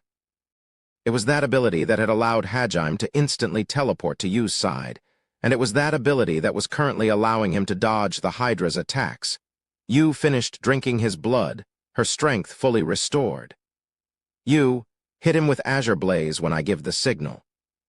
"Until I do, just focus on dodging." "Okay, but what about you, Hajime? I'll be laying the groundwork for your finisher." He let Yu down behind one of the pillars and then charged the Hydra. He dodged each of the light balls by a hair's breadth using supersonic step, and then fired Donner once he got close enough. Annoyed by the fact that the last shot had still managed to scratch him, the silver head dodged this one. The bullet passed harmlessly through the air and bored a small hole into the ceiling above. Unconcerned, Hajime continued firing as he ran. Sadly, each of his bullets only served to put more holes in the ceiling. The silver head scoffed at Hajime as it effortlessly dodged. Yu was a little worried about Hajime's uncharacteristically sloppy shooting, but she chose to believe in him and wait. Once he exhausted a chamber's worth of bullets, Hajime took to the air with aerodynamic. His leaps had grown more precise, and he freely flew through the air, sticking close to the ceiling. Tired of being toyed with, the silver head began firing auroras off at random. Hajime grinned as he dodged them with ease. He was reading the Hydra like an open book. And he had noticed it had to stop moving to recharge every time it fired. "This is for hurting you. I hope you like it." He finished reloading Donner and fired all 6 bullets at once, each in a slightly different direction. 6 small explosions dotted the ceiling, and after a moment of silence, a section of it came crumbling down. 10 tons of rock hurtled toward the Hydra, and the Hydra was unable to escape in time as it rained down on its head. The beast screamed in both surprise and pain. Hajime's timing had been perfect. He had aimed for the moment it stiffened up after firing an aurora to make sure it wouldn't be able to escape. He had missed originally on purpose, and then had run around the ceiling transmuting it to weaken the foundations while also setting up grenades in various locations. His 6 shots had been to set off the grenades, but he didn't stop there. He hadn't done all that just to drop a giant rock on it. He closed the distance to the trapped Hydra in a single supersonic step, then began transmuting the rubble around it to make a perfect prison. He transmuted the area around its head specifically to make something like a blast furnace. He then threw his whole pouch of grenades into the blast furnace and shouted the following. "Now you." "Okay, Azure Blaze." A burning blue sun appeared within the blast furnace, consigning the trapped Hydra to hell. His grenades all exploded at once when the blast hit, dealing a considerable amount of damage to the silver head. The silver head screamed in pain. It started firing light balls everywhere, desperately looking to free itself. But whenever it managed to break one of the walls, Hajime simply transmuted it back in place. It had just fired an aurora too, so it wasn't able to pull out another right away. Slowly but surely, the blue sun sank deeper into the furnace, purging the monster with a fire hotter than hell. Sense presence told him the Hydra was now well and truly dead. Once he was sure it was gone for good, Hajime collapsed on the spot. "Hajime?" Yu tried to rush over to him, but her body was exhausted too, so she was forced to crawl instead. "You pushed yourself too hard." Yu somehow managed to crawl over to Hajime.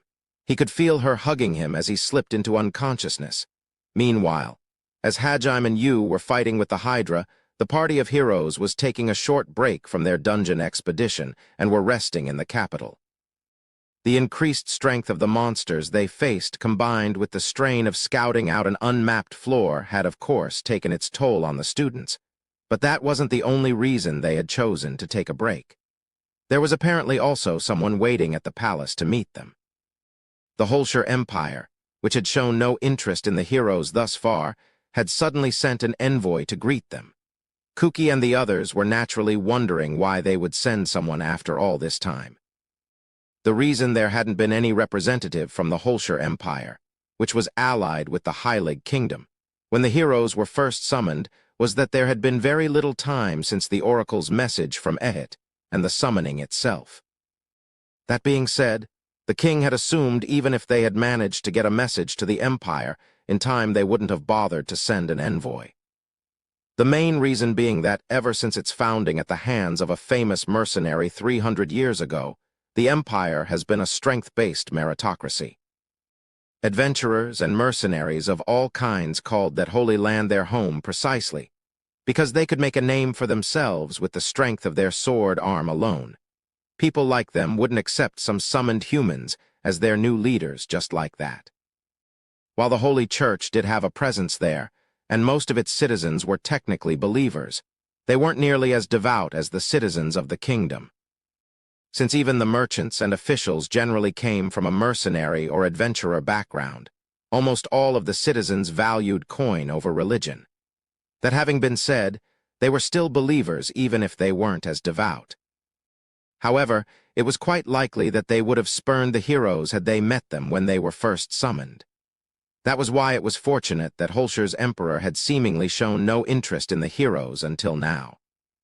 Their sudden change of heart had come about when they had heard the reports that Kuki's party had cleared the 65th floor of the Great Orcus Labyrinth, something no one else had managed to do before.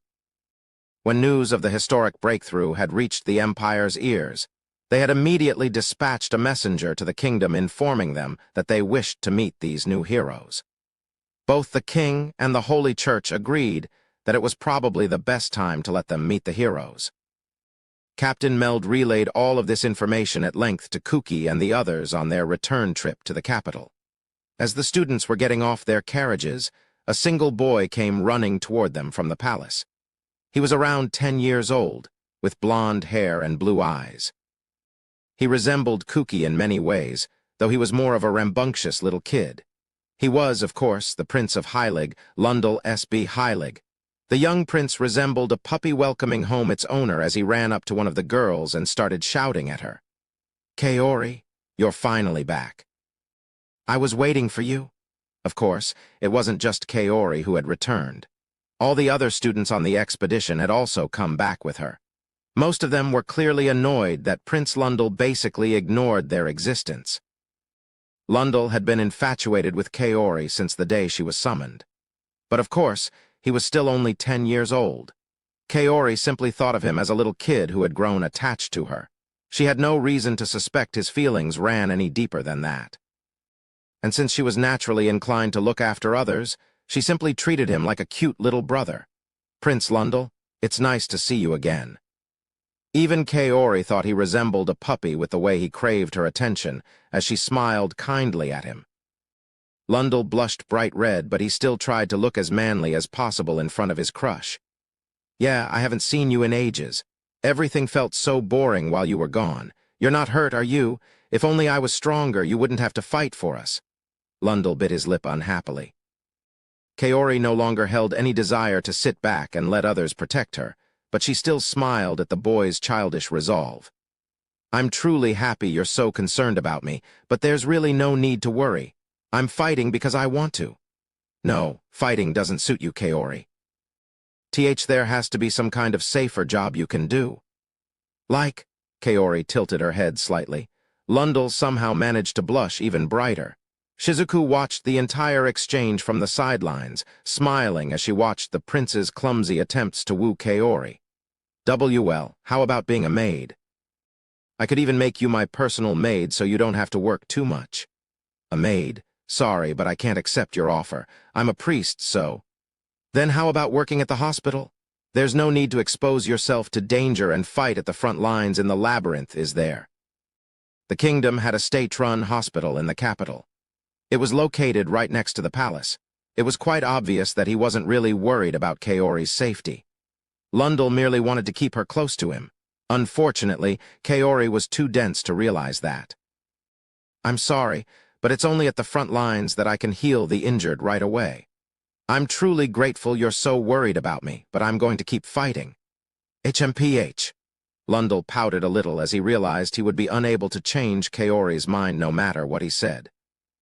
It was then that the thick-headed bundle of justice decided to butt in and pour oil on the flames. Your Highness, Kaori's a very dear childhood friend of mine. I promise I won't let any harm come to her, Kuki said with a grin, intending to assuage the young boy's worries. Unfortunately, he didn't realize that only made matters worse.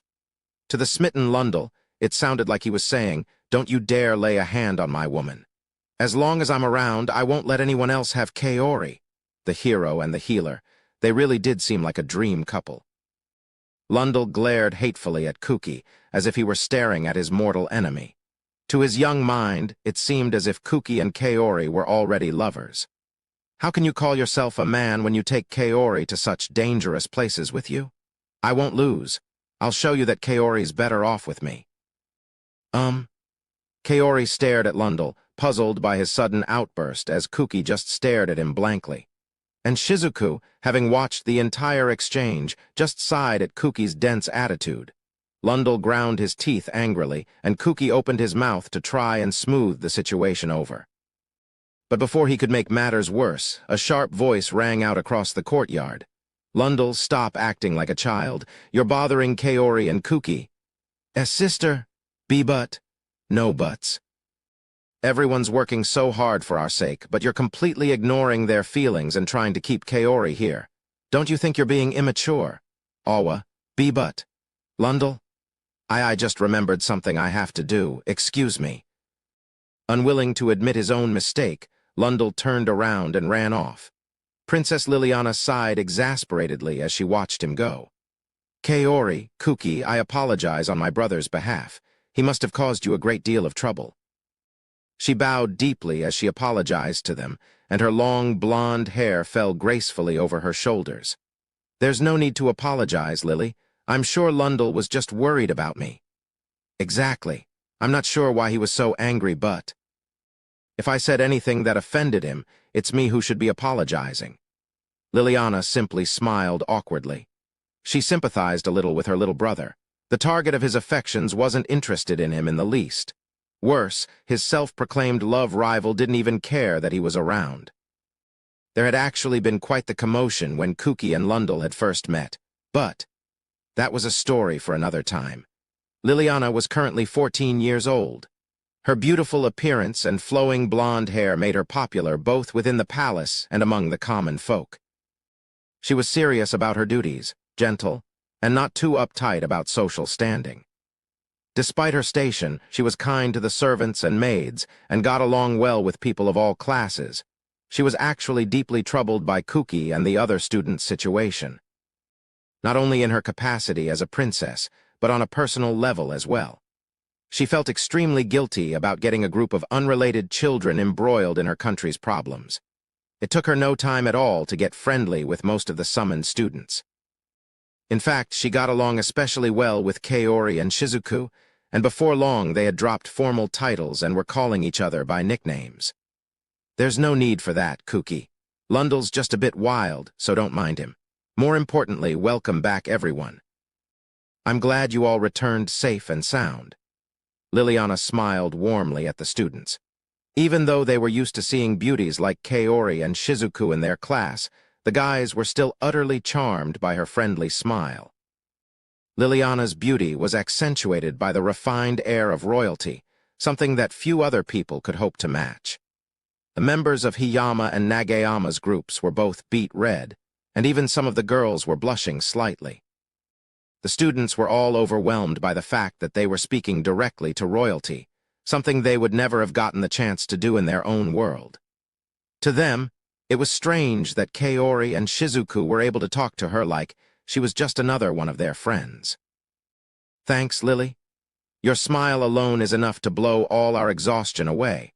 I'm happy to see you again, too, Kuki replied, with his usual set of cliched lines accompanied by his trademark smile. However, to reiterate, Kuki had no ulterior motives hidden in his words. He truly was just happy to come back alive and see his friend once more. In reality, he was completely clueless about the effects his words and conduct had on others. Really? Since she was a princess, Liliana had gotten used to receiving compliments from all sorts of people. Nobles, foreign dignitaries, messengers, and even commoners praised her beauty or her intelligence at every turn. Hence why she had mastered the art of discerning people's true intentions. And that was precisely why she was able to tell Kuki sincerely meant every word he uttered. The only other people that complimented her sincerely were her family, so she wasn't used to wholehearted praise. She blushed a deep crimson as she scrambled to formulate some kind of reply. That easily flustered side of her was also part of the reason she was so popular. Kuki just stood there, grinning happily, once again utterly unaware of the effects his words had caused. As always, Shizuku sighed tiredly behind him. It was because she knew him so well that she understood that, even if someone tried to tell him, he wouldn't get it. Anyway, thank you so much for everything you're doing for us. There's a warm meal and hot baths waiting for everyone, so please take some time to relax. The Holshire Empire's envoy isn't due to arrive for a few days, so there's no need to rush. Liliana managed to compose herself and give a princess-like response. The students all began winding down and slowly eased away the exhaustion they'd built up during their labyrinth excursion. They told their classmates who stayed behind that they'd defeated the behemoth, and shouts of joy could be heard echoing throughout the palace halls. The good news convinced more of them to return to the front lines, and the labyrinth party's numbers quickly swelled. The ones who'd been away also learned from the ones who stayed behind that Eiko-sensei was being called the harvest goddess by the citizens because of how amazing her agricultural skills were. Eiko herself was embarrassed by the nickname and didn't particularly want anyone calling her by it. While most of the students were glad to finally have a break, Kaori alone wished they were still down there fighting. 3 days after the students' return, the Holshire Empire's envoys arrived. 5 dignitaries were currently standing on the throne room's red carpet. The students who had all gone on the labyrinth expedition, all the important nobles and Ishtar's posse of priests were, of course, all there to receive them. Welcome, envoys. You are free to appraise our kingdom's saviors at your leisure. Your Majesty, we are truly grateful that you have granted us this audience at such short notice. Pardon my abruptness, but which among them is the hero we have heard so much about? Allow me to introduce him. Sir Kuki, if you would be so kind as to step forward. As you wish. With the necessary formalities out of the way, it was finally time for Kuki's introduction. He stepped forward as requested. Though scarcely 2 months had passed since his summoning, Kuki's build and expression had both become much manlier. Had any of the maids, nobles' daughters, or members of Kuki's fan club been present in the hall at the time, they would have wet their panties at the sight of his dashing figure. There were dozens of noble ladies that had approached Kuki already, but his dense mind simply thought they were all nice people who wanted nothing more than to chat with him. He was the very incarnation of a dense harem protagonist. You're quite young. Forgive me for being so forward, but have you really cleared the 65th floor? If I recall correctly, a vicious monster known as a behemoth guards the exit to that floor. The envoy that spoke watched Kuki carefully. He couldn't be too overt with Ishtar's eyes on him, but he was clearly suspicious of Kuki's abilities. One of his guards sized up Kuki, as if he were evaluating a piece of merchandise. Kuki found the man's gaze disquieting, but he still answered their questions.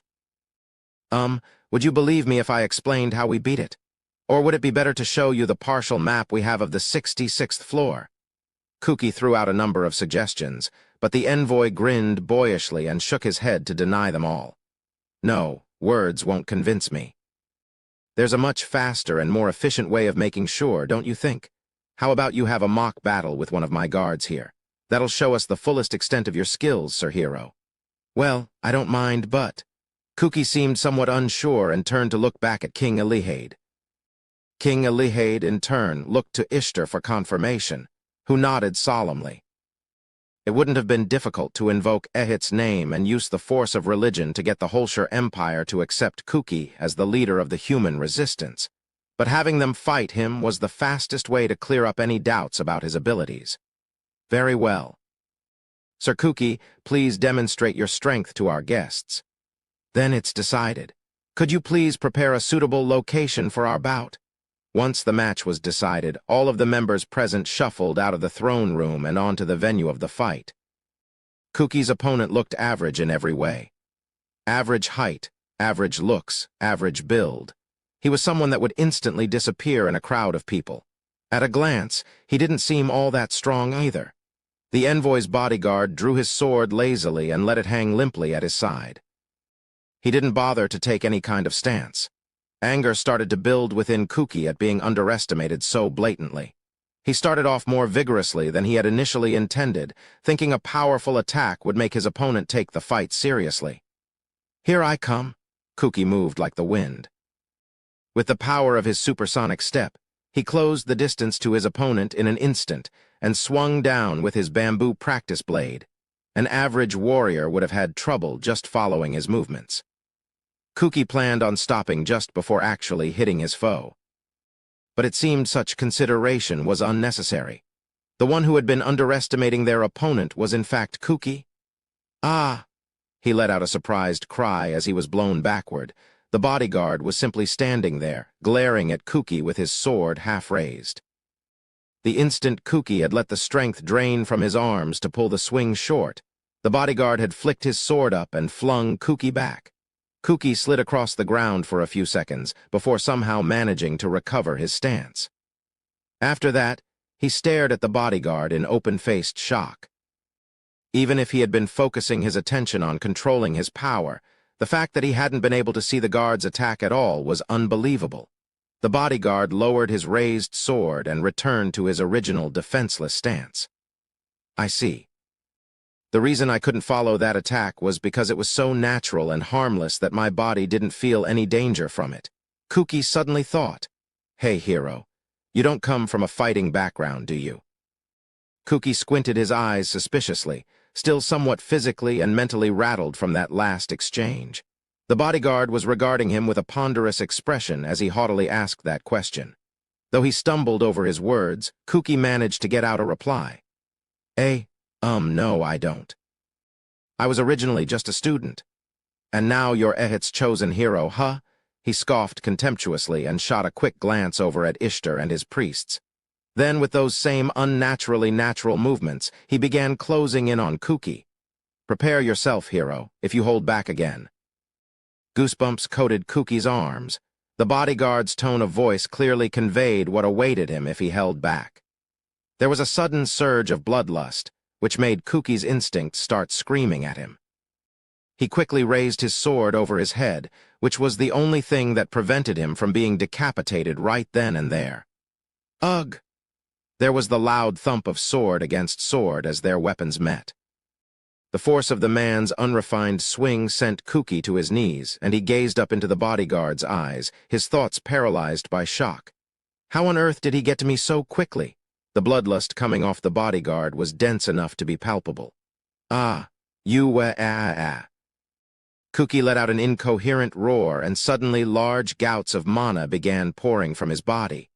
The force of his mana alone was enough to push the bodyguard back, breaking his stance.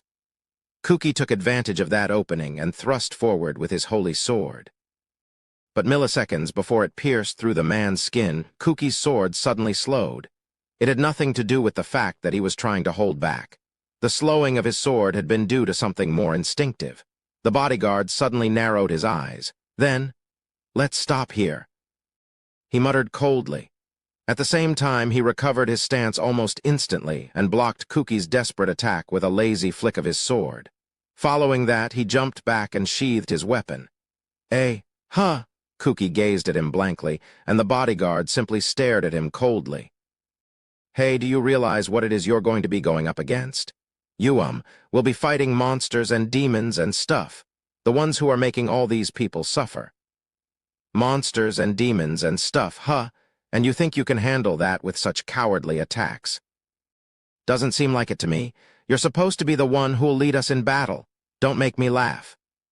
The man threw Kuki's words back in his face and criticized his shortcomings with neither an ounce of scorn or ridicule in his voice. He spoke mechanically, stating the simple truth. Even Kuki couldn't take this much abuse lying down. Don't you think it's rude to call my attacks cowardly? I'm serious about. A kid who's afraid to get hurt or hurt others can't do anything. Don't go running your mouth when you won't even come at me with the intent to kill. You can't claim you're serious with that half-assed resolve of yours. Kuki shut his mouth, suddenly at a loss for words. He recovered quickly enough and was about to retort with something like, "I'm not afraid." But the bodyguard had already turned around and was walking back. The king and the priests suddenly started shouting, saying things like, "How dare you act so rudely toward our hero?" And, "How can you call the battle over when he hasn't even had a chance to show you his skills?" And so forth. Bolstered by the support, Kuki was about to begin protesting again, but before he could, Ishtar soothed the crowd with his aged voice. "As you can see, our hero is still in the midst of his growth. It's unfortunate, but he simply does not have enough experience yet. I do not expect your nation to come to a conclusion right away. I shall assume the words you directed at our esteemed hero were for his own sake. I hope we can leave it at that. If not, as the Pope of the Holy Church, I may have to sanction an inquisition against you.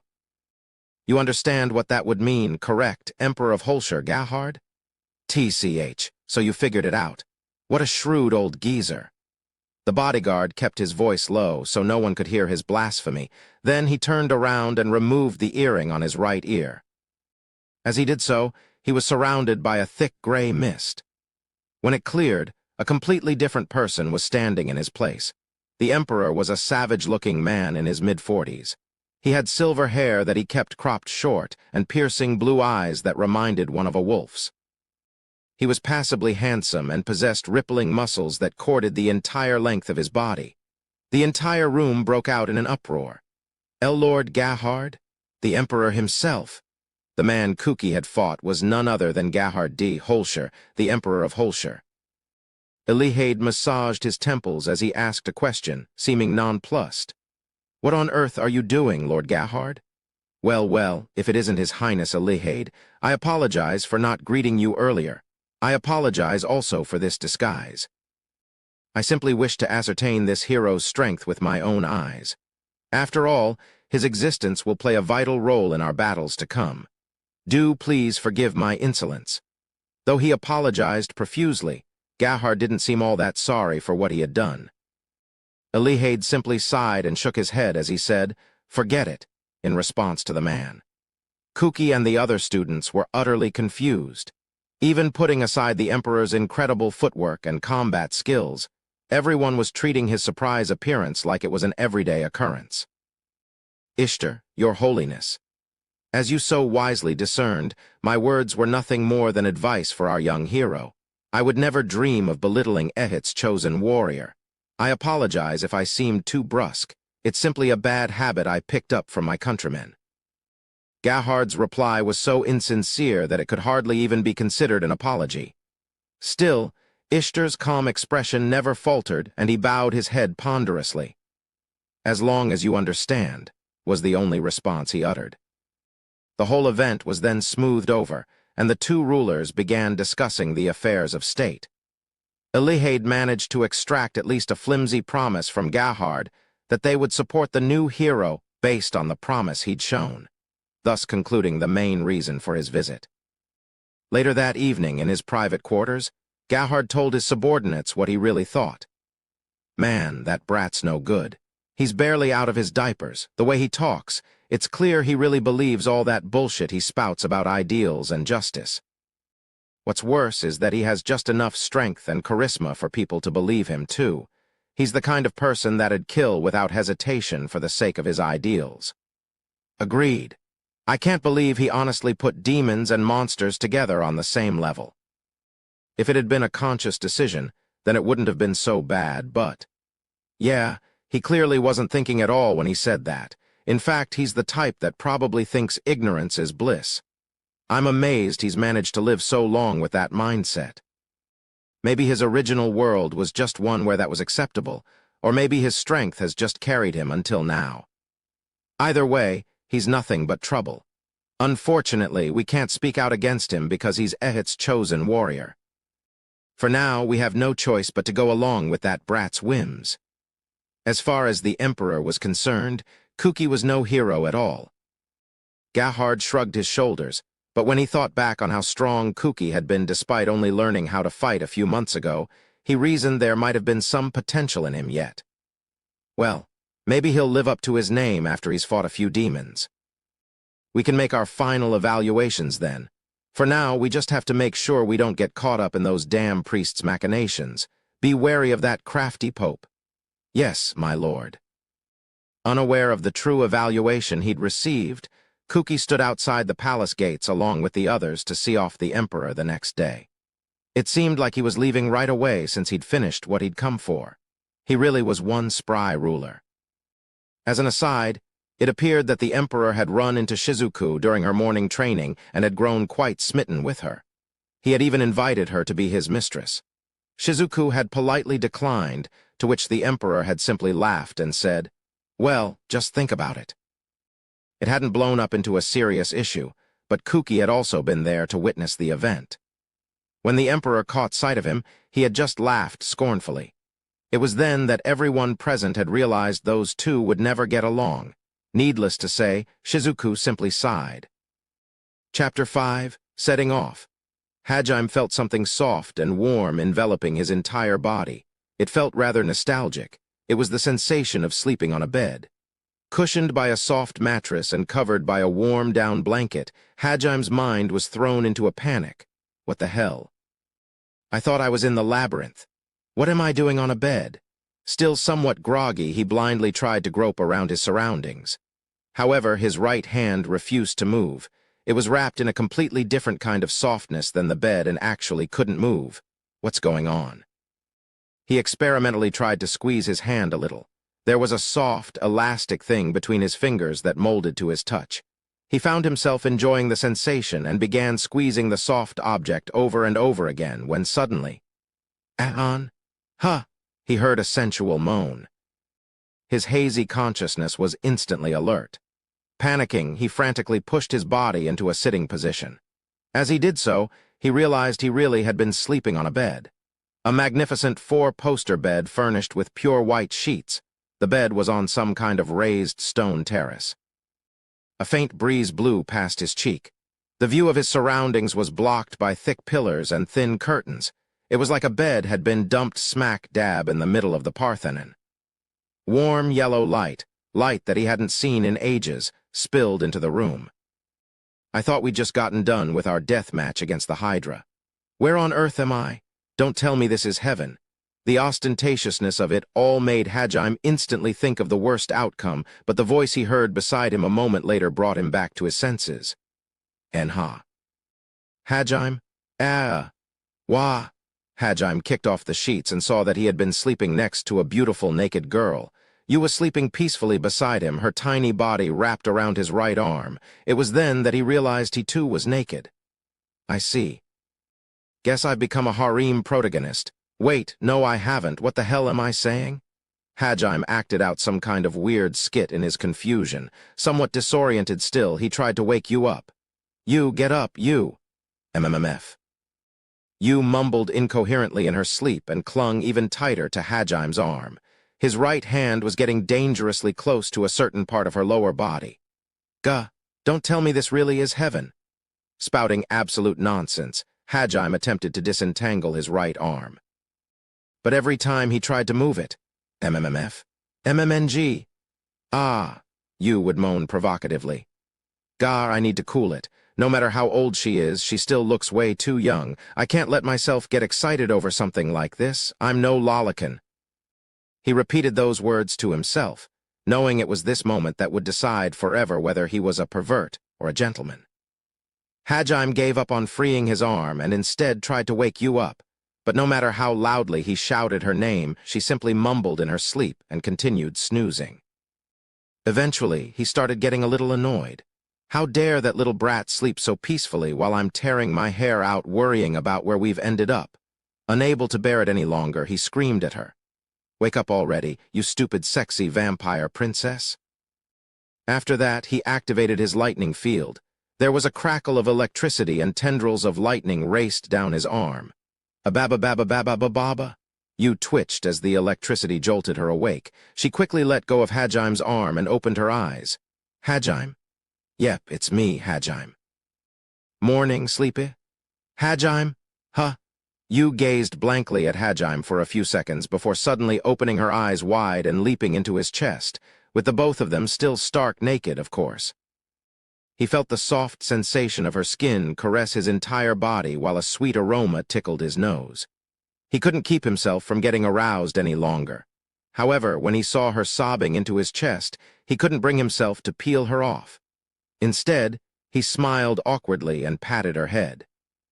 Sorry, I probably worried you, didn't I? Yeah, you sure did.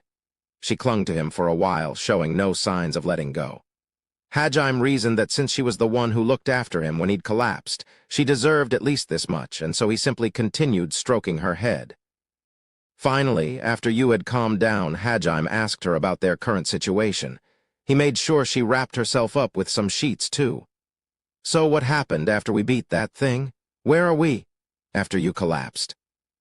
According to Yu, she crawled over to Hajime, exhausted from using up all her mana, and was clinging to him when the door suddenly opened by itself. Prepared to fend off a new wave of enemies, Yu sat there vigilantly, but no matter how much time passed, nothing came through the door. Finally, she recovered enough of her mana to be able to stand and went to examine what was on the other side. Even though the ambrosia was healing his wounds, he was still on the verge of death and in a very unstable condition. His abnormally powerful half-monster body was keeping him alive, but there was no telling how long the ambrosia would be able to counteract the effects of the poison. Had new enemies popped out of that door, it would have been the end for them both. Which was why Yu went to go confirm what was on the other side. What she'd seen on the other side of the door was the Maverick's lair. She'd discovered a very comfortable living space. After she had made sure there were no enemies in the area, she had carried Hajime to the bedroom she'd found and given him every last drop of ambrosia that came out of the now dwindling divinity stone. Finally, it appeared that the ambrosia's power had overcome the Aurora's poison, and Hajime began healing normally. Exhausted, Yu had fallen asleep next to him. I see. So you saved me back there, Yu, thank you. MHM? Yu's eyes sparkled with boundless happiness at Hajime's gratitude. The expressiveness of her eyes made up for the lack of normal expressions by her. By the way, why am I naked? He asked, genuinely curious. He sincerely hoped it wasn't because they'd had sex. It wasn't that he didn't like Yu. He just wanted to make sure he was mentally prepared before he made that jump. You were dirty, so I cleaned you up. Why are you licking your lips like that? That seductive smile of hers was the same one she always wore after she'd finished sucking Hajime's blood. Shivers ran down his spine. Okay, but then why did you sleep next to me? And why? Naked? Foo-foo. Wait, what's with that laugh? What you do? And quit licking your lips like that already. Hajime kept questioning Yu, but she simply gave him that same bewitching stare and refused to answer any further. It looked like she was having fun. Finally, he gave up and decided to start investigating the Maverick's lair. As they prepared to leave, Yu pulled out some clothes she had found while exploring earlier. They were men's clothes, which meant the maverick was most likely a guy. Hajime discovered they fit him quite nicely and began inspecting what remained of his equipment. One never knew what kind of traps they might encounter in a labyrinth. Yu finished dressing herself as well, and Hajime turned back to look at her. All she was wearing was a single long-sleeved shirt. "You, are you trying to tempt me?" The shirt's just too big." Hajime supposed a guy's clothes would be too big for Yu, who was only 140 centimeters tall. However, the shirt hugged her body tightly, accentuating her modest breasts and stretched only down to her thighs, leaving her slender legs exposed. Despite her young appearance, she looked positively alluring. Hajime was unsure where to look. "If you're not doing this on purpose, then that's scary too." Hajime couldn't tell if Yu was purposely doing it or not, but that charm of hers was frightening either way.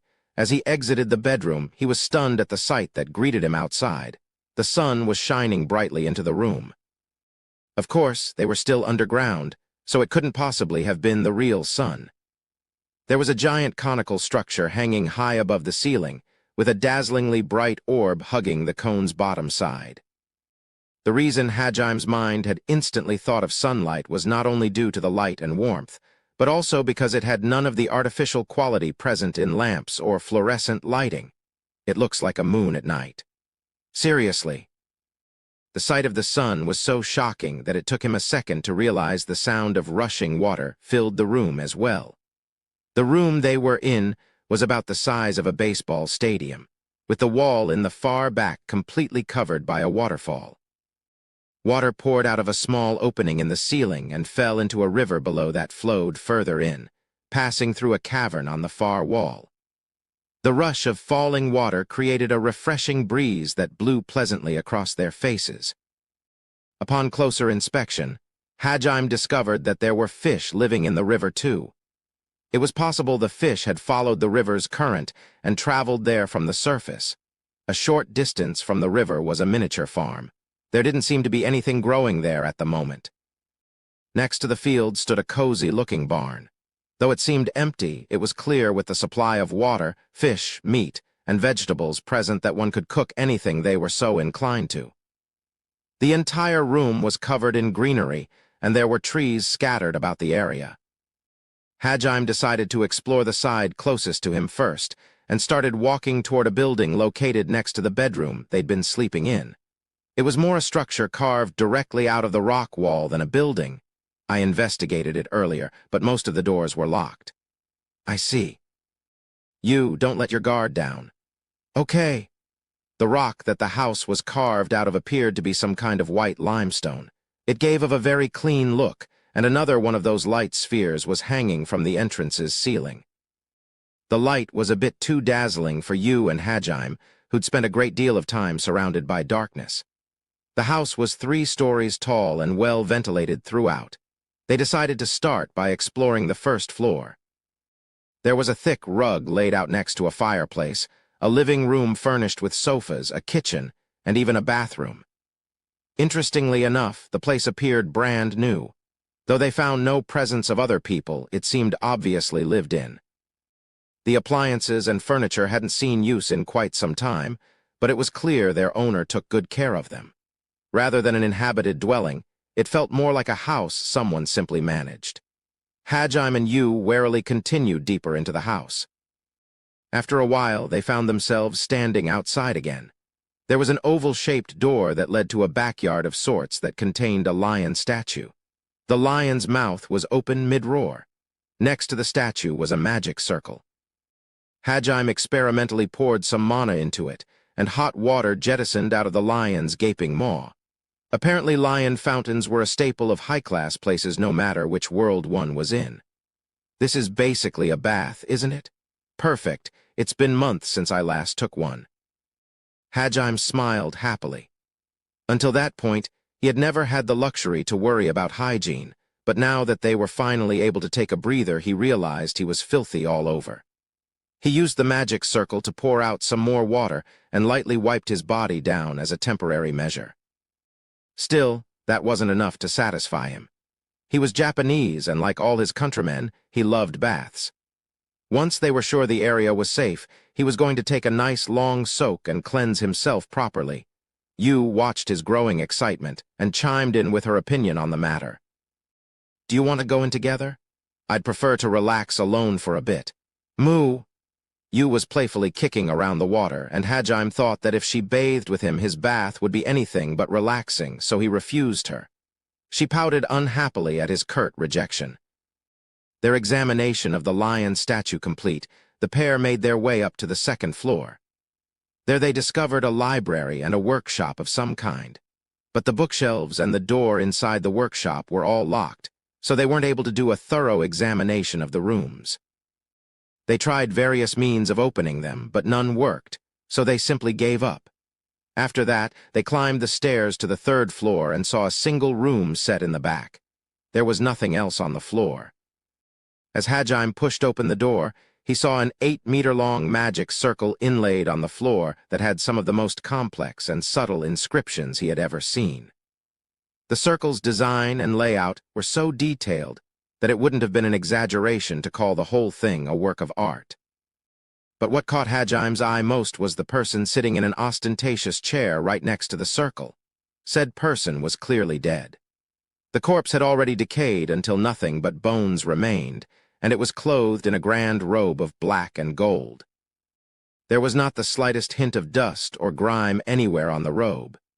The impeccable cleanliness of the corpse made it seem more akin to a haunted house prop than something actually scary. It was splayed out on the chair in a relaxed pose, with the skull's empty socket staring down at its own figure, almost as if the person it had once been had simply sat down there and died that way.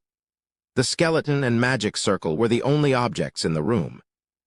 Why they chose to come here to die and not their bedroom or the living room looks suspicious. "What should we do?" Yu seemed concerned about the skeleton as well. Hajime assumed it must have belonged to the maverick that was said to live here. The strange thing was that he died peacefully sitting like that, as if he were waiting for someone. "Well, if we want to find a way out, this room seems to be our best bet. Even transmutation couldn't do anything to the locks we found in the library and the workshop, so this is the only thing left to investigate. You be ready for anything. I'll be counting on you if something happens." "Okay, be careful." Hajime tentatively took a step forward. Nothing happened, so he kept advancing slowly. Then, when he reached the center of the circle, the entire room was filled with bright yellow light. Hajime closed his eyes, unable to handle the intensity. A second later, it felt as if something invaded his head, and he began seeing flashbacks of his time in the abyss, starting from when he fell all the way up until he fought the Hydra. Finally, the magic circle's power began to wane and the light dimmed somewhat. Hajime opened his eyes and saw a black-robed young man standing before him. He hadn't sensed him enter the room at all. The magic circle still glowed faintly, filling the room with a mystical light. Hajime instantly shifted into a battle stance, but after a few seconds, he lowered his guard. Not only could he not feel any hostility or malice coming from the man in front of him, but the figure himself didn't seem real. When he scrutinized it a little further, Hajime realized the robe he was wearing was the same as the one the skeleton had. That told him enough to guess who the man in front of him probably was. Hajime silently gazed at the figure, waiting for something to happen. Finally, the apparition began to speak. "I congratulate you on overcoming my trial. My name is Oscar Orcus. I am the man who created this labyrinth. I suppose to the world I'm known as a maverick." It seemed the dead man sitting in front of them was Oscar Orcus, the creator of the Great Orcus Labyrinth. Hajime and Yu stared, half surprised, half expecting it. "By the way, please spare me the questions. This is nothing more than a recording I left behind, so I unfortunately cannot answer any queries you may have. I wanted to tell those who made it this far why it was that we, who learned the truth of the world, chose to fight against the gods. So I decided to leave a message. And this was the simplest form to convey that message in. I want you to know that though we were mavericks, we were not truly rebels." The story he wove for them was completely different from the history Hajime had learned from the Holy Church's records, or the stories you had been told about the Mavericks. The revelations Oscar had for them shocked them to the core. His tale was one of mad gods and their descendants who fought against them. A short time after the Age of the Gods, the world was engulfed in strife. Humans, demons, and even beastmen all fought against each other in a never-ending war. Their reasons were as numerous as their battles. Land, resources, personal values, greed, but most important among them was theology. In that age, the races and countries were split up into numerous factions, each of which had their own god. And it was each tribe's god that incited its people to fight against those who worshipped others. After some time, a group appeared that sought to put an end to this centuries-long war. They called themselves the Liberators. There was only one thing they all had in common. Each member was a direct descendant of one of the gods. Their leader was someone who had, by coincidence, happened to learn of the gods' true intentions. It appeared that the gods were using the various races like pawns, playing a grand game of chess with the world as their board. The leader of the Liberators couldn't stand their sickening disregard for life, and began looking for comrades who felt the same way he did. After an arduous search, they were able to discover the location of Asgard, the home of the gods. There were 7 among the Liberators who were exceptionally powerful, and they were chosen to be the vanguard in the battle against the gods. However, their plans were foiled before the battle could even begin. The gods manipulated the sentient races and made them believe the Liberators were trying to destroy the world. They were marked as enemies of the gods, and every human, demon, and beastman considered them their mortal foe. After a great many conspiracies, events, and dramatic encounters, the Liberators found themselves on the run. They couldn't bring themselves to fight the people they had sworn to protect, but those very people believed they were ungrateful heretics trying to bring about the end of the world. Their true name was forgotten, and they were known simply as Mavericks in the annals of history. The Liberators were killed off one by one, until only the strongest 7 remained. With the entire world against them, they realized they wouldn't be able to defeat the gods. So they scattered to the ends of the earth and built huge labyrinths to hide themselves in. They created a series of trials, praying that someone who could clear them might one day appear, so they could bequeath their powers onto them in hopes that these new warriors would carry out their dreams. After he finished his long speech, Oscar smiled peacefully. "I have no idea who you are or why you chose to fight your way down here, nor do I have any intention of forcing my own dreams of the gods' demise onto you. I simply wanted you to know what it was we fought and died for. As a reward for hearing me out, I shall grant you my strength. How you use it is entirely up to you. I can only pray you won't use it for evil. That's all I have to say. Thank you for listening to the end. May the blessings of the gods never reach you." Oscar's apparition vanished once he finished talking. At the same time, Hajime felt something strange enter his mind. The sensation was quite painful, but because he knew what was happening, he quietly let it enter inside him. The pain finally subsided, and the magic circle grew dim once more. Hajime let out a long breath he hadn't realized he'd been holding in the whole time. "Hajime, are you okay?" "Yeah, I'm fine. But man, what a tale." "Yeah, what are you going to do?" "You" was referring, of course, to Oscar's tale. Nothing really. It was those good-for-nothing gods that summoned me here in the first place and told me to go fight in their war. I hate them as it is anyway. Still, this world's got nothing to do with me. All I care about is making it back to the surface and finding a way home. That's all." Did his story bother you? The old Hajime might have been more sympathetic to this world's plight, but the reforged Hajime discarded Oscar's tale without so much as a second thought. It's this world's problem, so the people of this world should deal with it. That being said, you was someone of this world, which was why, if she said she wanted to do something about it, Hajime might have reconsidered. His bond with you wasn't something he could discard as easily Oscar's story. However, you shook her head without hesitation. "My home is wherever you are. I don't care about anywhere else." She sidled up to Hajime and squeezed his hand. The warmth of her hand told him she wasn't just trying to be considerate. You once devoted her entire life to her country. Despite that, she was betrayed by the ones she trusted most and left to rot in the darkness. None of her subjects came to save her. 300 years had passed since then, and all the people she knew were long since dead. For you, there was not a single thing left to care about in this world. In fact, much like Hajime, she had started to see the realm as a prison more than her home after being trapped for so long. And it was Hajime who had saved her from that prison, which was why she only cared about being by Hajime's side. I see. Hajime blushed a little. He then cleared his throat and dropped a bombshell of an announcement. Also, I think I learned a new spell. Some kind of magic from the Age of the Gods, I think. Really? You said, amazed. Her surprise was understandable.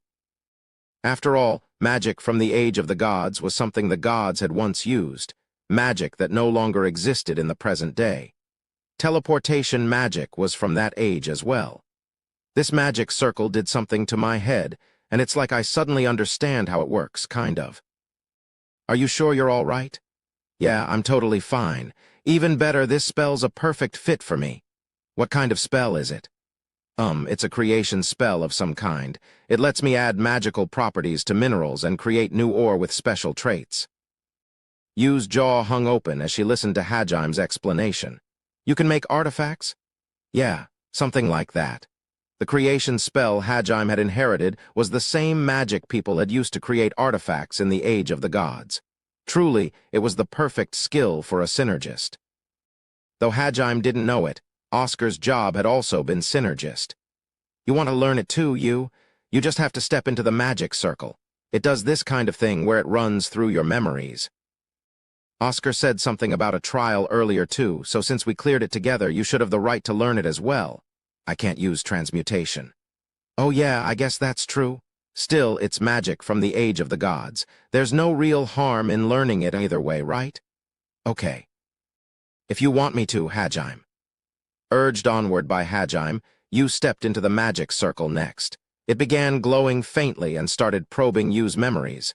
It must have decided Yu had cleared the conditions as well, since the apparition appeared once more. I congratulate you on overcoming my trial. My name is Oscar. Oscar's disembodied voice rang out for a second time. Having it happen a second time kind of ruined the moment. Oscar repeated the same words he had earlier, so Yu and Hajime ignored him and continued their conversation. How'd it go? Did you learn it? Yeah, I did. But artifacts don't make much sense to me. I guess even ancient magic is useless unless you've got an affinity for it. The vision of Oscar smiled as it wrapped up its conversation. It was kind of surreal, really. Hajime couldn't be sure he didn't imagine it, but it felt like the skeleton behind the vision looked somewhat sad. Since I guess this house is basically ours now, we should get rid of the skeleton. He had no respect for the corpse at all. Yeah, he'll make good fertilizer for the fields. Neither did you. Though there was no wind, Oscar's skull fell forward another few inches. They buried Oscar's skeleton near the edge of the field and even gave him a modest gravestone. In the end, even they felt enough pity for him that they didn't just make him into fertilizer. Once the burial was finished, Hajime and Yu returned to the two places that had been locked before. When they had buried him, they'd relieved him of the ring he'd been wearing on his skeletal finger. It wasn't grave robbing, since he hadn't been buried yet. The ring had a symbol of a circle with a cross splitting it into even sections engraved on it, which matched the engravings on the locks perfectly. First, they went to the library. They were hoping some of the books would have knowledge on how to get back to the surface. Hajime and Yu broke the seal on the bookshelves and started perusing the volumes. During their search, they discovered what appeared to be the building's blueprints.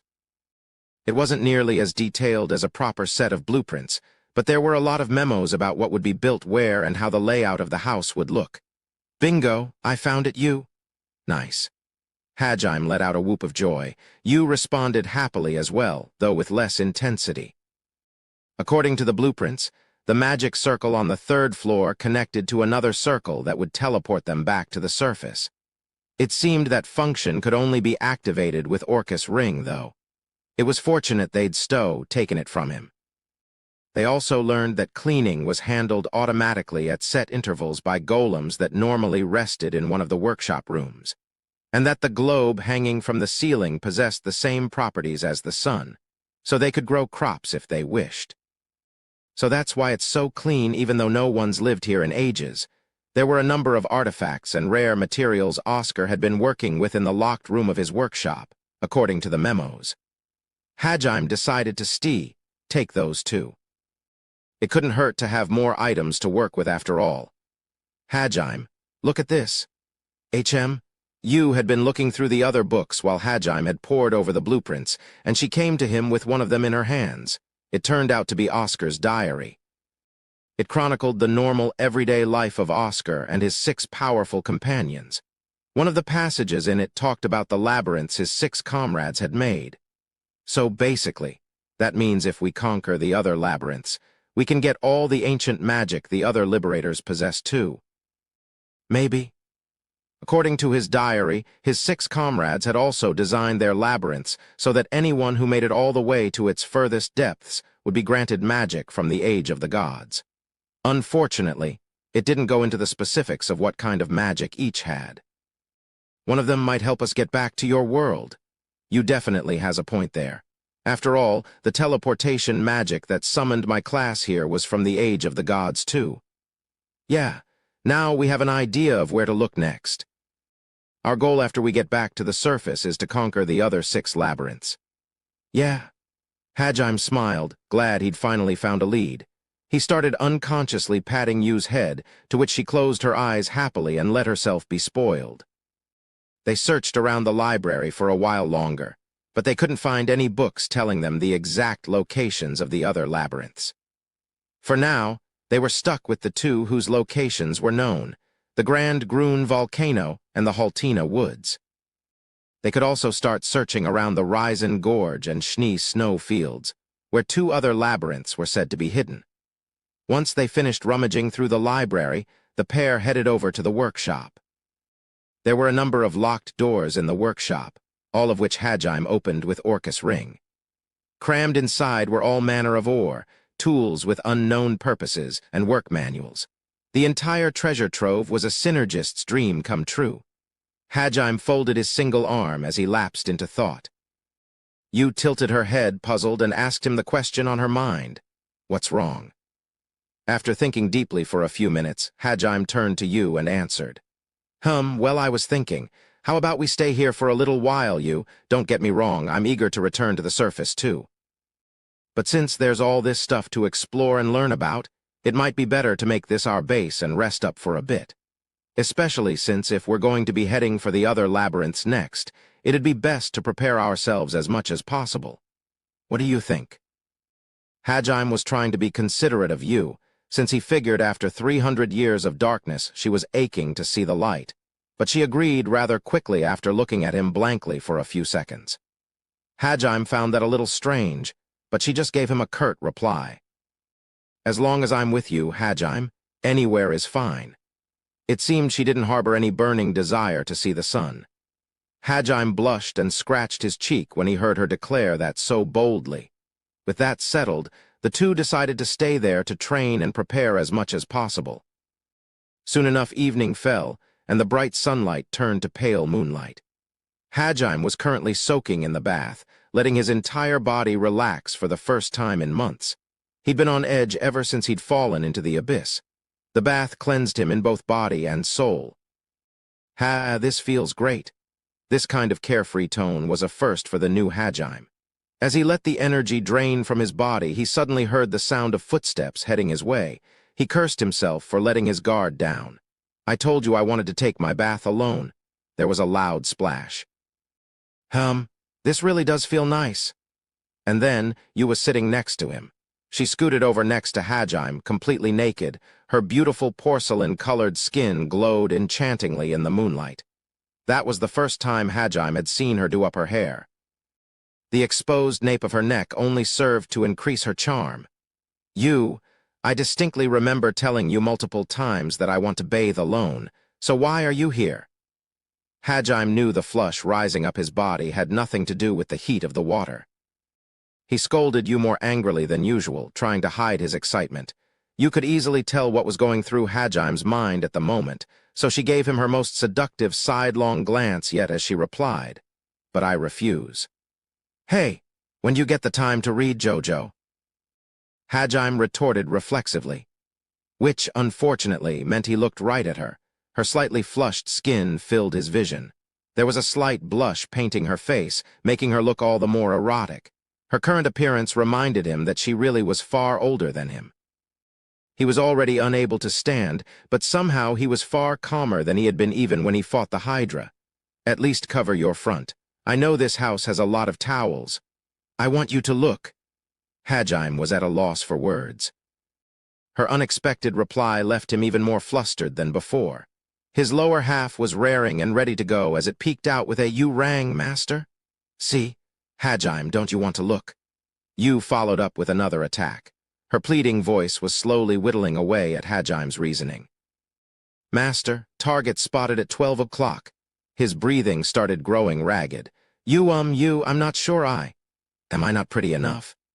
Hajime tried to reason his way out of the situation, but Yu cornered him with a very depressed-sounding follow-up.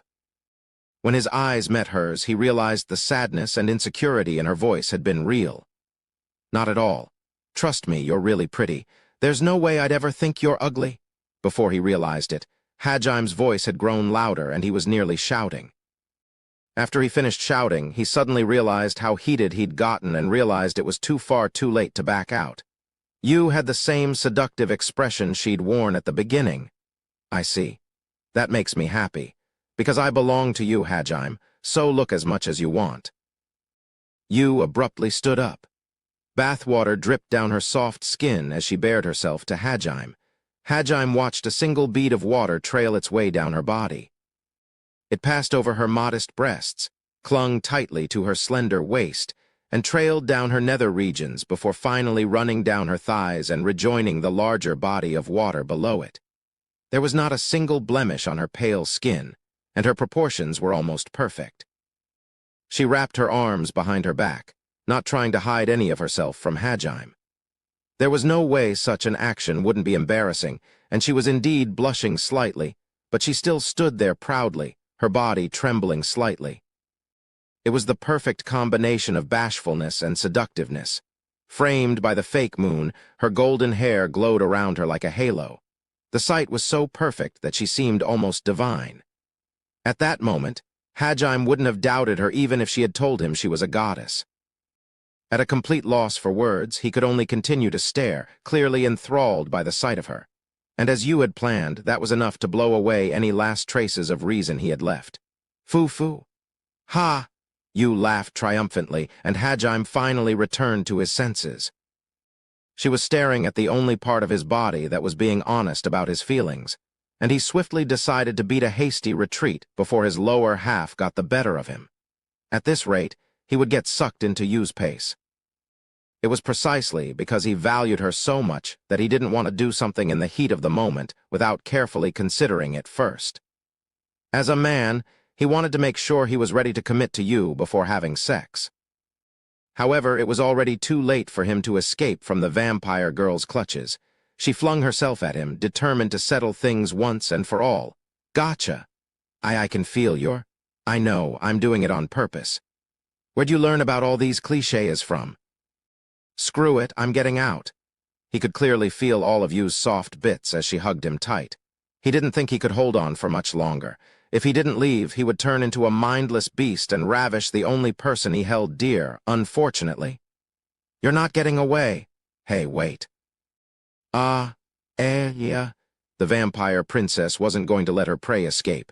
What happened after was, well, exactly what anyone would imagine. 2 months had passed since that fateful night in the bathtub. Both Hajime's body and spirit had been reforged by fighting the monstrosities that inhabited the deepest pits of hell. But no matter how much the abyss might have toughened him up, he still had had no chance of fending off Yu's aggressive advances. So, in the end, he decided to simply accept them. He'd known for a while that Yu had feelings for him. It was actually part of why he'd promised to bring her back home with him. Plus, he'd realized he loved Yu, but had given himself flimsy excuses like telling himself he needed to keep his mind focused on the goal. or he'd never make it back home to keep himself from acting on those feelings. But then they'd managed to discover a safe location to turn into their base, and a hint on how he could find his way home, so even that flimsy pretext had vanished. Without any reason left to turn down you, he could no longer resist. Their idyllic lifestyle in the following months had been so full of coquettish flirtation that anyone watching them would have started tearing their hair out in annoyance.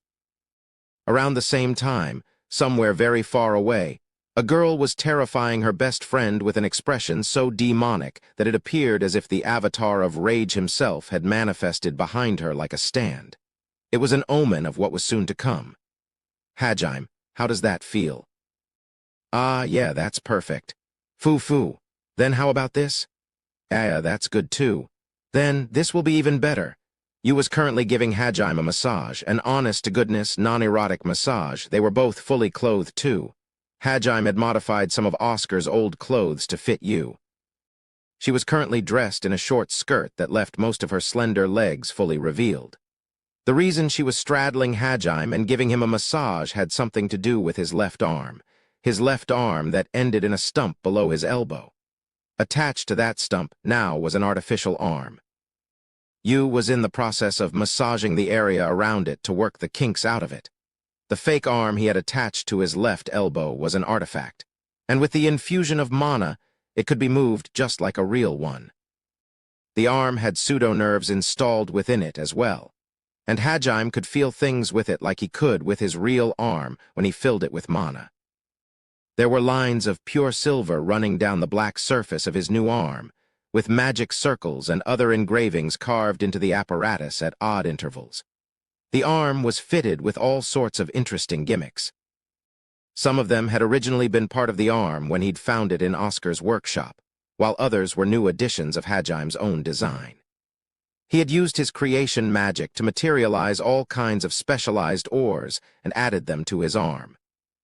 As it was now, his artificial limb was an artifact that rivaled the greatest national treasure of any kingdom.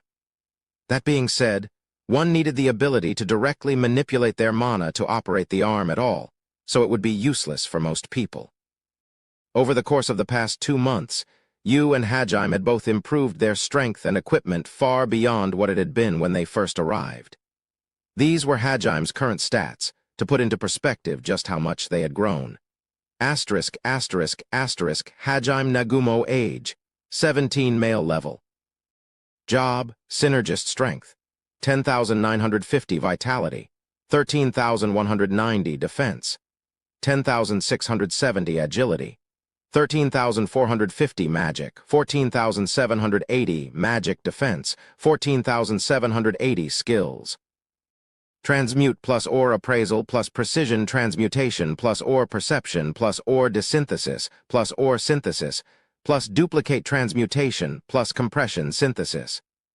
Mana manipulation plus mana discharge plus mana compression plus remote manipulation. Iron stomach, lightning field, air dance. Plus aerodynamic plus supersonic step plus steel legs plus rift walk, gale claw, night vision, far sight, sense presence plus precision sensing, detect magic plus precision sensing, sense heat plus precision sensing, hide presence plus illusion waltz, poison resistance, paralysis resistance, petrification, resistance, fear resistance, elemental resistance, foresight, diamond skin, steel arms, intimidate, telepathy, tracking, increased mana recovery, mana conversion plus stamina plus healing, limit break, creation magic, language comprehension ****, a person's level was meant to denote their current degree of growth compared to their max potential, and capped at 100. However, Hajime's body had undergone so many transformations after absorbing demon meat that, after a certain point, his level stopped growing even when his stats did. And finally, his status plate had simply decided to mark his level as unknown. It did make sense, considering his current stats would normally be unthinkable with the starting values he had initially begun with. His upper limits as a human had increased with his stats, so it was safe to assume that his status plate was unable to calculate the limits of his potential with his body so transformed. As a comparison, the hero Kuki Aminagawa's maximum stats were somewhere in the 1500 range. With the limit break skill, Kuki could temporarily triple those stats, but even then, they barely came up to 1/3 of Hajime's. And thanks to the Hydra he had consumed, Hajime could use the limit break skill too. He had far surpassed his overpowered classmates and become an overpowered cheat himself. Most average humans had maximum stats of no more than 100 to 200, while those who possessed a job ranged from 300 to 400. Demons and beastmen could have stats ranging anywhere from 300 to 600, depending on the individual race and its characteristics. If the hero, Kuki, was overpowered, then Hajime had to be some kind of monster. With how much he had changed both physically and mentally, monster probably was the best description for him. The artificial arm wasn't the only new piece of equipment Hajime had plundered from Oscar's workshop. Another handy piece of equipment he'd obtained was the treasure trove. This was a ring-shaped artifact that had a small 1-centimeter ruby set in its center. The ruby was actually an artificially created dimensional space where things could be stored. It was like a bag of holding, basically. Hajime wasn't sure exactly how big this space was, but it was large enough to hold a decent amount. There had still been space left over even after he had crammed all of his weapons, tools, and crafting materials inside it. It only took a little bit of mana to activate the magic circle engraved on the ruby to add or remove things to it.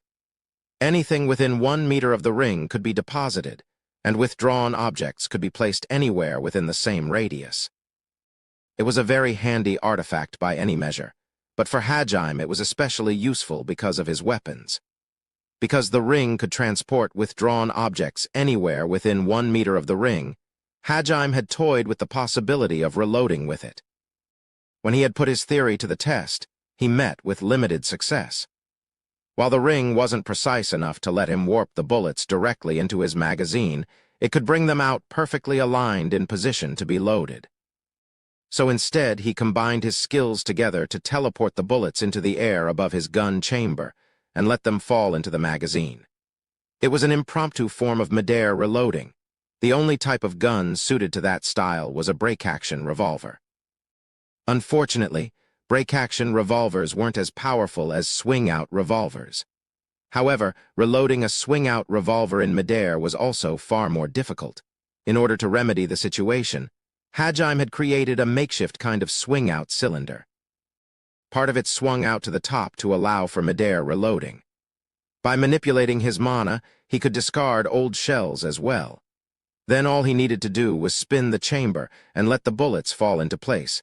It had taken him only a month of non-stop training to perfect this technique. And there was a reason he managed to master this superhuman feat in only a month. His Riftwalk ability. Riftwalk not only gave him the ability to heighten his other movement skills, but it also enhanced his 5 senses to their limit. It made it seem as if the rest of the world was moving in slow motion, which was what made midair reloading possible. On top of improving his weapons, he had also crafted a 2-wheel mana-powered vehicle, Stafe, and a 4-wheel mana-powered vehicle, Brise. As their description suggested, they used mana as fuel. Their frames were covered with azantium, the hardest metal in existence. Both of them were loaded to the brim with weapons too. For all his transformations, Hajime was still a boy at heart. He still had a burning passion for all things military. There had been times that he had gotten so focused on his crafting that Yu had started to sulk, and he had all sorts of fluids sucked out of him before she forgave him. He had also developed something he called the demon eye. Hajime had lost his right eye fighting against the Hydra. The heat of the aurora had evaporated his eyeball entirely, so the ambrosia had been unable to heal what at that point had become a lost appendage. Yu had felt guilty about it since he had lost it protecting her, so she had helped him develop the demon eye. Even with ancient creation magic, Hajime was unable to reproduce an actual human eyeball.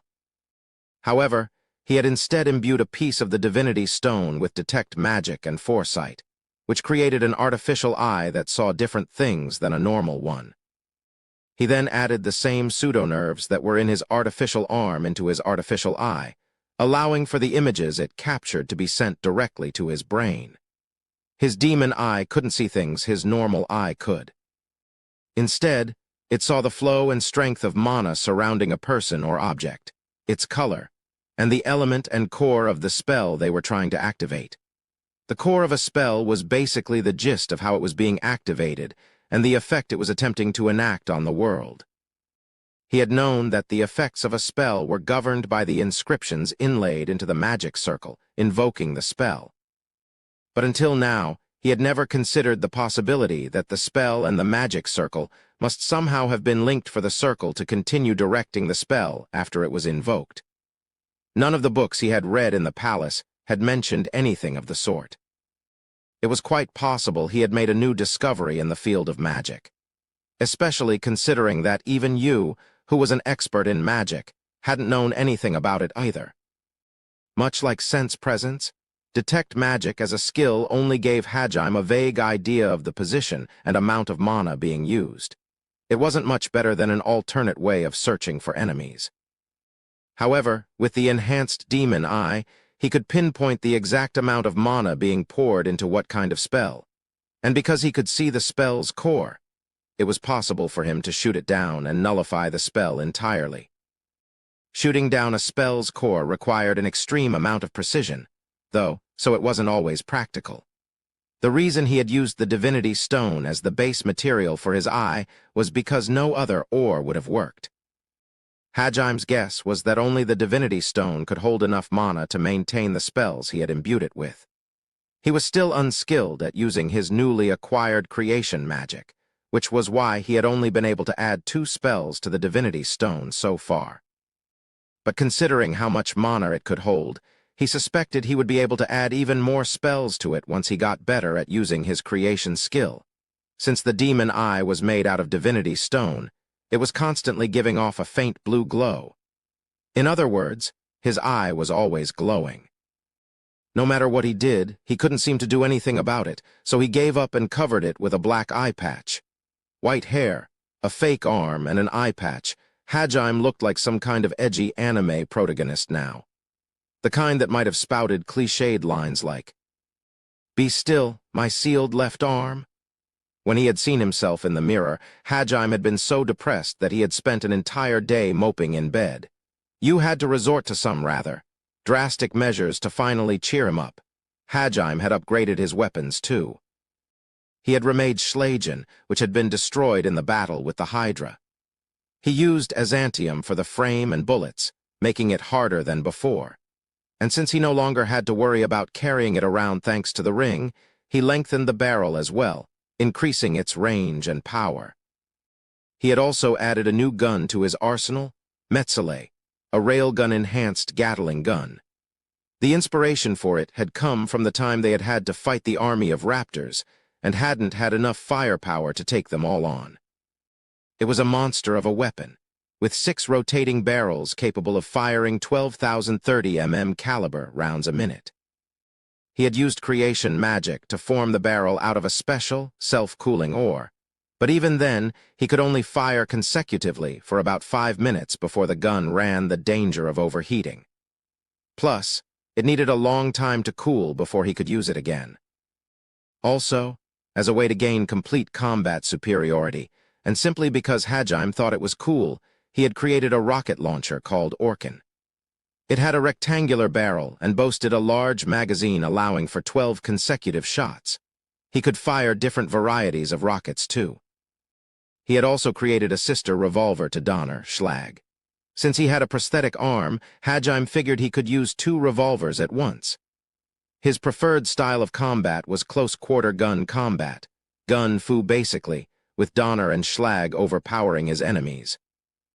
The reason he had settled on close combat was to work more efficiently with Yu, who was a stereotypical backliner. That being said, he could fill any role in a party with the variety of equipment he had at his disposal. Hajime had created a wealth of other miscellaneous tools and equipment. However, the Divinity Stone had finally lost most of its original mana and had ceased producing ambrosia. He only had 12 precious vials of it left. He had tried suffusing it with mana again, but the stone had refused to produce any more ambrosia. The reason being that mana had to be concentrated in the stone over centuries in order for it to take effect. But even then, Hajime didn't throw it away.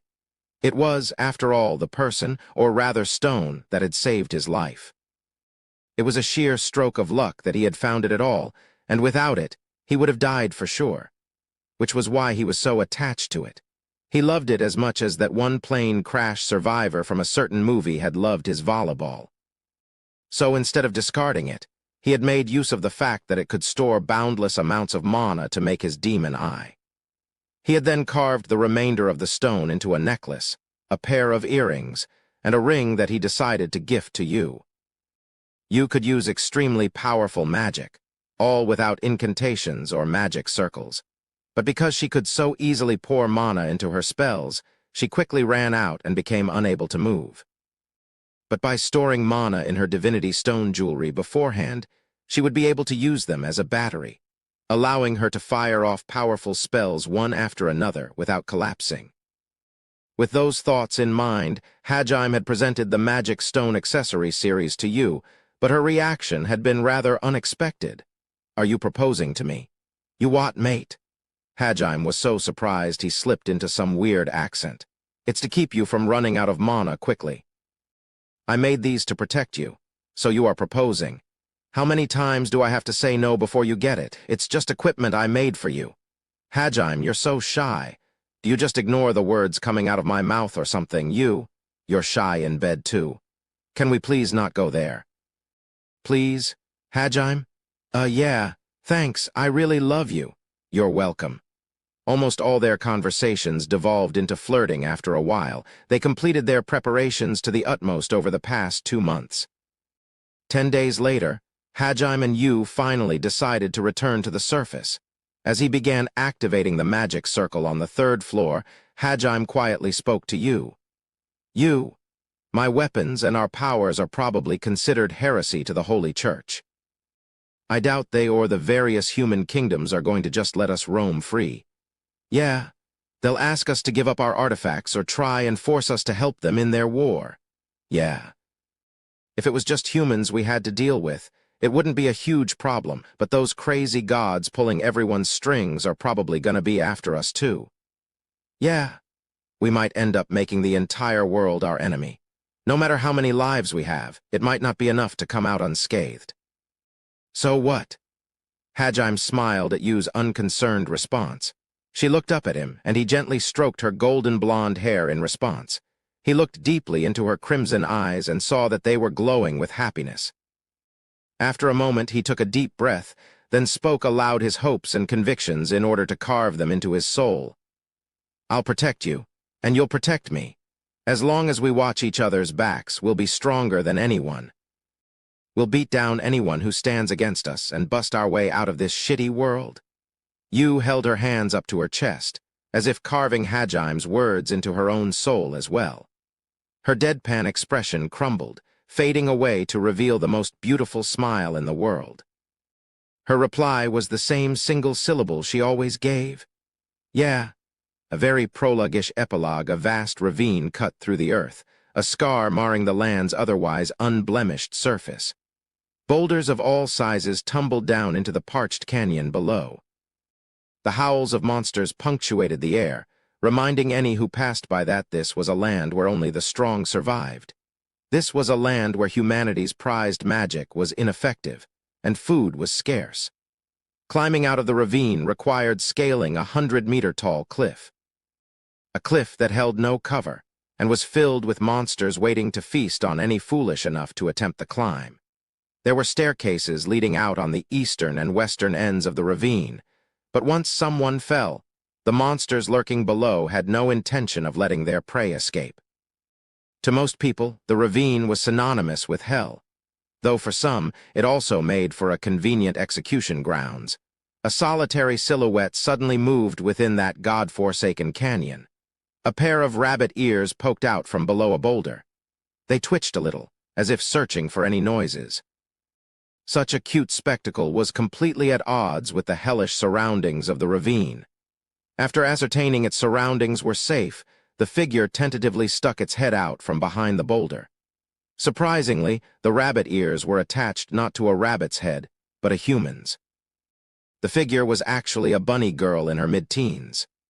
After poking her head out, she looked around, confirming once more by sight that there were no dangers around. She was quite beautiful.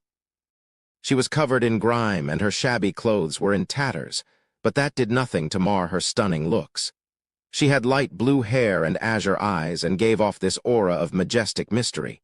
And that dignified-looking girl was currently... Ugh, I'm so scared. I wish I were in bed eating snacks right now. Her rather undignified outburst ruined the entire effect her looks had. The bunny girl continued muttering complaints for a while, but then she suddenly slapped her cheeks and renewed her determination. If I don't do something, then it's my family that'll end up being the monster's snacks, she muttered to herself, her eyes shimmering with resolve. I've got to hurry. I need to make it to that future, to that person. She straightened her back and dashed off deeper into the ravine. A few minutes later, a pathetic scream echoed throughout the gorge. Hee-ee-I.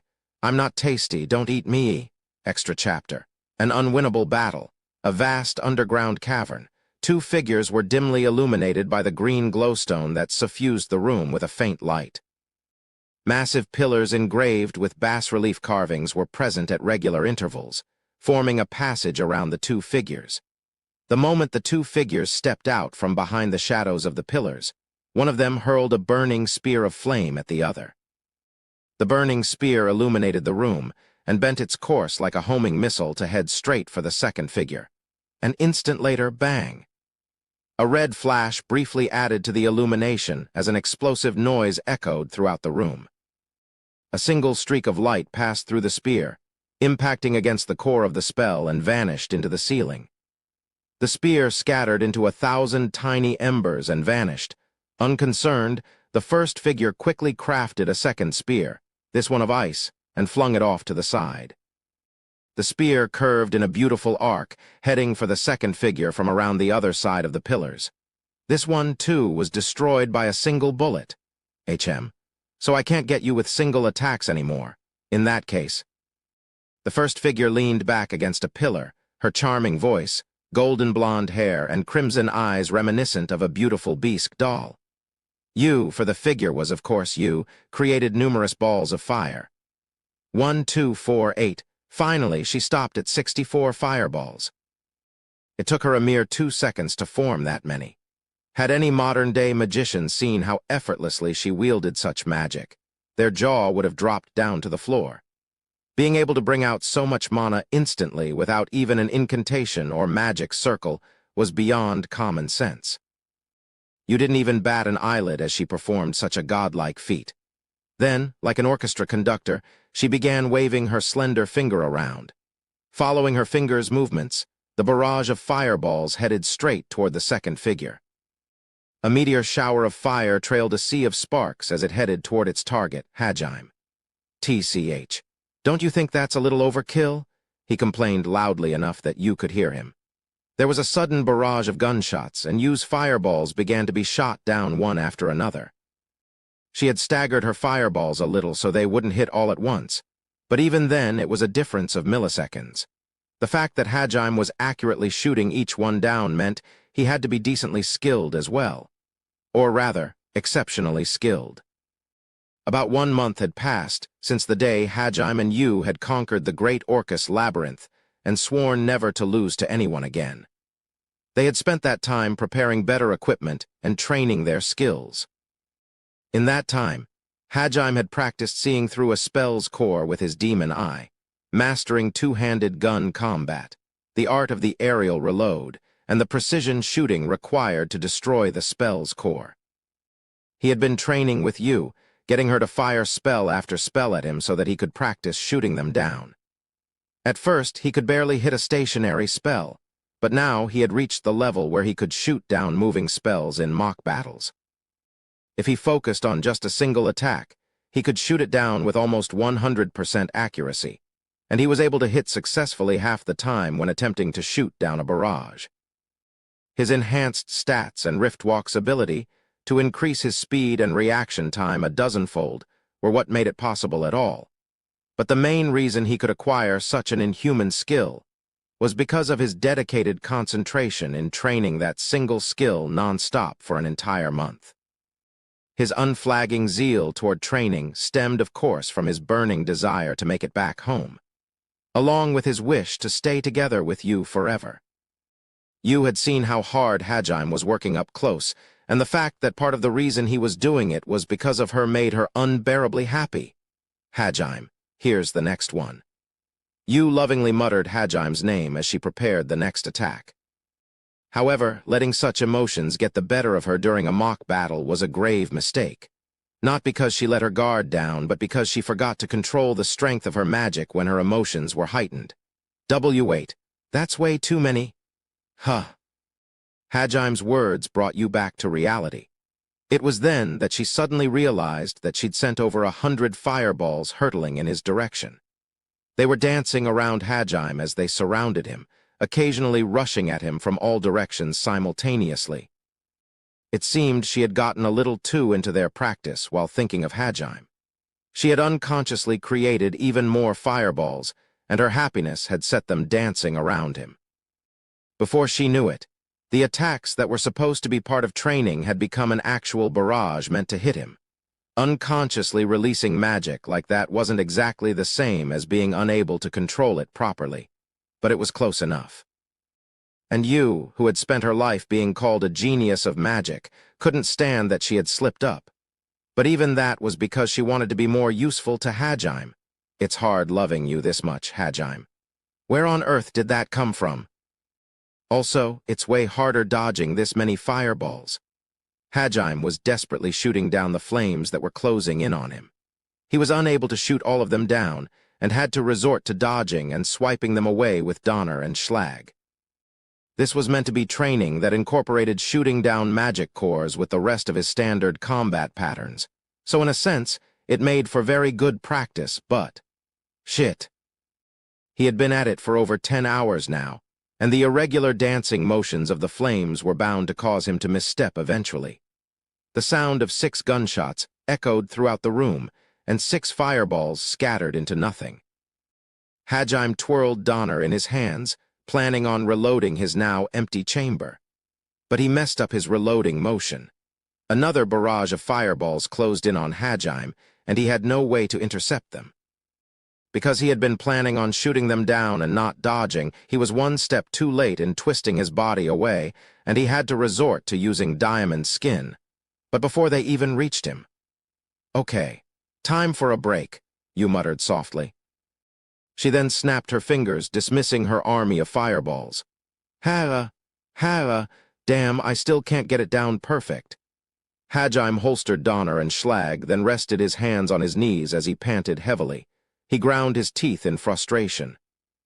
His real eye was bloodshot, and veins bulged prominently on his forehead from beneath his white bangs. You wanted to congratulate Hajime on working so hard, but she knew words of praise weren't what he was looking to hear. Instead, she walked up to Hajime, sat down beside him, and gently patted her thighs. She was currently dressed in a frilly dress shirt, a mini skirt, and knee-high socks. In other words, her outfit was currently showing off the famous Zedai Ryuiki. Her knee socks tightly hugged the soft flesh of her thighs. Ever since he had his chastity taken from him in the bath, Hajime had grown used to a woman's, or at least you's, body, and no longer got flustered over something as innocent as a lap pillow. However, that being said, "You're not going to assault me, are you?" There was still always that worry. Hajime was currently exhausted from long hours of training. If she pounced on him, he would be helpless. It was only natural for him to be so cautious when he was living with a wolf like you. Though normally the position of the wolf would be reversed. How mean. You make it sound like I'm forcing you. You kind of did when you took my first, but well, I'll just stop there, any more and I'm just asking for it. Hajime shook his head after saying that, then gratefully sunk his head into Yu's lap. Bliss spread throughout his body as Yu gently stroked his hair. This is what happiness must feel like. Yu smiled as she watched Hajime relax, but she still felt a little uneasy about what he had just said. Did you not like it? Are you kidding? If I didn't like it, I would have just stopped you. I'm just worried about stupid things like a man's pride and stuff. You don't have to worry about it." The unease vanished from Yu's eyes, and she replied with a simple, "Yeah." She then gently brought her lips down on Hajim's forehead. Her lips slowly trailed down his head as she kissed his nose, then his cheeks, and finally his mouth. Any man without a girlfriend would have wanted to blow Hajime away with an anti-material rifle if they'd caught sight of that scene. Hajime blushed and averted his gaze. Yu smiled playfully as she saw him shy away. "Then did you like it?" "Hey, Yu, can we just drop this subject already?" "So you didn't like it?" Hajime tried to change the topic, but Yu sadly lamented her own lack of experience and let out a depressed sigh. Well, I liked it."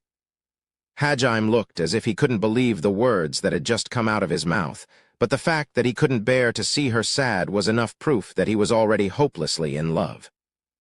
Yu looked relieved and gazed off into the distance as she softly muttered her thoughts aloud. I should thank Master then. I'm not sure if I should thank her or not, personally.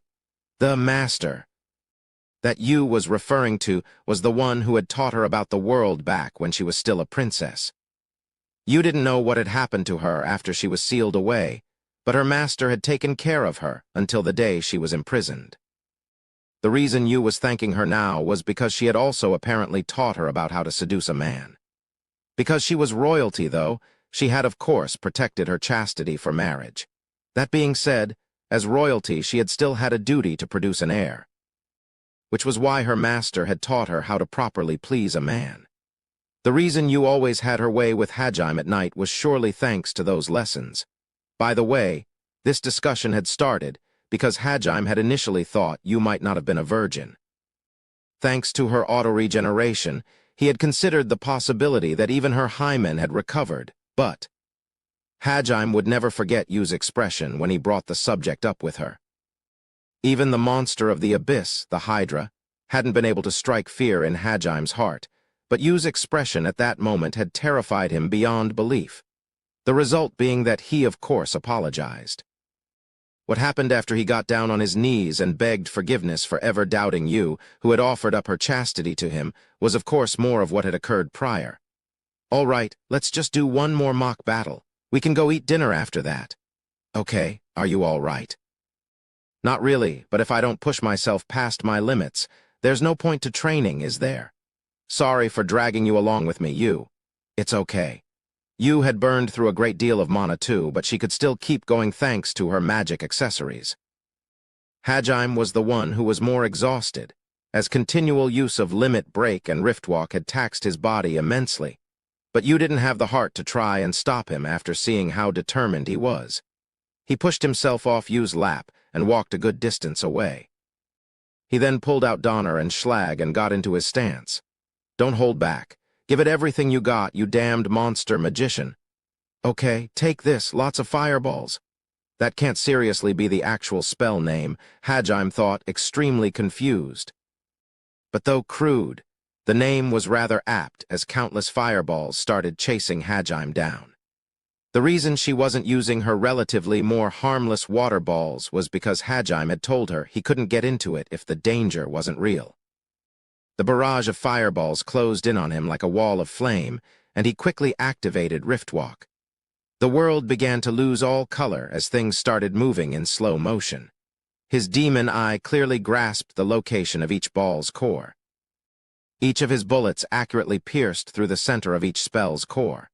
He teleported bullet after bullet into the air, rotating his chamber to make sure each fell perfectly in place. He fired and reloaded so fast that the movements blurred together into one smooth motion. By the time he finished ejecting one round's spent shells, the next set of bullets were already on their way. Donner and Schlag's chambers were spinning almost constantly, giving off the illusion that Hajime was holding a round shield in between them. Both the number and speed of the fireballs gradually began to increase. Hajime inwardly marveled at how much mana Yu possessed, but didn't lose focus for even a second. He ignored his pounding head and eyes and increased the intensity of his riftwalk even further. "Yu, can I ask you something?" "Sure." The two of them didn't let up at all as they began talking. Hajime was slowly getting a headache that had nothing to do with his overtaxed body, but it seemed like you genuinely didn't realize she was doing something wrong. Why exactly are all your fireballs heart-shaped? Yes, for some reason, all of the fireballs hurtling toward Hajime were shaped like hearts. While she was speeding them up, she also changed how they looked. Each one was crafted with the utmost precision, and it was a marvelous display of useless skill. When asked about her strange proclivity, Yu's response was rather unexpected. "Awa, you shot them down." She manipulated the 100-odd fireballs with just one hand while strangely rubbing her cheek with the other. Hajime naturally shot down the fireballs. Each heart-shaped fireball let out a depressed sputter of sparks before being snuffed out. "I'm taking this training seriously, you know." "So am I. I'm serious about pushing you, beating you down." "You were totally about to say pushing me down, weren't you?" "Your body's at its limit from all this never-ending training, Hajime. You need to rest, but I know you won't stop until you collapse." "I see. You're just going to ignore my last comment, huh? So?" "Yeah, that's why I'm going to defeat you and make you rest, in bed." "Quit licking your lips like that. I don't think I'm going to get any rest in bed tonight." It appeared Yu was serious about defeating Hajime this time in order to force him to rest.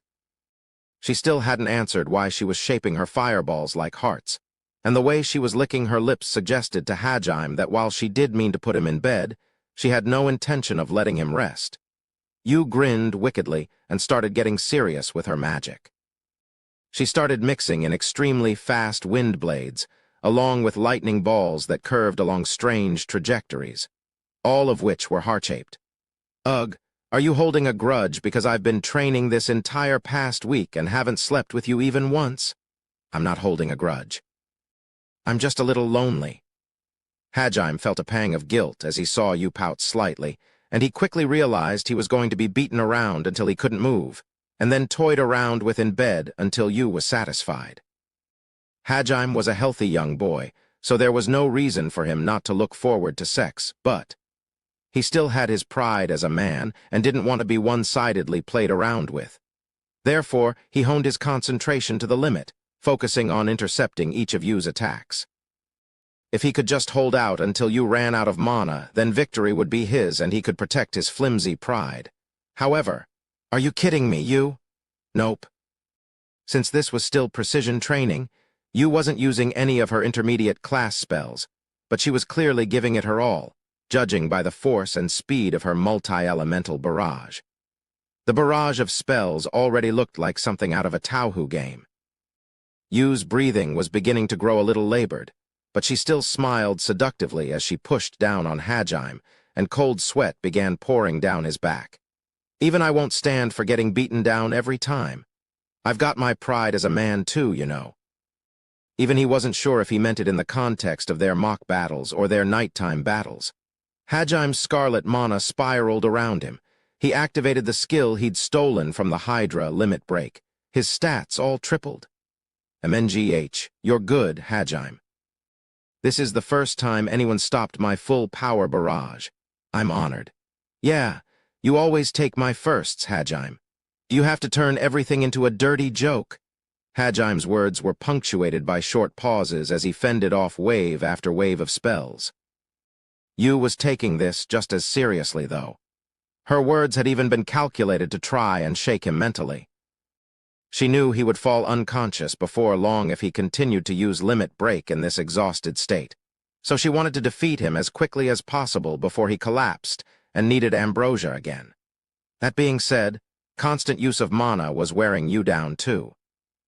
Thanks to the fact that they were all elementary spells, she managed to keep the barrage going for a decent amount of time, but she'd still been burning mana constantly while keeping up with Hajime's training. And even if her mana could hold out, her stamina couldn't. While Yu's automatic regeneration healed wounds, it didn't recover lost stamina or mana.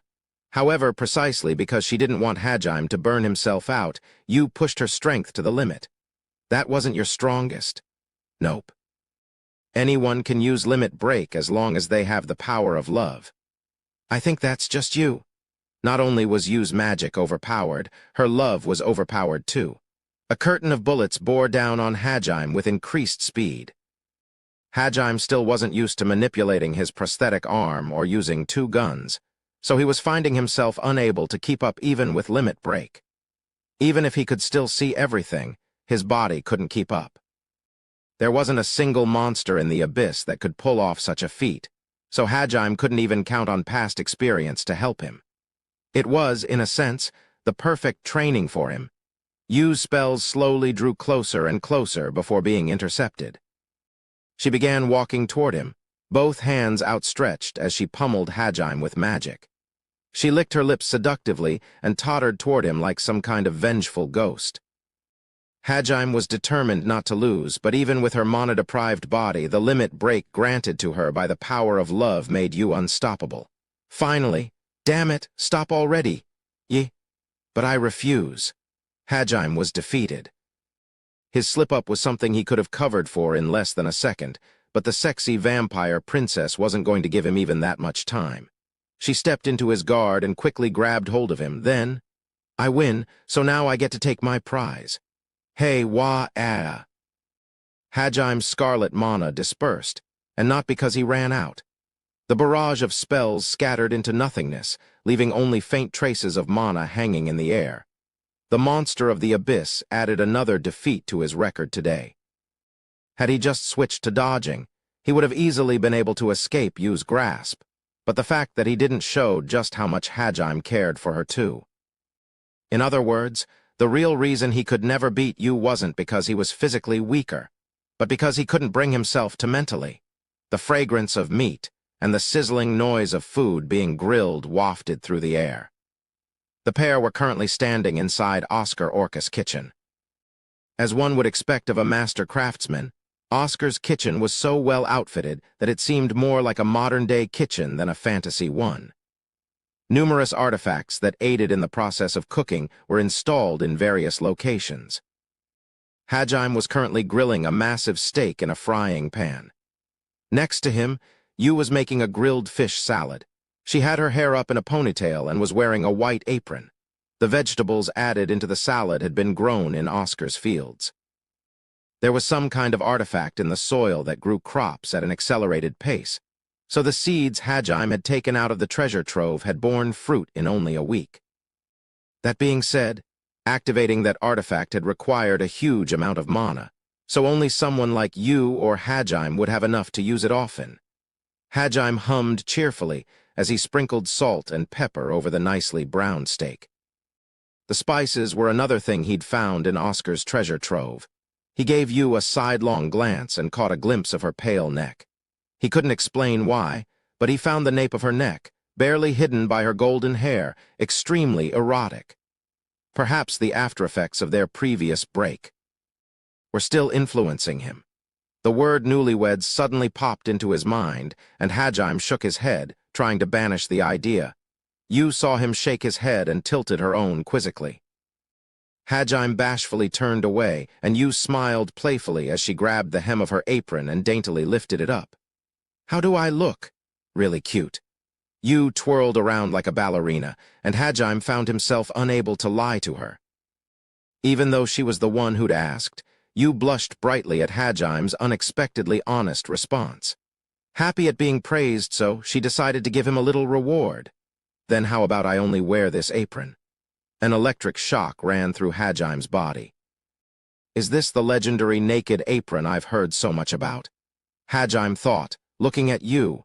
She was staring up at him, timidly fidgeting with the hem of her apron. The look in her eyes agitated him even further. At this rate, Hajime would end up taking another break. So he reluctantly shook his head. Yu didn't seem disappointed at all and instead muttered, "I'll save this for another night then." Hajime pretended not to hear her. Finally, their meal was cooked, and the pair began setting the table. They placed the dishes on a clear table made of crystal and sat down on some nearby sofas. The two sofas had originally sat facing each other, but Hajime and Yu had dragged theirs together, so they sat eating next to each other. This wasn't just limited to the dinner table. Yu refused to sit anywhere that wasn't next to Hajime. It seemed she enjoyed being next to him. "All right, time to eat." "Yeah, good luck, Hajime." Hajime had a look of deep resolve on his face as he stared down at the meat. Yu was looking at it worriedly too. Hajime bit into the meat while Yu watched. Gah. He groaned painfully as his entire body stiffened. He was biting down hard enough to break through his own teeth and was trembling incessantly. He continued eating despite the pain, and every new bite brought forth new waves of agony. Yu worriedly patted him on the back and poured him a cup of ambrosia. God, it's been a month and it still hurts this much to eat. Just how powerful was that snake bastard? Hajime was currently working his way through a piece of hydra steak. Every other monster he had eaten thus far had ceased to give him pain after the initial meal.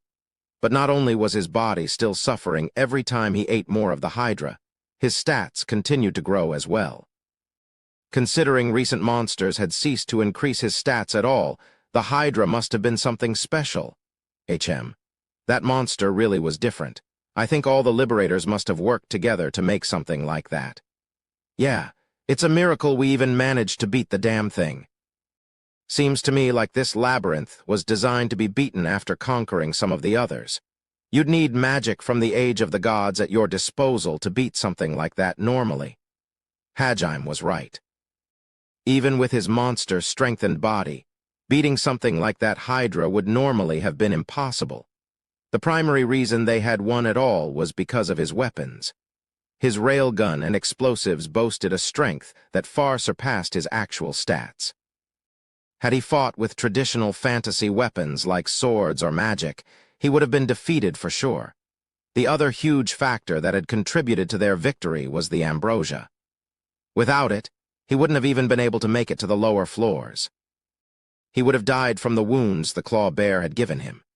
If not that, the basilisk's petrification would have done him in. And even ignoring those, there were countless other situations where he would have died if not for the ambrosia. Last, but not least, was the fact that Yu had been with him. She could bring to bear the full force of her considerable mana instantly without having to chant an incantation or use a magic circle. She was the one who had covered for Hajime's weaknesses in wide-area attacks, and had saved him numerous times even before they'd reached the Hydra. In other words, the three main things that had contributed to his victory were not his stats, but his overpowered weaponry, his overpowered healing rock, and his overpowered allies' magic. Hajime finally finished his Hydra steak and looked longingly at the normal food laid out before him as the pain gradually faded. The fish had been harvested from the underground lake, while the vegetables were ones they'd grown themselves. I've only been eating monster meat until now, so even this tastes like heaven, but...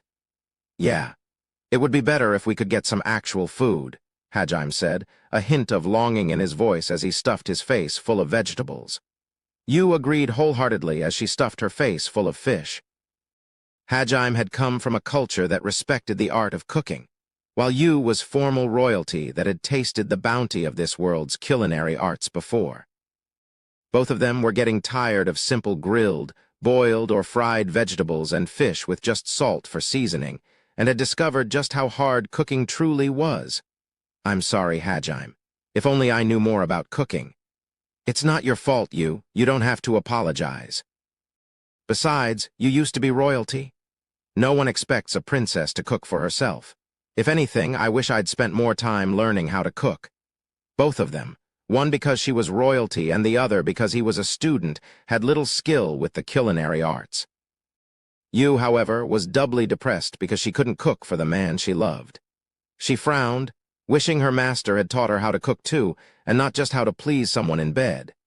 Hajime scratched his cheek as he watched Yu pout and sink further into depression. Well, you know, my mom's a really good cook, so I'm sure you can just ask her to teach you. Ah, yeah, cooking with your mom sounds like fun, Hajime. Yu's eyes began sparkling at Hajime's suggestion. She envisioned an idyllic scene where she was cooking with Hajime's mom, while Hajime and his dad both watched from the living room. Then they'd all eat together, and his parents would praise their daughter-in-law's delicious cooking. Her fantasy played out for quite some time, and her usual expressionless mouth slowly loosened into a smile. Yeah, then I can count on you to make breakfast and lunch. My mom's the kind of person that only cooks dinner, so I always just had leftovers and stuff for every other meal. Yeah. Just leave it to me. Since Hajim's mom was a popular manga artist, she was always sleeping through breakfast time and busy with work during lunch. Hajime was usually busy either helping his parents with their work or playing games until late into the night himself. So for him, breakfast and lunch were always a groggy affair he paid little attention to. But if Yu was willing to learn how to cook and cook him breakfast and lunch, then he could ask for nothing more. Back when he was still a student, he would never have imagined he might one day eat handmade lunches cooked by a blonde beauty. Though I guess I did once eat a beautiful girl's handmade lunch. She kind of forced it on me, though, so I don't remember how it tasted. He wasn't sure what kind of life he was going to live once he made it back to Japan, but the idea of going to school and eating Yu's handmade lunch certainly did seem appealing. In fact, the mere thought of it brought back faded memories that felt decades old. Memories of when Kaori Shirasaki had offered some of her lunch to him when he had been about to take his afternoon nap. She'd also given him some of her lunch on the fateful day that they were summoned. Rather forcibly, too. Her actions broadcasted that bombshell of an announcement to the whole class, in fact. Hajime had reluctantly accepted the offer. Of course his classmates wouldn't stand for him eating the school goddess lunch, but they would have hated it even more if he had refused. Besides, Kaori had looked rather dejected as she got ready to put away her lunchbox. He was damned if he did and damned if he didn't. Which was why he had decided to at least accept Kaori's goodwill and had taken her up on her offer. All he really remembered of the time was cold sweat pouring down his forehead as he hurried to eat Kaori's lunch as fast as possible. That, and how she'd smiled as she watched him eat. Suddenly, chills ran down Hajime's spine. He awoke from his flashbacks and realized that Yu was staring at him with a very complicated expression on her face. Hajime, who was that girl? He wanted to know how she knew, but he also realized asking that now would be a terrible faux pas. A woman's intuition was one of the 7 great mysteries of this world, and all excuses were worthless before it. They would easily be seen through, without a doubt, seen through for the flimsy lies they were.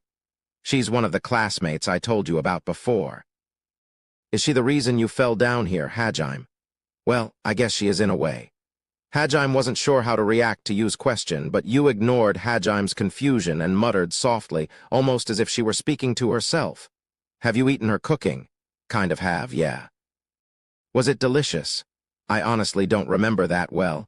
I guess it was. She was known for her cooking. I see. Yu stared long and hard at Hajime. She then slowly started leaning forward, her gaze still fixed on him. Yu! She knows a part of Hajime that I don't. And she's even fed you her cooking. Plus, you know her well enough to think of her right away when cooking comes up. I'm jealous. Wow, you're rather honest about that. Wait, hold up. What does that have to do with you leaning into me like that? Hajime said, feeling cautious, and grabbed Yu by the shoulders to stop her from pouncing on him. But you wouldn't be stopped. Everything. I need to fill your mind with nothing but me, Hajime. No, Shirasaki just popped into my head because of the topic. We're not really. It's okay. It won't hurt. We'll just be taking a little break. How many times do I have to tell you? Those lines are the guy's lines, and if a guy does say that, then you know they're trouble. Restrain yourself a little, you stupid sexy vampire princess. Don't think things'll always just go your way. I'm a Japanese man that knows how to assert himself and say no. Hajime spouted incomprehensible babble while Yu bore down on him, trying to kiss him. He continued putting up his feeble resistance for the sake of pointless things like his pride or dignity, but in the end, it was all meaningless. Somewhere deep down, there might have been a brooding, edgy Hajime that was stoic enough to refuse her advances, but even if there was, he would never let it surface. Because he himself had already decided to accept Yu, body and soul, so he knew his complaints were all just for show. As proof, ever since that night in the bath, he had never once been able to actually refuse Yu. Every time she had come to him this past month, he had always grudgingly ended up giving in. Even when he had been training his hide presence and sense presence skills, he hadn't been able to escape from Yu. The one time he had seriously tried to hide from her, Yu had spent hours wandering the darkness of the abyss looking for him, crying from loneliness. Hajime, where are Yaowu? She had cried like a child, rubbing her eyes. Hajime, who was surprisingly firm when it came to training at least, had still stopped their impromptu game of hide and seek almost instantly. Technically, he hadn't lost, but he might as well have, especially considering what had come after. Once he'd canceled that training, Yu had stuck especially close to him for the next few days. The amount of times she'd pushed him down at night those days were far more than usual too. Her mind was filled with nothing but thoughts of Hajime. When he was busy transmuting new weapons and bullets, she was sitting next to him sewing clothes from the cloth Oscar had left behind and the monster hides they had harvested. And she made sure, regardless of whether they were his clothes or hers, to make them conform completely to his tastes. She made a point of dressing up in all of the outfits she made to show off to him too. At first her sewing skills had been crude and she'd had a hard time making clothes the right size, but before long she had become very skilled with her fingers. With her skills so greatly improved, she had started making very adult underwear to wear at night too. She would give Hajime peep shows, blushing shyly while wearing the clothes she'd made herself, and those situations always ended in Hajime losing his will to resist her advances. His will thus broken, Yu's next course of action was without fail to then push him down. There was another time that they went to catch fish in the river together, and Yu's swimsuit had charmed Hajime so thoroughly that she seduced him then and there. Ever since that first night in the bath, it had become an unspoken agreement that they would always bathe together too. Hajime was never able to resist Yu's pleadings and always ended up letting her wash his back. She didn't stop at just his back though, and soon enough she ended up pushing him down every night in the bath. Also, she grew aroused every time she sucked Hajime's blood, and unable to restrain her instincts, she would invariably always push him down every time she drank it. He would try and refuse, of course, but lately he wasn't sure why he was even bothering to resist, and had stopped even putting up the appearance of rebuffing her advances. Tonight, once again, Hajime's almost non-existent pride and reason were overwhelmed by Yu's boundless lust and passion. Her next words were the final nail in the coffin that finally killed his will to resist. Yu said with flushed cheeks, "I just want to kiss you, please." Ah! When his lover looked at him with wet eyes and begged so earnestly, Hajime couldn't do anything to resist. Like a robot with its battery removed, all the power drained from his body. For a moment, his body was afflicted by the charm status, and Yu wasn't going to miss an opening like that. "Sea crap, you're mine." A man's screams of pleasure echoed throughout the stone house. The monster born in the abyss had no chance of ever winning this battle. Hajime walked out to the terrace and flopped onto the couch sitting outside. He mulled over today's defeat while basking in the rays of the artificial moon. Naturally, there was a little vampire girl nestled snugly within his arms. Yu shifted a little in his arms so she was looking up at him. Hajime was breathing softly with his eyes closed. Though he wasn't yet in dreamland, he was quite close to it. She felt something warm blossom within her chest as she watched him rest peacefully. The warmth grew into a burning heat, but rather than being painful, it felt wonderful. Yu let out an enamored sigh as she continued gazing up at Hajime. As far as she was concerned, his very existence was like a miracle. The sight of him glowing scarlet with mana when he had freed her from her stone prison was carved permanently into her heart. Her 300 years of despair were nothing compared to her meeting with Hajime. When she thought of how wonderful their current life was, and how much more happiness surely awaited her, she felt it was worth suffering all those years of torment if it meant she could be together with him.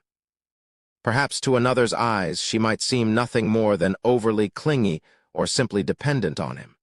They might have thought she was simply exaggerating how much Hajime had done for her. But anyone who had seen the pair's meeting would have agreed it was enough to justify her behavior. However, regardless of what others might say, Yu would never change her mind. Their opinions meant nothing to her. At that time, he had been willing to die for her, a girl he had just met. During that fight with the scorpion, Yu had decided that she would give herself to this man, the one who had willingly joined his fate to hers. It was obvious, considering Hajime's circumstances and the situation he was in, that the way forward would be fraught with peril. but something deep inside her still told her he was the one. He wasn't someone who would use her as bait to escape his own predicament, nor was he someone who would end up as just a simple friend. It was too cliched for her to ever say it out loud, but if she had to put it into words, she would have said their meeting was fate. To her, at least, it was a fated meeting, which was why she wasn't going to stop. She was going to keep showing just how much she loved him. She was going to keep cherishing him, and without hesitation, she was going to offer all of herself to him. To the boy she had met after 300 years of imprisonment. Even if Hajime truly loved someone else, even if he made the entire world his enemy, even if he came to hate you, she would never stop. Fufu, you'll never be able to escape from this vampire. If one were to sum her feelings up into one sentence, that would be it. HM, did you say something? Hajime's eyes fluttered open as he heard Yu mumble something. She was half straddling him as she gazed up at his face. Hajime gently brushed a few stray strands of hair off her mouth. He trailed his fingers across her lips and rested them against her cheek. As he did so, Yu's neck shivered a little. Nope, nothing, she replied. Finding her reaction entertaining, Hajime started tickling the back of her cheek and the nape of her neck. Her moans slowly grew more and more passionate. Hajime was about to take his hand away, but her eyes begged him to continue. He cast his gaze around the room, looking for some way to escape, but he still gave in eventually. She sidled up to him like a cat, and before he knew it, he was caressing the beautiful girl lying on his chest. Once again, Hajime had lost. No matter how much stronger the monster of the abyss grew, he would never be able to win against the beautiful vampire princess, though if the saying, "The one who falls in love first loses," really was true, then Yu was the one who'd actually lost the most. They were both losers, but at the same time they were both victors. Such was the relationship between the monster of the abyss and the vampire princess. Bonus short stories. A man's dream. To me, research is whatever I can pour the most of my passion and enthusiasm into. Those were the words written at the beginning of his research notebook. The faded gray binding and peeling yellow pages spoke of the book's age, while the numerous smudges and ink blots spoke of its extensive use. Such wear and tear spoke just as much about its owner's passion as the words written down in it. Every single page was crammed to the margins with neat, slender handwriting. Research results, hypothesis, experiments, they were all recorded between the dull gray covers. But at the very end was a footnote whose very letters seemed steeped in frustration with the way they were written. It told of how the owner of this notebook had been unable to complete his research. Unfortunately, I was unable to achieve the ideal that I sought. I suspect most of it is that guy's fault. Actually, no, I'm sure of it. It's all that damn bastard's fault. Halfway through the note went from being solemnly written to a grade schooler's whining. But if one has the forbearance to ignore such childish writing and turn the page, this is how it continues. To whoever ends up finding my notebook, I pray that you, like me, are one who chases after the truth. I leave all of my research behind in the hopes that you will complete what I could not. That you will be able to achieve the ideals I sought. I beg of you, don't let my research end in vain. A faint hem broke the silence as the boy reading the notebook finished the last sentence. He closed the book with a slight thump and gazed up at the ceiling, lost in thought. Don't worry, I'll clear up any lingering regrets you have. I'll inherit your will and finish what you started. The boy's whispered mutterings were soon swallowed up by the vast silence of the room, but the determination behind them lingered. From the corner of the room, a pair of lifeless, mechanical eyes quietly watched over the boy. Clanking noises echoed throughout the room. Hajime Nagumo was currently engrossed in putting together a plethora of newly crafted mechanical parts. He was sitting in Oscar Orcus' workshop, located at the very bottom of the Great Orcus Labyrinth. Gouts of crimson mana illuminated the room at odd intervals as he continued transmuting. There was a golden-haired beauty sitting next to him watching the whole spectacle. At the same time, her slender fingers were skillfully sewing something. Said beauty was none other than Yu, the vampire Princess Hajime had rescued in the depths of hell. While Hajime was busy checking over his new equipment, Yu was putting the finishing touches on their wardrobe. She had sewed them some sturdy travel clothes, some more comfortable everyday wear, and even some more suggestive outfits for their night adventures. Sewing had become like second nature to her after so many days spent practicing. Perfect, it's done. Hajim's satisfied voice echoed throughout the quiet room. Yu stopped what she was doing to look over at him and saw that he was experimentally flexing his artificial arm. You finished your arm upgrades? Yeah, I'm gonna give it a test run. Wanna watch?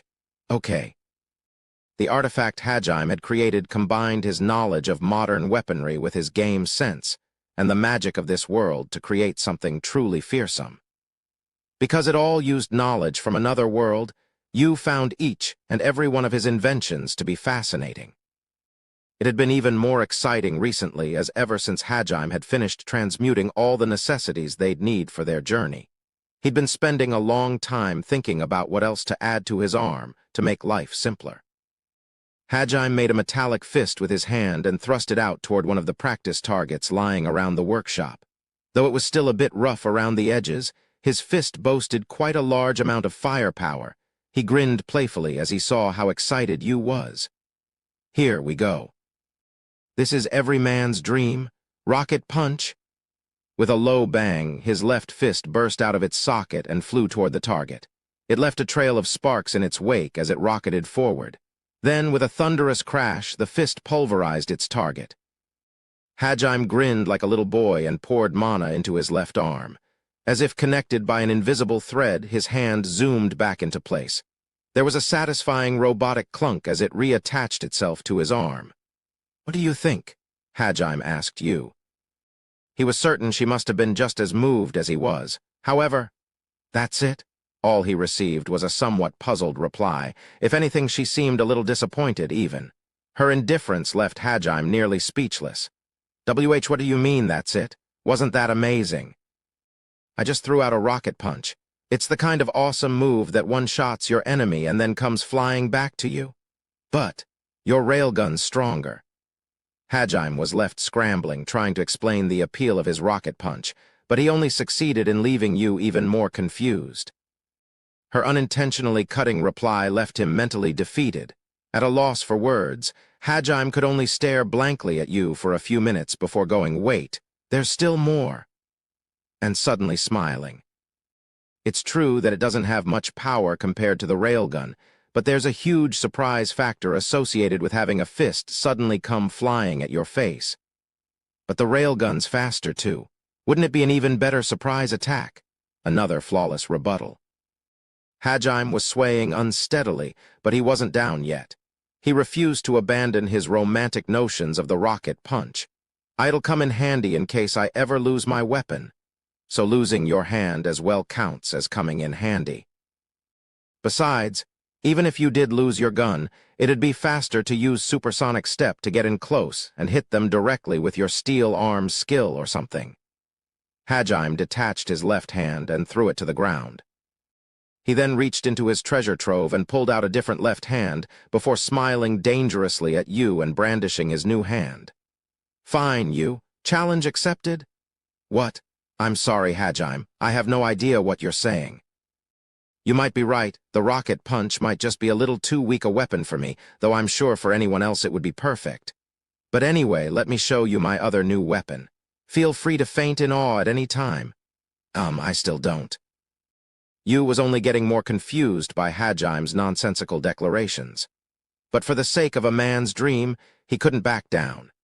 He started pouring mana into his arm, and his hand started glowing a hot red. His fist was burning bright with the heat of a man's dreams. This was his second new weapon, Heat Knuckle. Hajime's expression was as dazzling as his blazing fist. However, so what else does it do? For some reason, Yu was asking for more. She was scratching her cheek awkwardly, and it was clear her soul had not been in the least bit moved by Hajime's stunning display. Hajime's smile stiffened a little. Okay, so see here, Yu. This is a fist that can melt literally anything it touches. Isn't it cool? Why melt them when you can just kill them? A very apt question. Hajime's brute strength and skills would be more than enough to annihilate most enemies. There was no need to add insult to injury and melt the opponent too. In fact, his vibration cannon and railgun were already strong enough. That was why most of his previous additions to his arm had been developed with convenience in mind more than anything else. However, somewhere along the way he had let his boyish dreams get the better of him and had started adding these useless features. Now he had to stare down Yu and prove their worth. Hajime turned off his heat knuckle and put both hands on Yu's slender shoulders. Think about it, Yu. What if we have to fight something that resists physical attacks really well, like that scorpion from before? If I have this, just touching it will still cause it damage. Or if we somehow get trapped inside a dungeon somewhere, this'll help us quickly dig our way out. Okay? Yu could feel the passionate fervor in Hajime's voice. But still, she thought to herself, couldn't you just use lightning field or transmutation or something to get us out of those situations anyway? She didn't say it aloud this time, though, realizing it must be important to him somehow. And because she loved him, Yu smiled awkwardly and tried to reassure Hajime's flagging confidence. Why, yeah, it's pretty cool. Hajime wordlessly took off this hand too, then threw it to the ground. Clearly he wasn't looking for sympathy. Undaunted, he pulled yet another hand out of his treasure trove. He gave Yu a smile that screamed, "This one'll knock your socks off for sure," and activated it. This hand turned his arm into a drill. Behold, Yu, my final form. Everything you saw before was nothing more than the prelude. Be swept away in a torrent of emotion as you regale my final arm. His speech was getting more and more cringeworthy by the second, though he wasn't aware of it himself. He then poured mana into his arm, activating the third of his Real Men's Weapons series. This is the power of my transforming drill? He looked over at Yu triumphantly while his drill arm began spinning. This time for sure she has to be impressed, or so he thought. Yeah, it's cool. It's okay, you can stop now. There was an almost cruel kindness in Yu's eyes as she gently told Hajime it was okay. As far as Yu was concerned, all of his new items seemed pointless. That being said, there was no telling what the future had in store for them, so maybe even useless-looking things might have some value later down the road. Surely their time to shine would come eventually. Deep inside her heart, Yu hoped it would, for Hajime's sake if nothing else. However, Yu's pity only served to put cracks in Hajime's pure heart. Don't tell me I'm actually becoming some kind of delusional idiot? No matter what the truth was, a bullet, once fired, could never be taken back. Half desperate, he started taking out all the other arms he'd developed. Among them were a dragon-shaped hand, one that fired water blasts from its fingers, and even one that transformed his left arm into Squall's gunblade. But the only reaction any of those ever elicited from Yu was a pitying smile.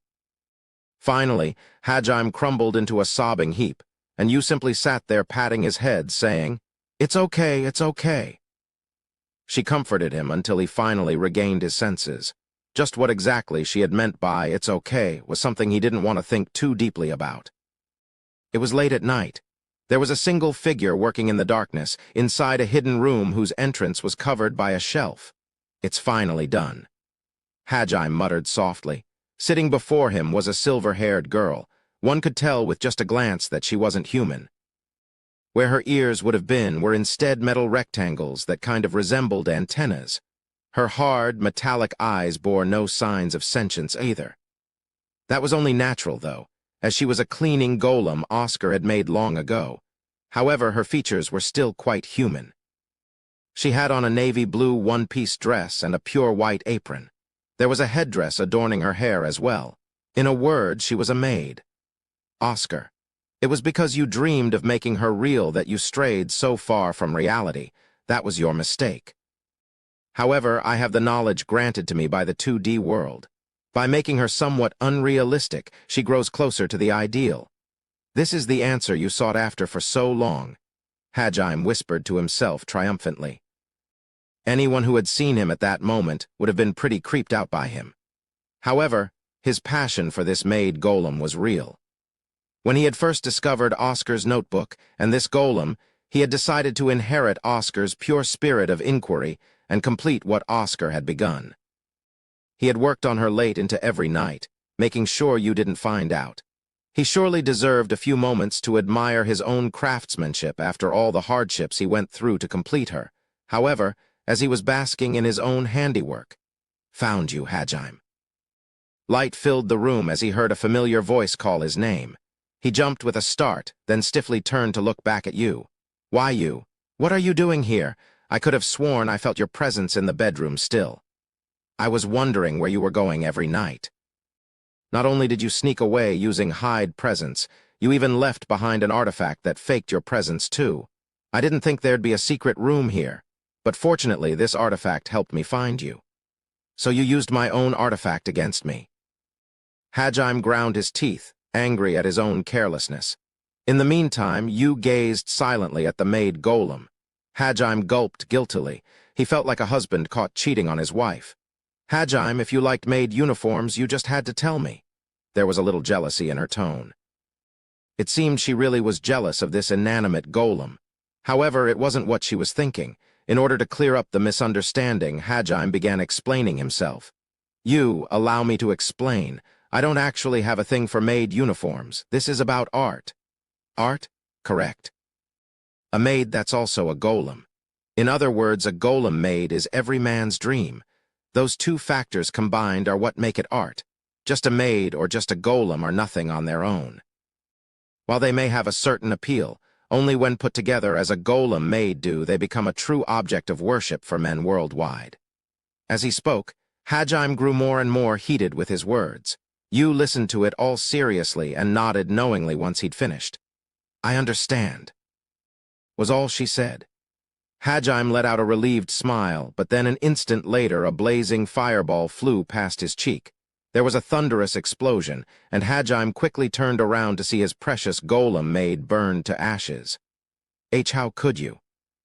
Hajime crumbled to his knees as he gazed upon the charred husk of what had once been a golem maid. Then he turned to you, who had started casually walking away, and asked in a voice full of sadness, "You, why? Why would you do that? What did that poor golem ever do to you?" "You've been acting weird recently, Hajime.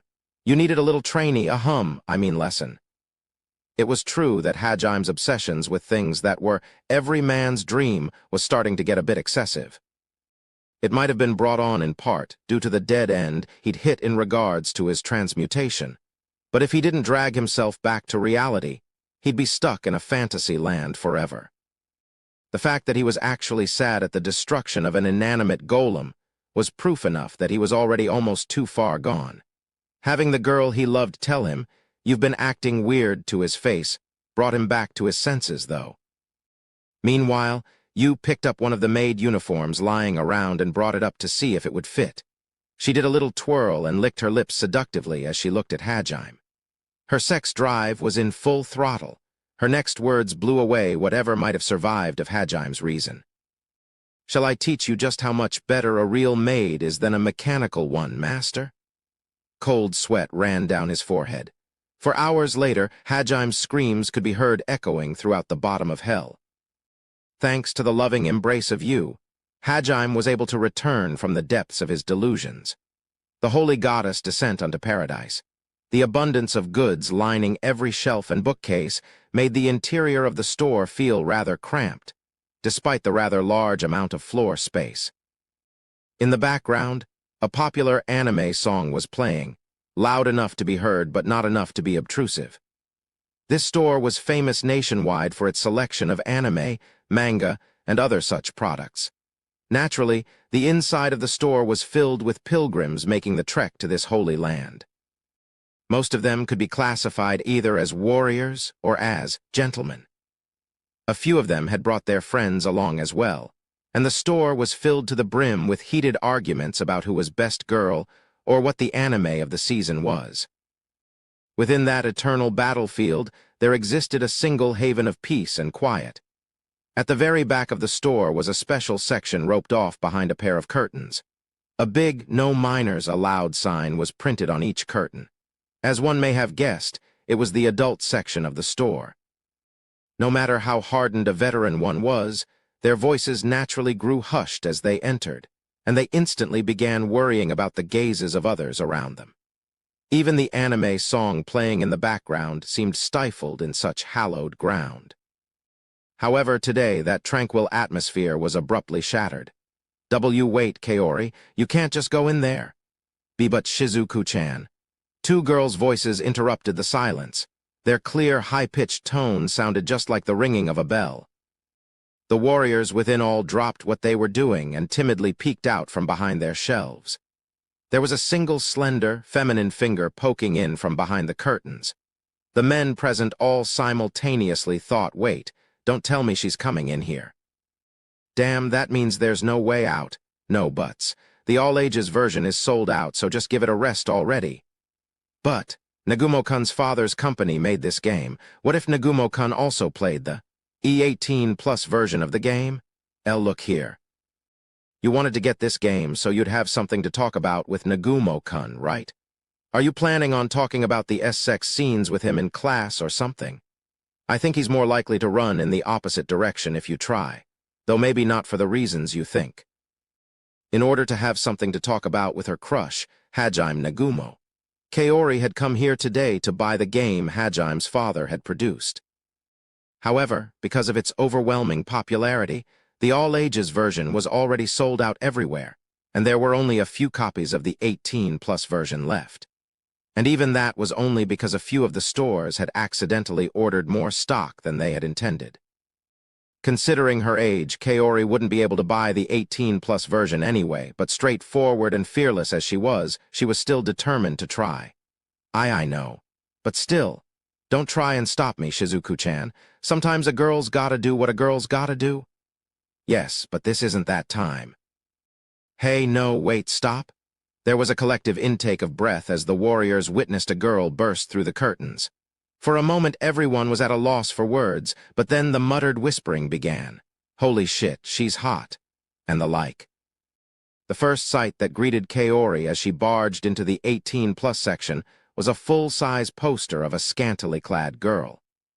She blushed to the tips of her ears, and then hurriedly looked down when she saw the dumbfounded gaze of every man in the section focused on her.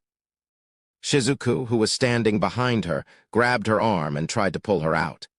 However, Kaori wouldn't be deterred, and with her misguided resolution, she said, I won't lose here, before taking another step into the forbidden sanctuary. Shizuku kept desperately trying to pull Kaori back, but she was too embarrassed to be able to utilize much of her strength. And so, she was unwillingly dragged along behind Kaori, like a little girl lost in another world. Shizuku-chan, I found it? What? Can you please stop dragging me further in? Heedless of her pleas, Kaori continued dragging Shizuku, who had tears in her eyes, deeper into the Holy Land until she reached the game she sought. As she picked it up and looked at the cover, Shizuku suddenly let out an embarrassed squeal. The reason, of course, being that there were a lot of girls in suggestive poses plastered on the front. Shizuku quickly averted her gaze, but Kaori nonchalantly flipped the box over to see what was on the backside. As she examined the illustrations, she said something terribly tactless without much thought. Shizuku-chan, don't you think this girl looks a lot like you? What? Don't be ridiculous. I would never get on all fours with my butt sticking out like that. Shizuku, diligent as always, made sure to actually look before retorting, even though it made her blush bright red. However, her voice had been slightly louder than intended, and there was suddenly a spray of red as someone collapsed behind a shelf. That was soon followed by a shrill scream of, "Don't die on me, man. Damn, the bleeding just won't stop." It appeared someone had a bit too overactive an imagination. Besides, don't you think this girl looks a lot like you, Kaori? No way, I'd never do something so embarrassing as get on top of a man looking like that. There was another fountain of red as a second man collapsed from behind a different shelf. A second later, someone screamed out, "Medic! I need a medic!" It was then that a savior descended among the gathering of hardened warriors. "Excuse me, miss. I'm sorry, but you need to at least be 18 to purchase these goods. Can I kindly ask you to leave?" It was the advent of the manager. The 30-something manager had decided it would be bad for business if a part of his store got turned into a mountain of corpses, and had wisely chosen to interfere. The remaining warriors were all certain his authority would be enough to deter the two interlopers. However, their opponent was stronger than any of them had realized. Shizuku was bowing her head furiously in apology, her words choked with tears, as she tried to drag Kaori out of the section. However, Kaori was not so easily turned away. Even with tears streaking down her face, she still thrust the game box out at the manager and made her request. I'd like to buy this, Preesh. The manager's expression faltered, and he tried to insist that you needed to be 18 to purchase this product, but Kaori came back with a most unexpected counter. It's for my dad. What kind of dad would make their daughter buy their porn? Everyone present thought the same thing. Kaori herself must have realized how flimsy an excuse it was, as she then continued, saying things like it's his birthday present. And we were going to play it together. Her excuses only made things worse, though. At this point, Shizuku was so embarrassed that she buried her face in her hands, wishing she were dead. Finally, Kaori ended things with a, "Please, won't you let me buy it?" Her puppy dog eyes and pleading drove the manager to his limits. "Excuse me for a moment." That was all the manager said before running behind a shelf and spurting out a torrential nosebleed. He was just as much of an otaku as anyone else there, and thus just as susceptible to Kaori's charms. Wails of "boss" could be heard coming from the few warriors who were still left standing. On that day, in her quest to purchase a single game, Kaori piled up a mountain of corpses of both customers and store clerks alike. A case of what if. There exist an infinite amount of possibilities and timelines in this world. If we were to imagine some of those what-if scenarios in Arifureta, they might go something like, Case 1.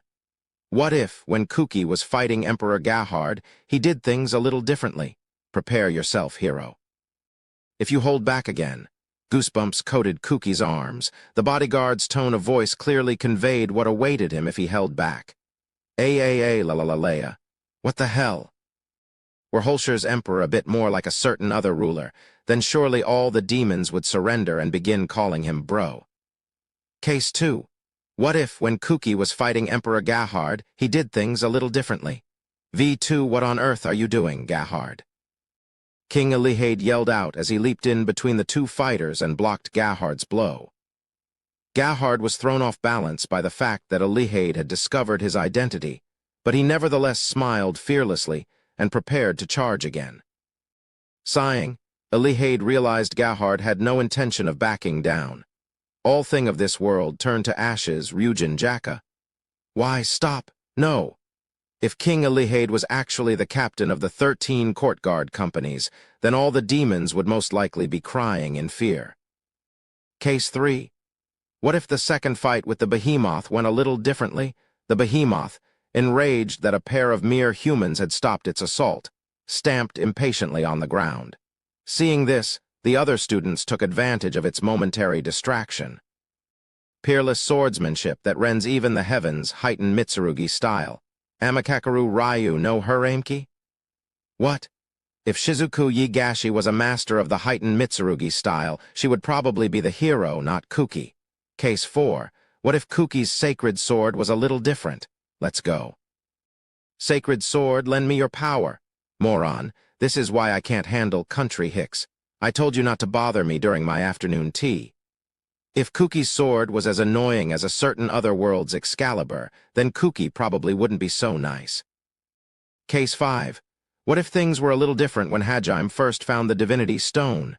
This is... The source of the liquid was a basketball-sized crystal that emitted a pale red light. A few days later, after conquering his loneliness, starvation, and pain, Hajime took down his first enemy, the twin-tailed wolf. What a sound that was. Truly wonderful. Is it not wonderful, O Philosopher's Stone? Had the stone Hajime discovered really been the Philosopher's Stone, he might have ended up like Kimberly. Case 6. What if the scorpion fight had gone a little differently? Thanks for the meal. Suddenly, you got to her feet and brandished a hand at the scorpion thing. As she did so, a tremendous amount of mana, golden in color, poured out of her tiny body, chasing away the darkness. Then, clad in a wondrous golden light, with her golden hair fluttering around her, she muttered a single phrase. Forbidden barrage, cat adioptric. If you was actually the little sister to the master of the Scarlet Devil Mansion, then she'd surely be this story's last boss. There are countless amount of possible timelines for every world. So why not try and think of a few yourself? A nightmare in the abyss. Two people were standing around, facing each other in a vast hall that looked like a grand temple. One of them was wearing flowing silvery robes with matching silver hair and had in their hand a silver sword to match. The other was dressed in all black, had an eye patch, and a prosthetic arm. The black-clothed figure had a revolver in their hands. I congratulate you on making it this far, Madness Parade of the Crimson Fang. Or would you prefer I call you Chaos Disaster? HMPH, call me what you will. That name is naught but what others have heaped upon me. Though I am willing to admit my capacity for destruction rivals such a moniker. You shall meet your demise here, God of Origin. Or would you, too, prefer to be called by your more commonplace name, Chaos of Darkness? Holy crap, why do these names sound so nonsensically cringy? The black-robed man tore off his eye patch to reveal a dazzlingly blue eye. Now is the time to awaken, my steel-clad demonic arm. At the same time as he shouted out, the silver-clad figure grew silver wings from their back, and their silver sword glowed with a distinctively silver light. Very well. I admire your arrogance. Few so brazenly challenge God. As a reward, I shall engrave eternal suffering into the essence of your very soul. That was all the silver figure shouted back. Oh my God, it just keeps getting worse. As their fight began, the black-clad man screamed out an incantation. O Crimson Flash, heed mine call and devour thy foes, Crimson Cutter. Sacrosanct Resonance. The silver-haired man replied in kind and shouted how on spell. HMPH, pathetic. Return all of creation to the primordial abyss, karmic absolution. They continued going back and forth like that for some time, their intense attacks creating a grand battle that would probably be the only one of its kind. I can't take it anymore. Make it stop, please.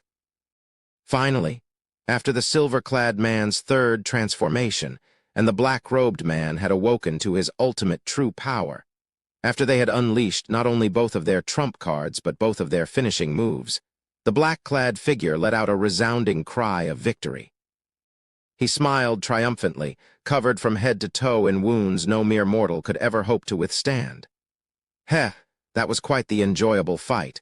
In deference to your formidable strength, I shall grant you a gift to take with you to the afterlife. My true name, the name no one else knows. I am the Crimson Flame White Demons. Please, just kill me now. Anything to make it stew-whoop. Make it stew-whoop. Hajime. What's wrong? Are you okay? Deep within the labyrinth, Hajime threw off the sheets covering him and leaped to his feet, his breathing rough. You also got up in a panic and gently hugged Hajime in order to calm him down. That was a terrifying nightmare. Can I ask you something? What? If I ever start becoming one of those delusional crazies, use your Azure Blaze to bring me back to my senses, please. You realized Hajime must still have been suffering from the effects of the nightmare, as whatever he was saying didn't make any sense. Still, she nodded in order to reassure him. Okay, leave it to me. If you ever start becoming one of those delusional crazies, I'll make sure to stop you. Neither of them realized they had been misunderstood by the other. Hajime talking about the sight from his dreams and you about him becoming a monster, but Hajime calmed down after that, which was enough to satisfy you, so they both went back to sleep in each other's arms. As long as you was around, Hajime was safe from falling over to that side. Probably the Liberator's game.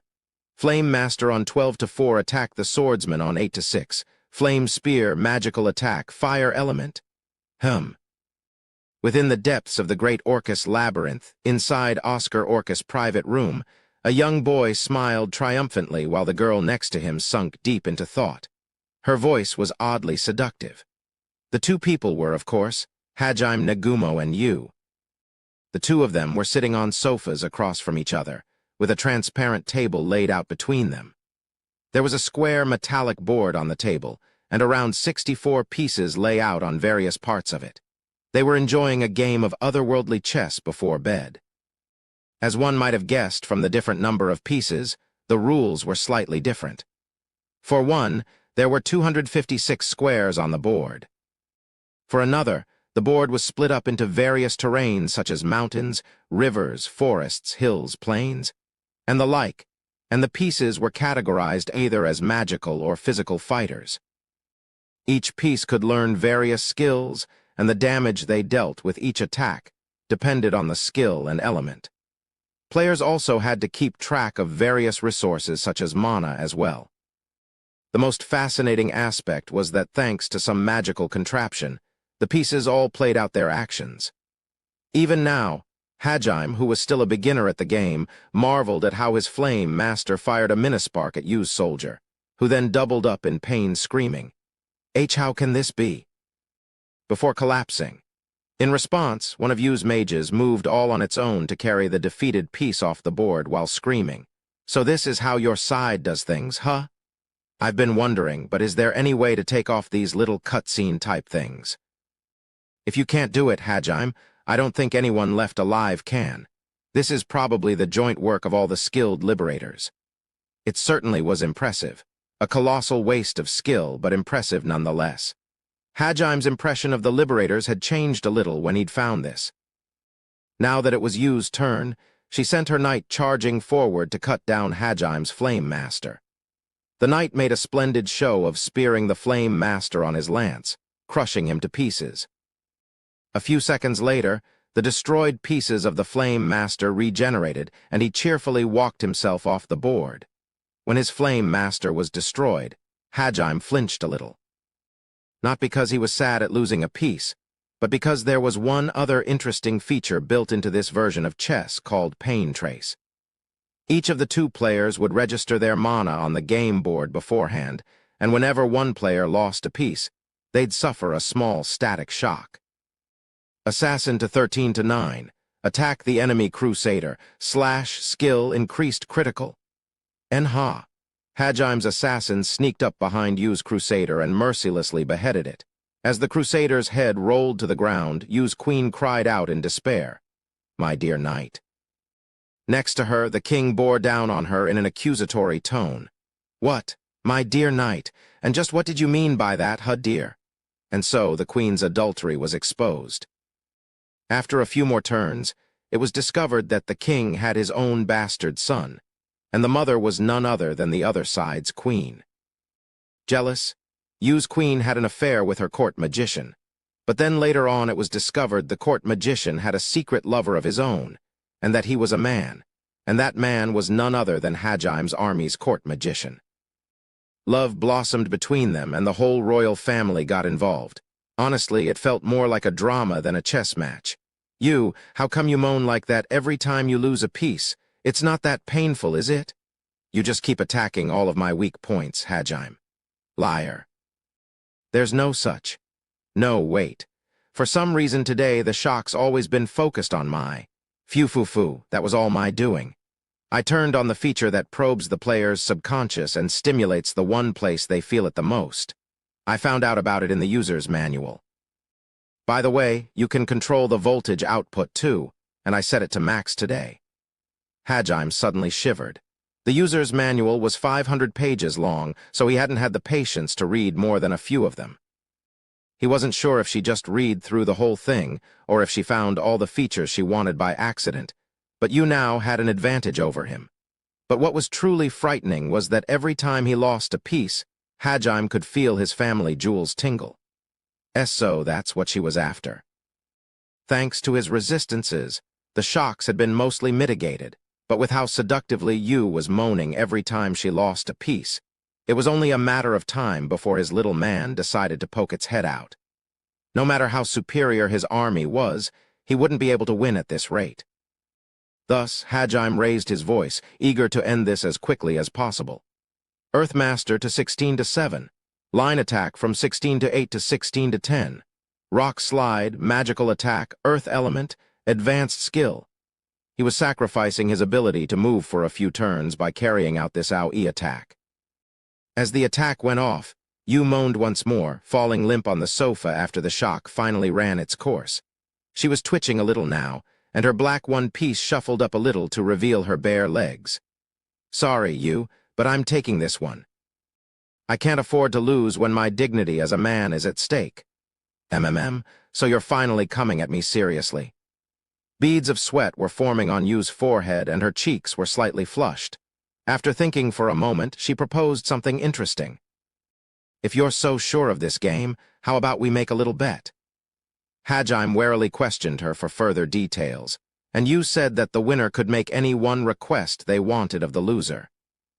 Apparently Yu's request would be that they were a matching set of clothes one day after they made it back to the surface, while the Mina soldiers down below were yelling death threats at each other and waging a violent war for survival. Hajime and Yu were discussing their next date. It felt utterly surreal. It also really broke the tension. For his part, Hajime didn't want to do something so embarrassing, so he made an audacious move. Queen to 14-5. Activate the Queen's special ability, Ruler's Blessing. He risked sending his strongest piece into the line of fire in order to allow all his nearby pieces to do a coordinated simultaneous attack. All of his units within a certain amount of tiles began attacking at once. The king's illegitimate child died during the battle.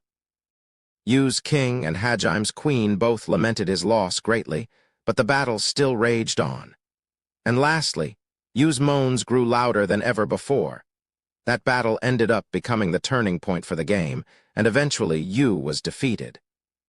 Yu's king and Hajime's queen's love story continued, and they ended up impaling each other on their swords. Finally, Hajime's king, who hadn't spoken a word during the entire play, declared his side's victory, and the game was over. Hajime breathed a sigh of relief, glad he wouldn't be embarrassing himself on the surface anymore. But because Yu was pouting, he ended up compromising anyway and agreed to wear any one outfit she requested of him, improving her mood instantly. So this is what they mean when they say you've won the battle, but lost the war. As always, Hajime could never win against Yu, dreams of family. The pleasant aroma of grilled meat and soy sauce wafted through the air. There was a 40-odd-year-old lady standing in the kitchen, an apron wrapped around her waist and her hair tied back in a ponytail. The woman, Sumair Nagumo, was busy skillfully preparing a meal. She raised her head up to the ceiling and yelled, "Hajime, dear, it's feeding time." After a brief silence, a pair of footsteps could be heard heading down the stairs. "Can you please just call it dinner like a normal person, Mom?" Hajime Nagumo displayed an annoyed face as he entered the kitchen. There were dark bags under his gentle eyes. He took a peek at what his mom had made while helping her set the table, and his eyes began to sparkle. "Awesome. You made Hamburg steak today. No wonder the house smelled so good." Hajime's father, Nagumo Shu, popped in with his 2 cents. He was a slender man with short, cropped hair. Like his son, he too had bags under his eyes. The pair finished setting the table and eagerly dug into the meal Sumair had prepared for them. They stuffed their mouths with Hamburg steak and white rice as if they were starving men. Sumair giggled as she watched them eat and muttered words of disagreement. "No, I think feeding time suits you two just perfectly." "Well, did you two manage to meet your deadline with that debugging?" MMMGH. MMNCH. "Yeah, somehow. That game's really cool." "Gulp, it better be. The future of my company's riding on that game. Do you have any idea how much we poured into development? I'd be out of a job if it game wasn't cool, though I guess if I lost my job, I could spend all my time playing games trying to figure out where I went wrong." "Dad, they call those people neats." "Not a neat, son, a shut-in. Shut-ins that can make a living for themselves are what we call winners in life." Shu riposted brilliantly. Such was his philosophy. The mother was no better in that regard, however. "Indeed," she replied. This was the result of having a father who ran a game company and a mother who was a shoujo mangaka. Their mindsets weren't exactly normal. In fact, when they had learned that Hajime was being bullied at school, their advice, if it could be called that, had just been along the same lines. Do what you want. If you want to transfer, transfer. If you want to fight back, fight back. If you want to become a shut-in, become a shut-in. Hell, get yourself expelled for all I care, I'll hire you. It doesn't matter if you're a high school dropout or have 10 PhD tickets. The ones making money in the end are the winners. Hajime was of a more practical bent, though. It's important to have backup plans to secure financial stability, so school's super important. Only in this household would you find a child telling their parents the importance of staying in school. But, well, I'm glad Mom and Dad are like that, because it would have been awkward if they made a huge deal out of the whole thing. Meanwhile, his parents were having a truly absurd conversation. I'm starting to think our son's got some lolicon tendencies in him. He certainly does like lowly characters. He quickly brought his thoughts back to the present and gave his parents a glowering glare. Hey, no need to glare at us like that. You're the one who added a blonde, lowly mage to the game, not me, said Shu. So that doesn't make me a lolicon. You're a grown man, you should be able to tell the difference between games and reality, Hajime replied.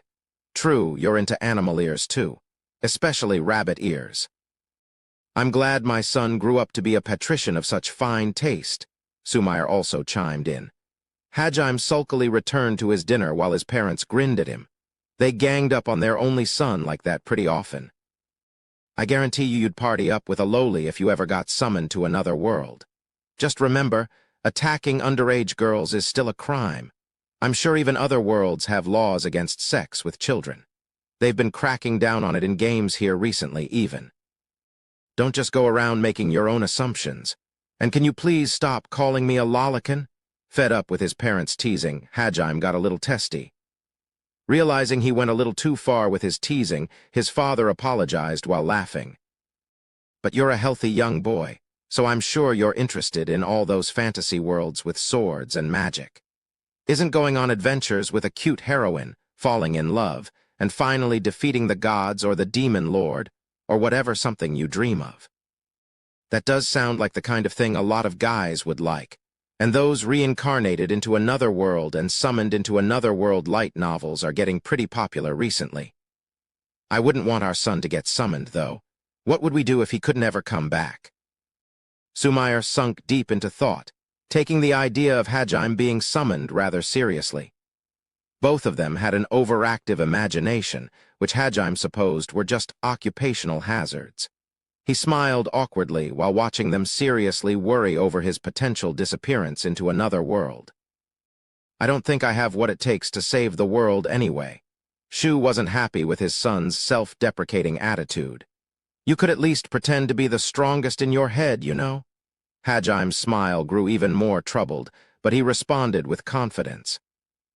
I'm sure all I'd be capable of is making it back home, and if I found someone important to me, I'd probably just bring them back too. I might not be able to save the world, but I'd definitely come back. His parents suddenly brought their heads together. He shrugged his shoulders to hide his embarrassment before continuing. Besides, I only like other worlds when they stay inside books and games. For once, his parents didn't bully him and simply smiled kindly. That's right. Staying safe is more important than saving the world. But if you were strong enough to save it on your way back, you might as well, right? Maybe I should make a game that has a protagonist like that. Oh, that does sound like a good idea. There's a kind of surreal aspect to it when the protagonist's only interested in going home, but he beats the demon lord and the gods and all that along the way. Their creative urges got the better of them, and their conversation turned toward how they could use this idea in their works. While he might sometimes lament that his parents only ever thought about their hobby jobs, he too was their son, and started contributing ideas of his own to their discussion. That was just another day at the Nagumo household. With a faint groan, Shu opened his eyes and looked up at the moonlight streaming through the window. What's wrong, dear?